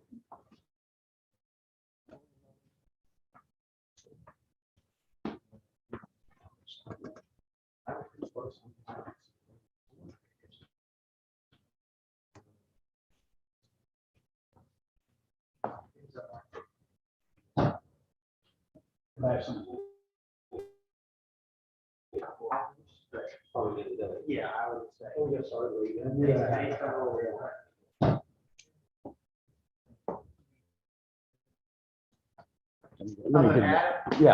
know, tell me this, man. Is it your sort of call Mrs. John? You don't, just because you said. Sure. So this is Jan and I'm with Ricky one.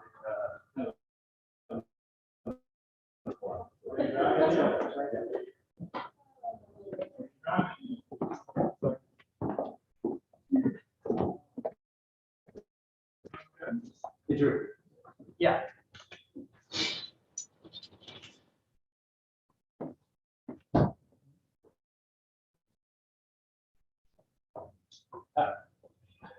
Your foot.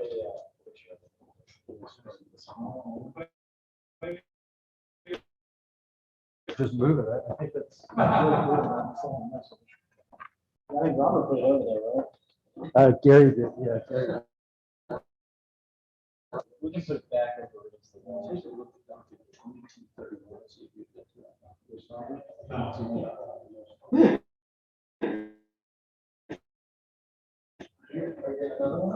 Where's your rock?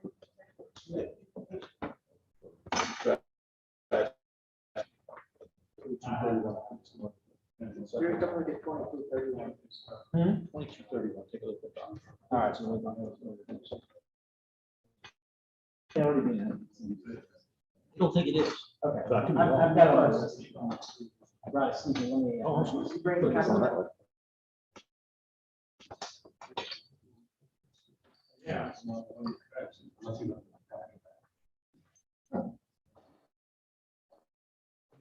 Here's one comment, right?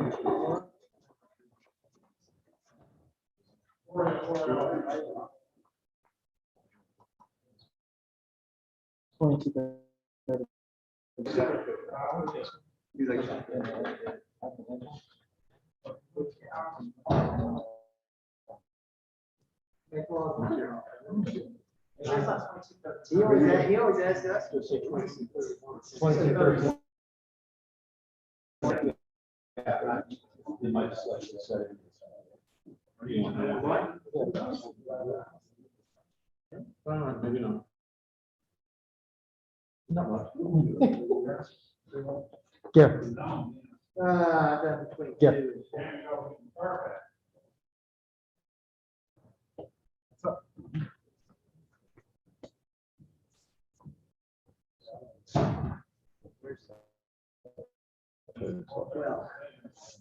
22. Well, I would do what you're saying.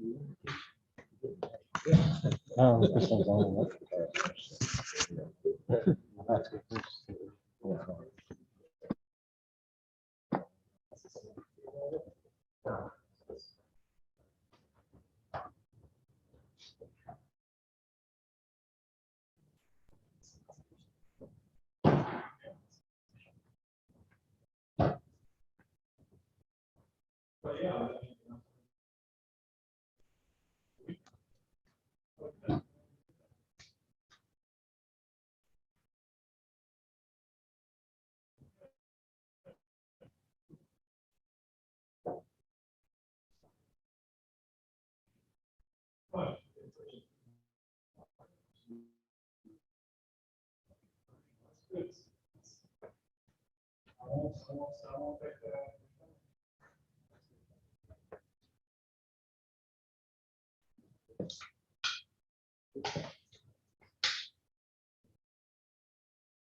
Let's see that specifically.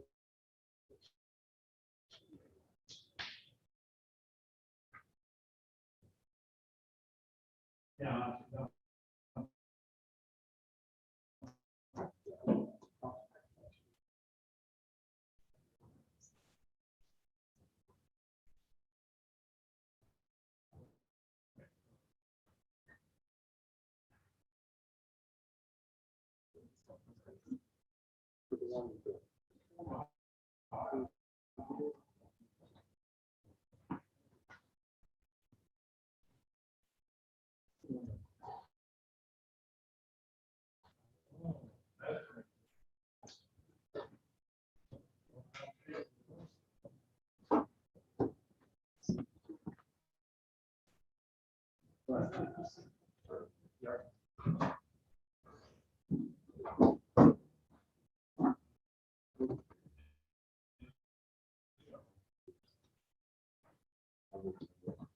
Oh, yeah, yeah.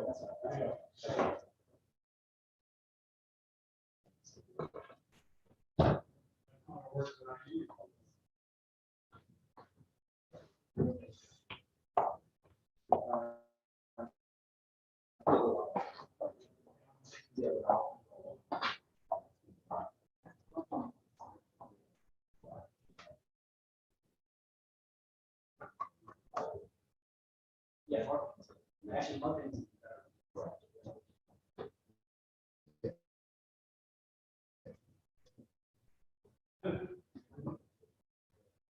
Yeah.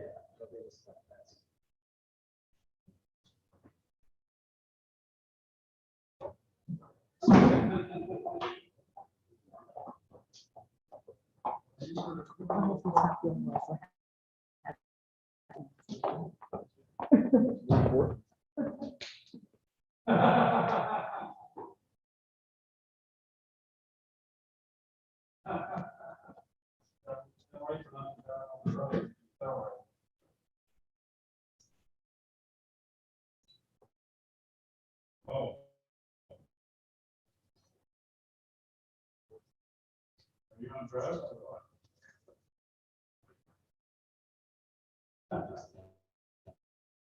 Okay, well, that's good.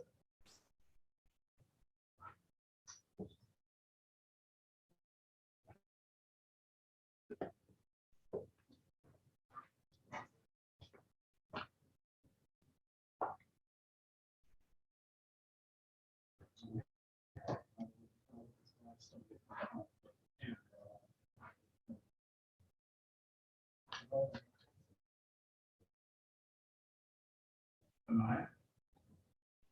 No.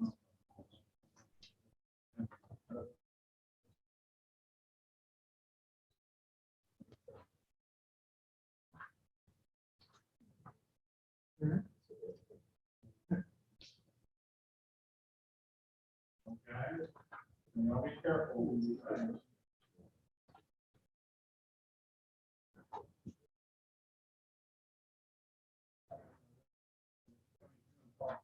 That's true. That's true. I mean, I'm tired.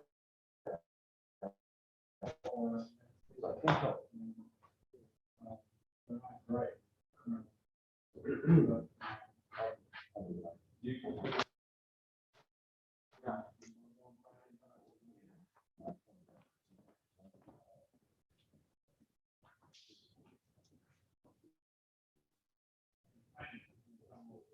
I'm tired.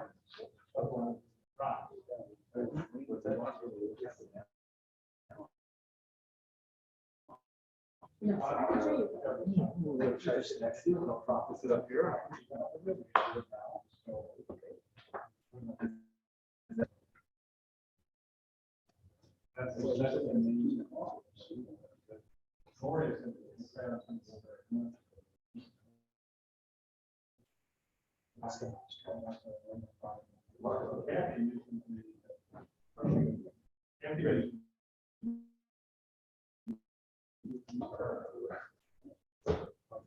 Ron, let's sit over here and let's see that. Have your seat here.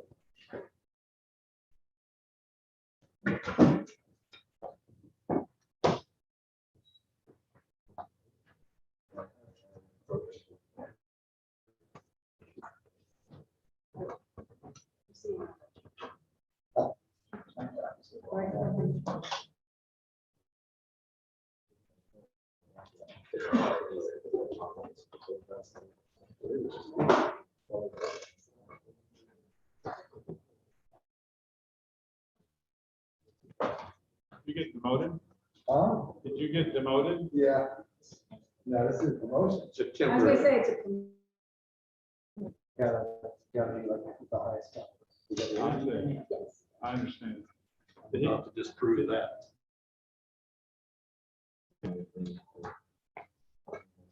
I'm gonna look at the, I'm gonna do this, I'm not gonna do that, I'm gonna-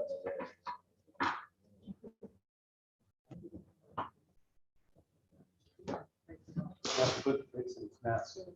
But don't sit there for Rochester. My old concept. You want to do the next? Where'd your brother go? He had enough.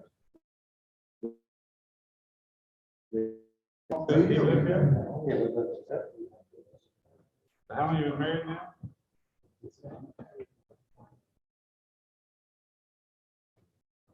We got a cat. We have a pandemic cat. My wife said, we had kept for 37 years. And I said, we're gonna go for 37 years with that cat. Anybody? Line or whatever. Pandemic, man, just didn't have a cat.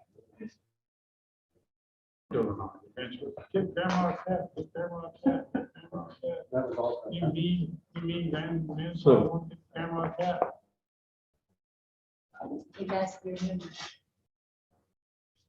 Dr. Hurd, is that Kentucky man? The Duke makes.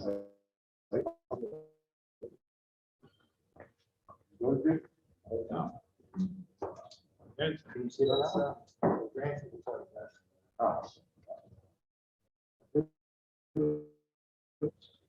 Yes. Can you see that?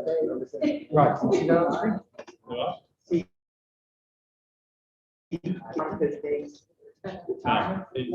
he's through. So Rob, we can do that? He's in the NBA. No, not first. Well, it's hard to tell.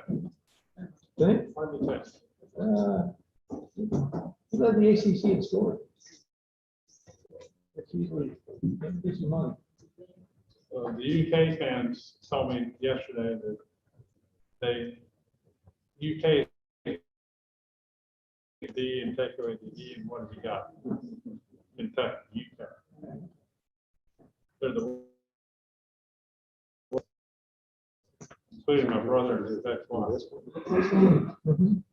Right there.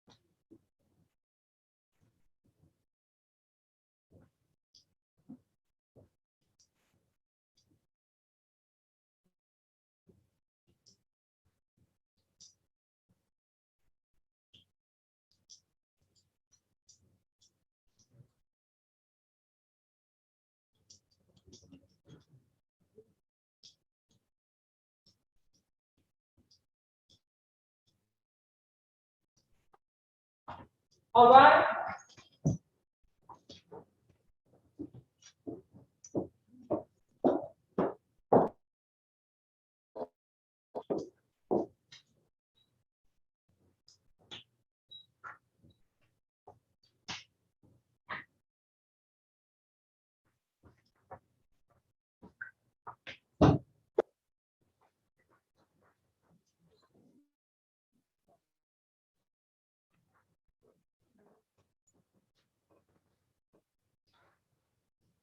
The police board. Yeah. Doctor, I want to show you now another demonstrative and have you explain to the jury what we're seeing here and what that tells them. I know you've already gone through the process, but tell what happens here on the. Actually, So this is a study that was done, and these are PET MRI scans. And so on the top row are the controls. That's what injection of anything. And on the bottom shows the nicotinic receptors being occupied by. So the top row is just what is there with no nicotine present. And the bottom are smoking conditions. 1/10 of a cigarette, 3/10 of one cigarette, 1 and 3 whole cigarettes. So these are smokers who would smoke different amounts of cigarette in the brain. So the more blue it is, the more occupation of the nicotinic receptors is. They get a little bit of occupation with 3/10 of a cigarette. They get a lot more with 1 cigarette, and saturates the entire system. So if you think about a cloud of smoke coming out of, there are millions of molecules of nicotine present in that puff of smoke, goes into the lungs, rapidly absorbed, rapidly to the brain, and 3 cigarettes basically will saturate the system. So the way you think about this is a brain when the person awakens in the morning. Nicotine in the receptors. This is the brain after smoking 1 cigarette, and this is the 3 cigarette. And that's why the time to per cigarette is important, but also the other question we talked about earlier, and later on in the day to saturate the system is important too. So, so 3 cigarettes basically will saturate the system. Again, the cigarette is the most efficient drug delivery device. and as a result of that process, day after day, month after month, and over time, is there an actual difference that takes place in the human brain? Right, and so this just shows the nicotinic receptors that are present. Now, again, they're set in nature, but nicotine looks like acetylcholine, so it can occupy the receptors as well as acetylcholine does. Upregulation of the receptors, probably because of the high spike of nicotine that occurs with smoking cigarettes. And so when you have more of the receptors to be dealt with, and that's the biology of it. Next demonstrative. Tell the jury what they're looking at here, and then what this demonstrates. So these are brain autopsy specimens. They're autopsy.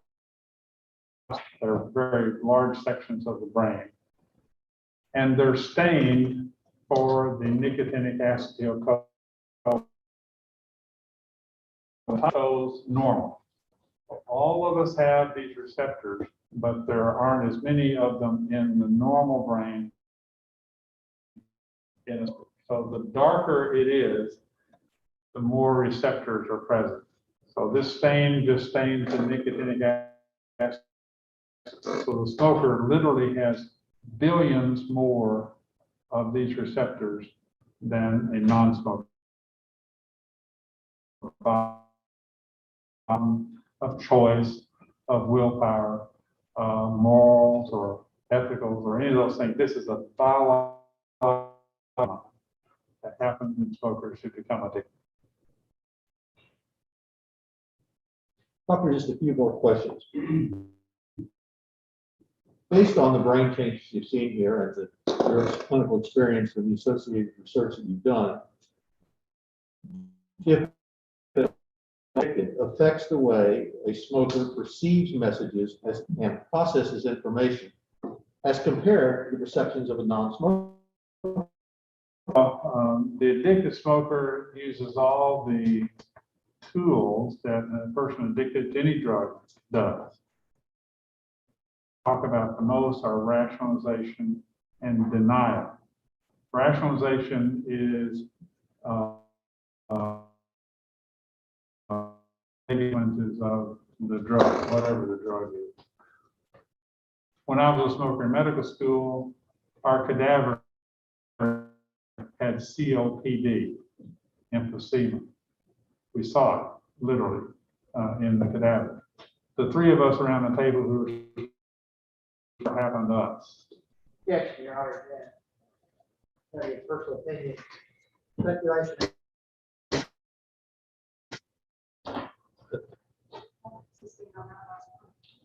Rationalization, is it something you've observed in your It is. Is it commonly found in the patient population of people who are addicted smokers? It is. The rationalization, the idea of rationalizing your continued behavior, is that something from your patients have reported to you, the rationalization of it hasn't been proven, it doesn't happen that way? The brain basically plays tricks on you to rationalize. When Mr. Young was shown, he was his nephew died of lung cancer at age 40. All this time, and nothing's happened to me, so nothing's ever going to happen. And that's rationalization in the truest sense. And along those lines, rationalization, are things like indicating that one cigarette is safer, or that there's a benefit of smoking a particular type of cigarette, or a benefit of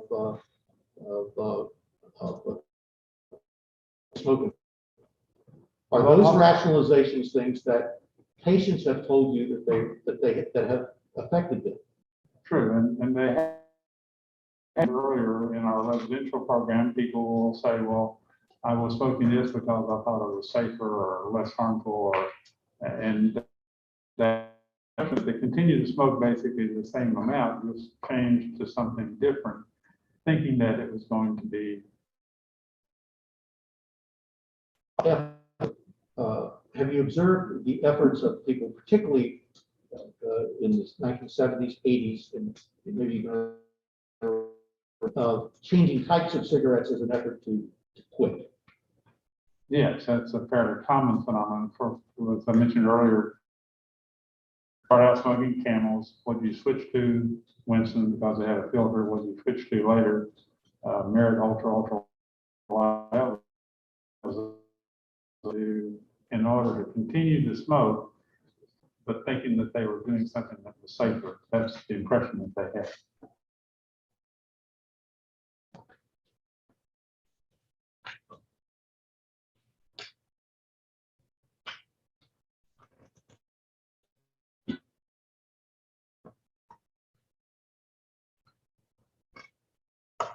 Doctor, as a clinician, cigarette smoking is as simple as a matter of free choice, and whether continuing to smoking is a simple matter of weak character.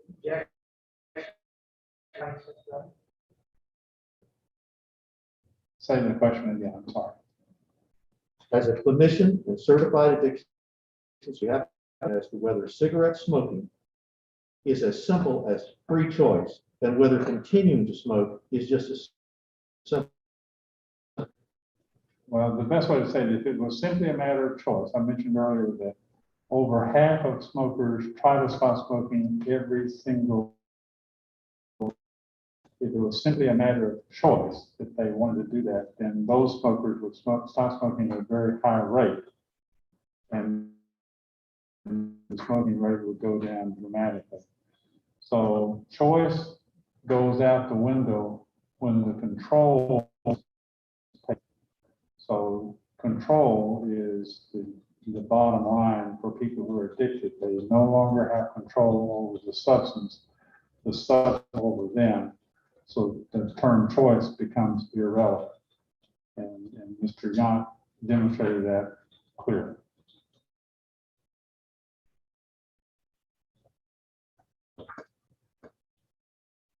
After you discuss with this jury your to the nicotine containing cigarettes he smoked, and given that Mr. Yount smoked from approximately 1938 until approximately 1991, the evidence is shown to be somewhere between 2 and 4 packs per day. Was this a difficult diagnosis for you? No.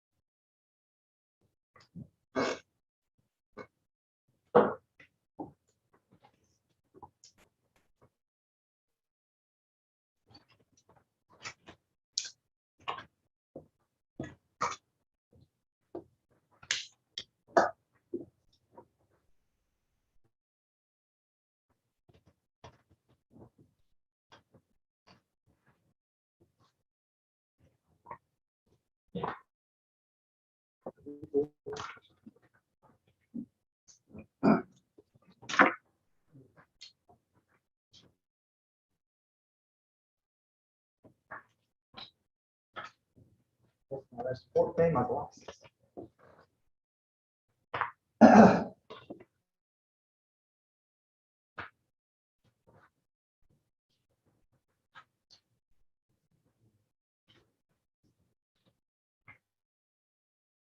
Council.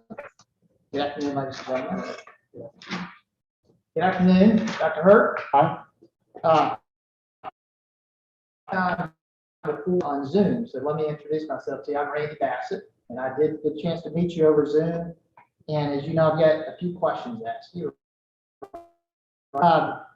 Dr. Hurt, you spent a lot of time on direct talking about the Mayo Clinic and your work there, but to be clear, you retired. That is July 3rd, 2014. That's correct. So almost 6 years ago, right? Correct. And you haven't had friends since that time, have you? Say again? You haven't seen any patients other than family and friends since that time? I don't see some get questions about this, that, or the other, and try to answer them, but I don't see patients, no. Fair enough. So you have not treated a patient as a doctor? That's correct. And you're not appearing here in your capacity as a representative of the Mayo Clinic, are you? You're here testifying in your own individual capacity. That's right? correct. Right. And you're here testifying as a paid expert for. That's right. Now, you talked about addiction, smoking. I have a couple of overarching questions I want to ask you. All right, sir? Okay. Just because a person That's correct. And in your practice before you retired, you never told a smoker who came to you, "Well, don't bother." I think I said that earlier today. I have not done that, no. In fact, the fact of the matter is that people indeed have quit smoking, right? They can. And you talked about upregulation of nicotine receptors or acetylcholine receptors, right? Correct. And every single one of the people acetylcholine receptors in the brain, doesn't they? All of us have acetylcholine receptors. Right. And so the people who quit had those acetylcholine receptors, but they were having dopamine released into the brain when they smoked. Correct. All right.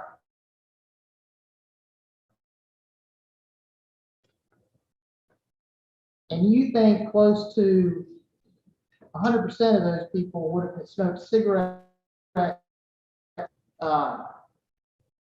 free nicotine or ammonia compounds in their cigarettes. Say that again? You believe nearly 100% had smoked cigarettes that had free nicotine in it or had ammonia compounds releasing free nicotine. Not all cigarettes have ammoniation, though that's become the technical part of the industry, at least in the United States for the last, 40 years. But they all have nicotine, and they all have free nicotine. It's just a matter of how much free nicotine, what percentage of the free nicotine beginning. It's only the free nicotine that crosses the biological membrane. So when you add ammonia to the tobacco to begin with, which increases the rate of absorption Right, immediately. because if you add ammonia, it increases the pH levels and the more free nicotine.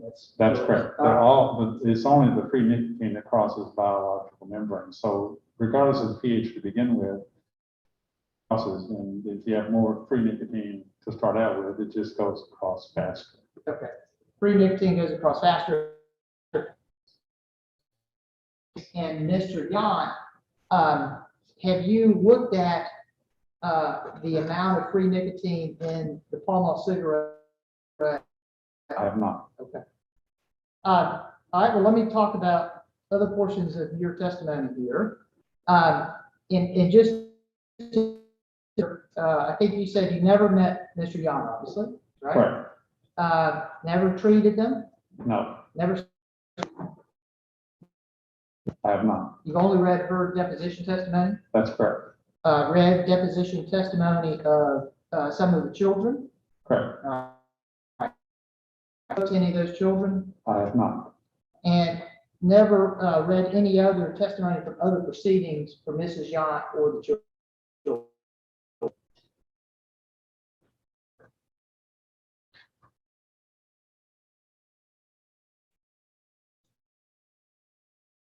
Mr. Yant's personal history is based on reviewing deposition testimony of Mrs. Yant, Douglas Yant, Martin Yant, and Richard Yant. Correct. And the medical records, which were a few of those, not very many of those. And I guess I should say, and reviewing the deposition. Correct. And he was plaintiff's medical expert. But that didn't have to do with the question you just asked, which really has to do with Mr. Other people are from the medical records. Those are the sources of things that I knew about Mr. Yant directly. Medical record indicating when Mr. Leo Yant became a smoker, right? Say again? You didn't see any medical record indicating when Mr. Yant. I did not, no. And it's your understanding that Mrs. Yant did not meet her husband until around 19. And when Mrs. Yant first met Leo Yant, he was already an everyday smoker, right? He was a daily smoker. She estimated around 3 packs.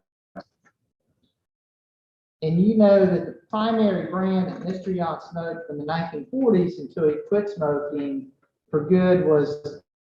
That was his primary brand, yes. Now, isn't it true that any other brands Mr. Yant testified that they were only occasional brands, Only occasional brands. occasional, that's what she would say. Talked about more regularly, but his main brand was Pall. In fact, isn't it true that Mrs. Yount, Mrs. Yount would have smoked other brands is because there's a lack of supply of that Pall Mall unfiltered? That, plus he would smoke cigarettes like having a cold or things like that. All right, so occasionally smoke menthol when he had a cold, and otherwise might smoke a different brand because, One reason, yes. and otherwise, and by the way, as to the menthol, Mrs. Yount also testified that otherwise Mr. Yount didn't actually. That's not.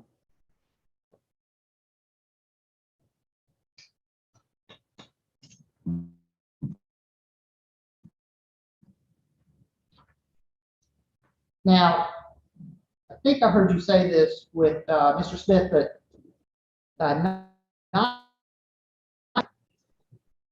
That's correct. You can have people who smoke that would not, if they're a daily smoker, they have some level of dependence. Or the heaviness of smoking index and the fiber shot, but there'd be such a low level of addiction that it'd be hard to measure that. That's a little bit different than the daily smokers. We do not give those tests to people who are non-daily smokers.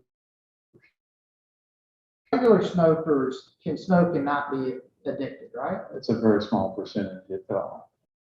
And not all cigarettes over a long period of time are addicted like that. That's a different question, but the people who smoke have some level of dependence. And you would agree that even heavily addicted smokers can quit smoking, right? I mean, with the right motivation and assistance, quitting smoking is a very doable thing, isn't it? Well, very doable to define that. You know, if only 25% of the people that we treat with our intervention counseling, how you want to define 25%, I think that's pretty low. That's 52% of our people who go through the residential smoking. That's fairly good, but we could do better with better treatments. You would agree that that actually did nothing about quitting, right? Say that again? Sure. There are some nothing about it. Oh, that's true.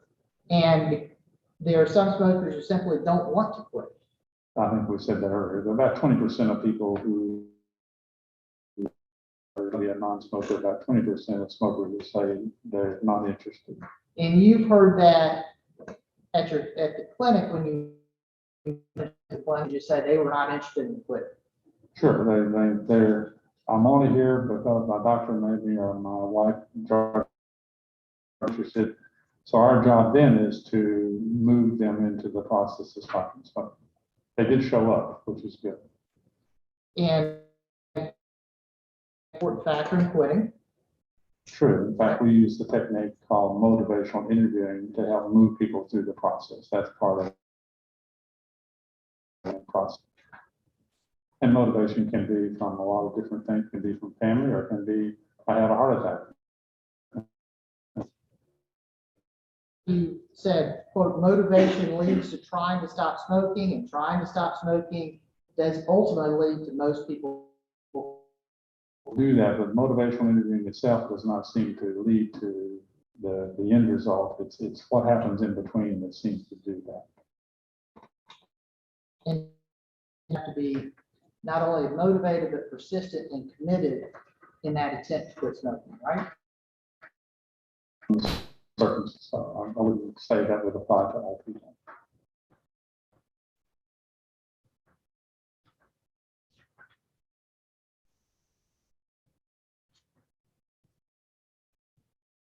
At this point, Your Honor, I would move to admit ATS 737.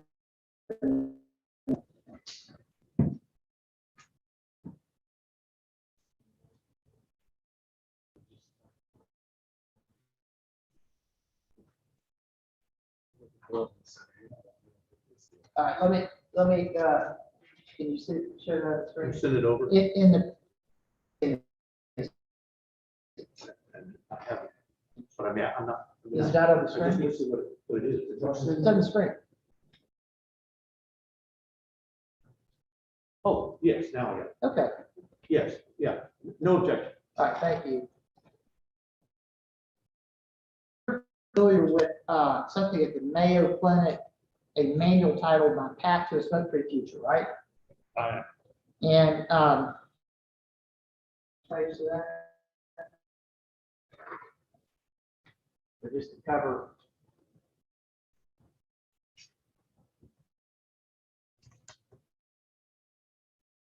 There we go.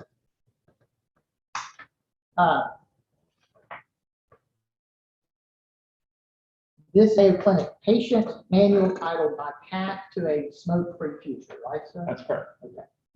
And it's the manual that's actually used. It used to be, they've revised it since I was there. So it was the version that was in use with patients at the time you were there. That's correct. You had a hand in developing this, didn't you? I did. So it came from our education part of our programs mostly, but They're saying behind information in the manual, right? Again, You stand behind the information in the manual, My Path to a Smoke-Free Future. nothing's ever perfect, but we did as well as we could. All right, let's look at a couple of pages in that manual. If we turn to page 3.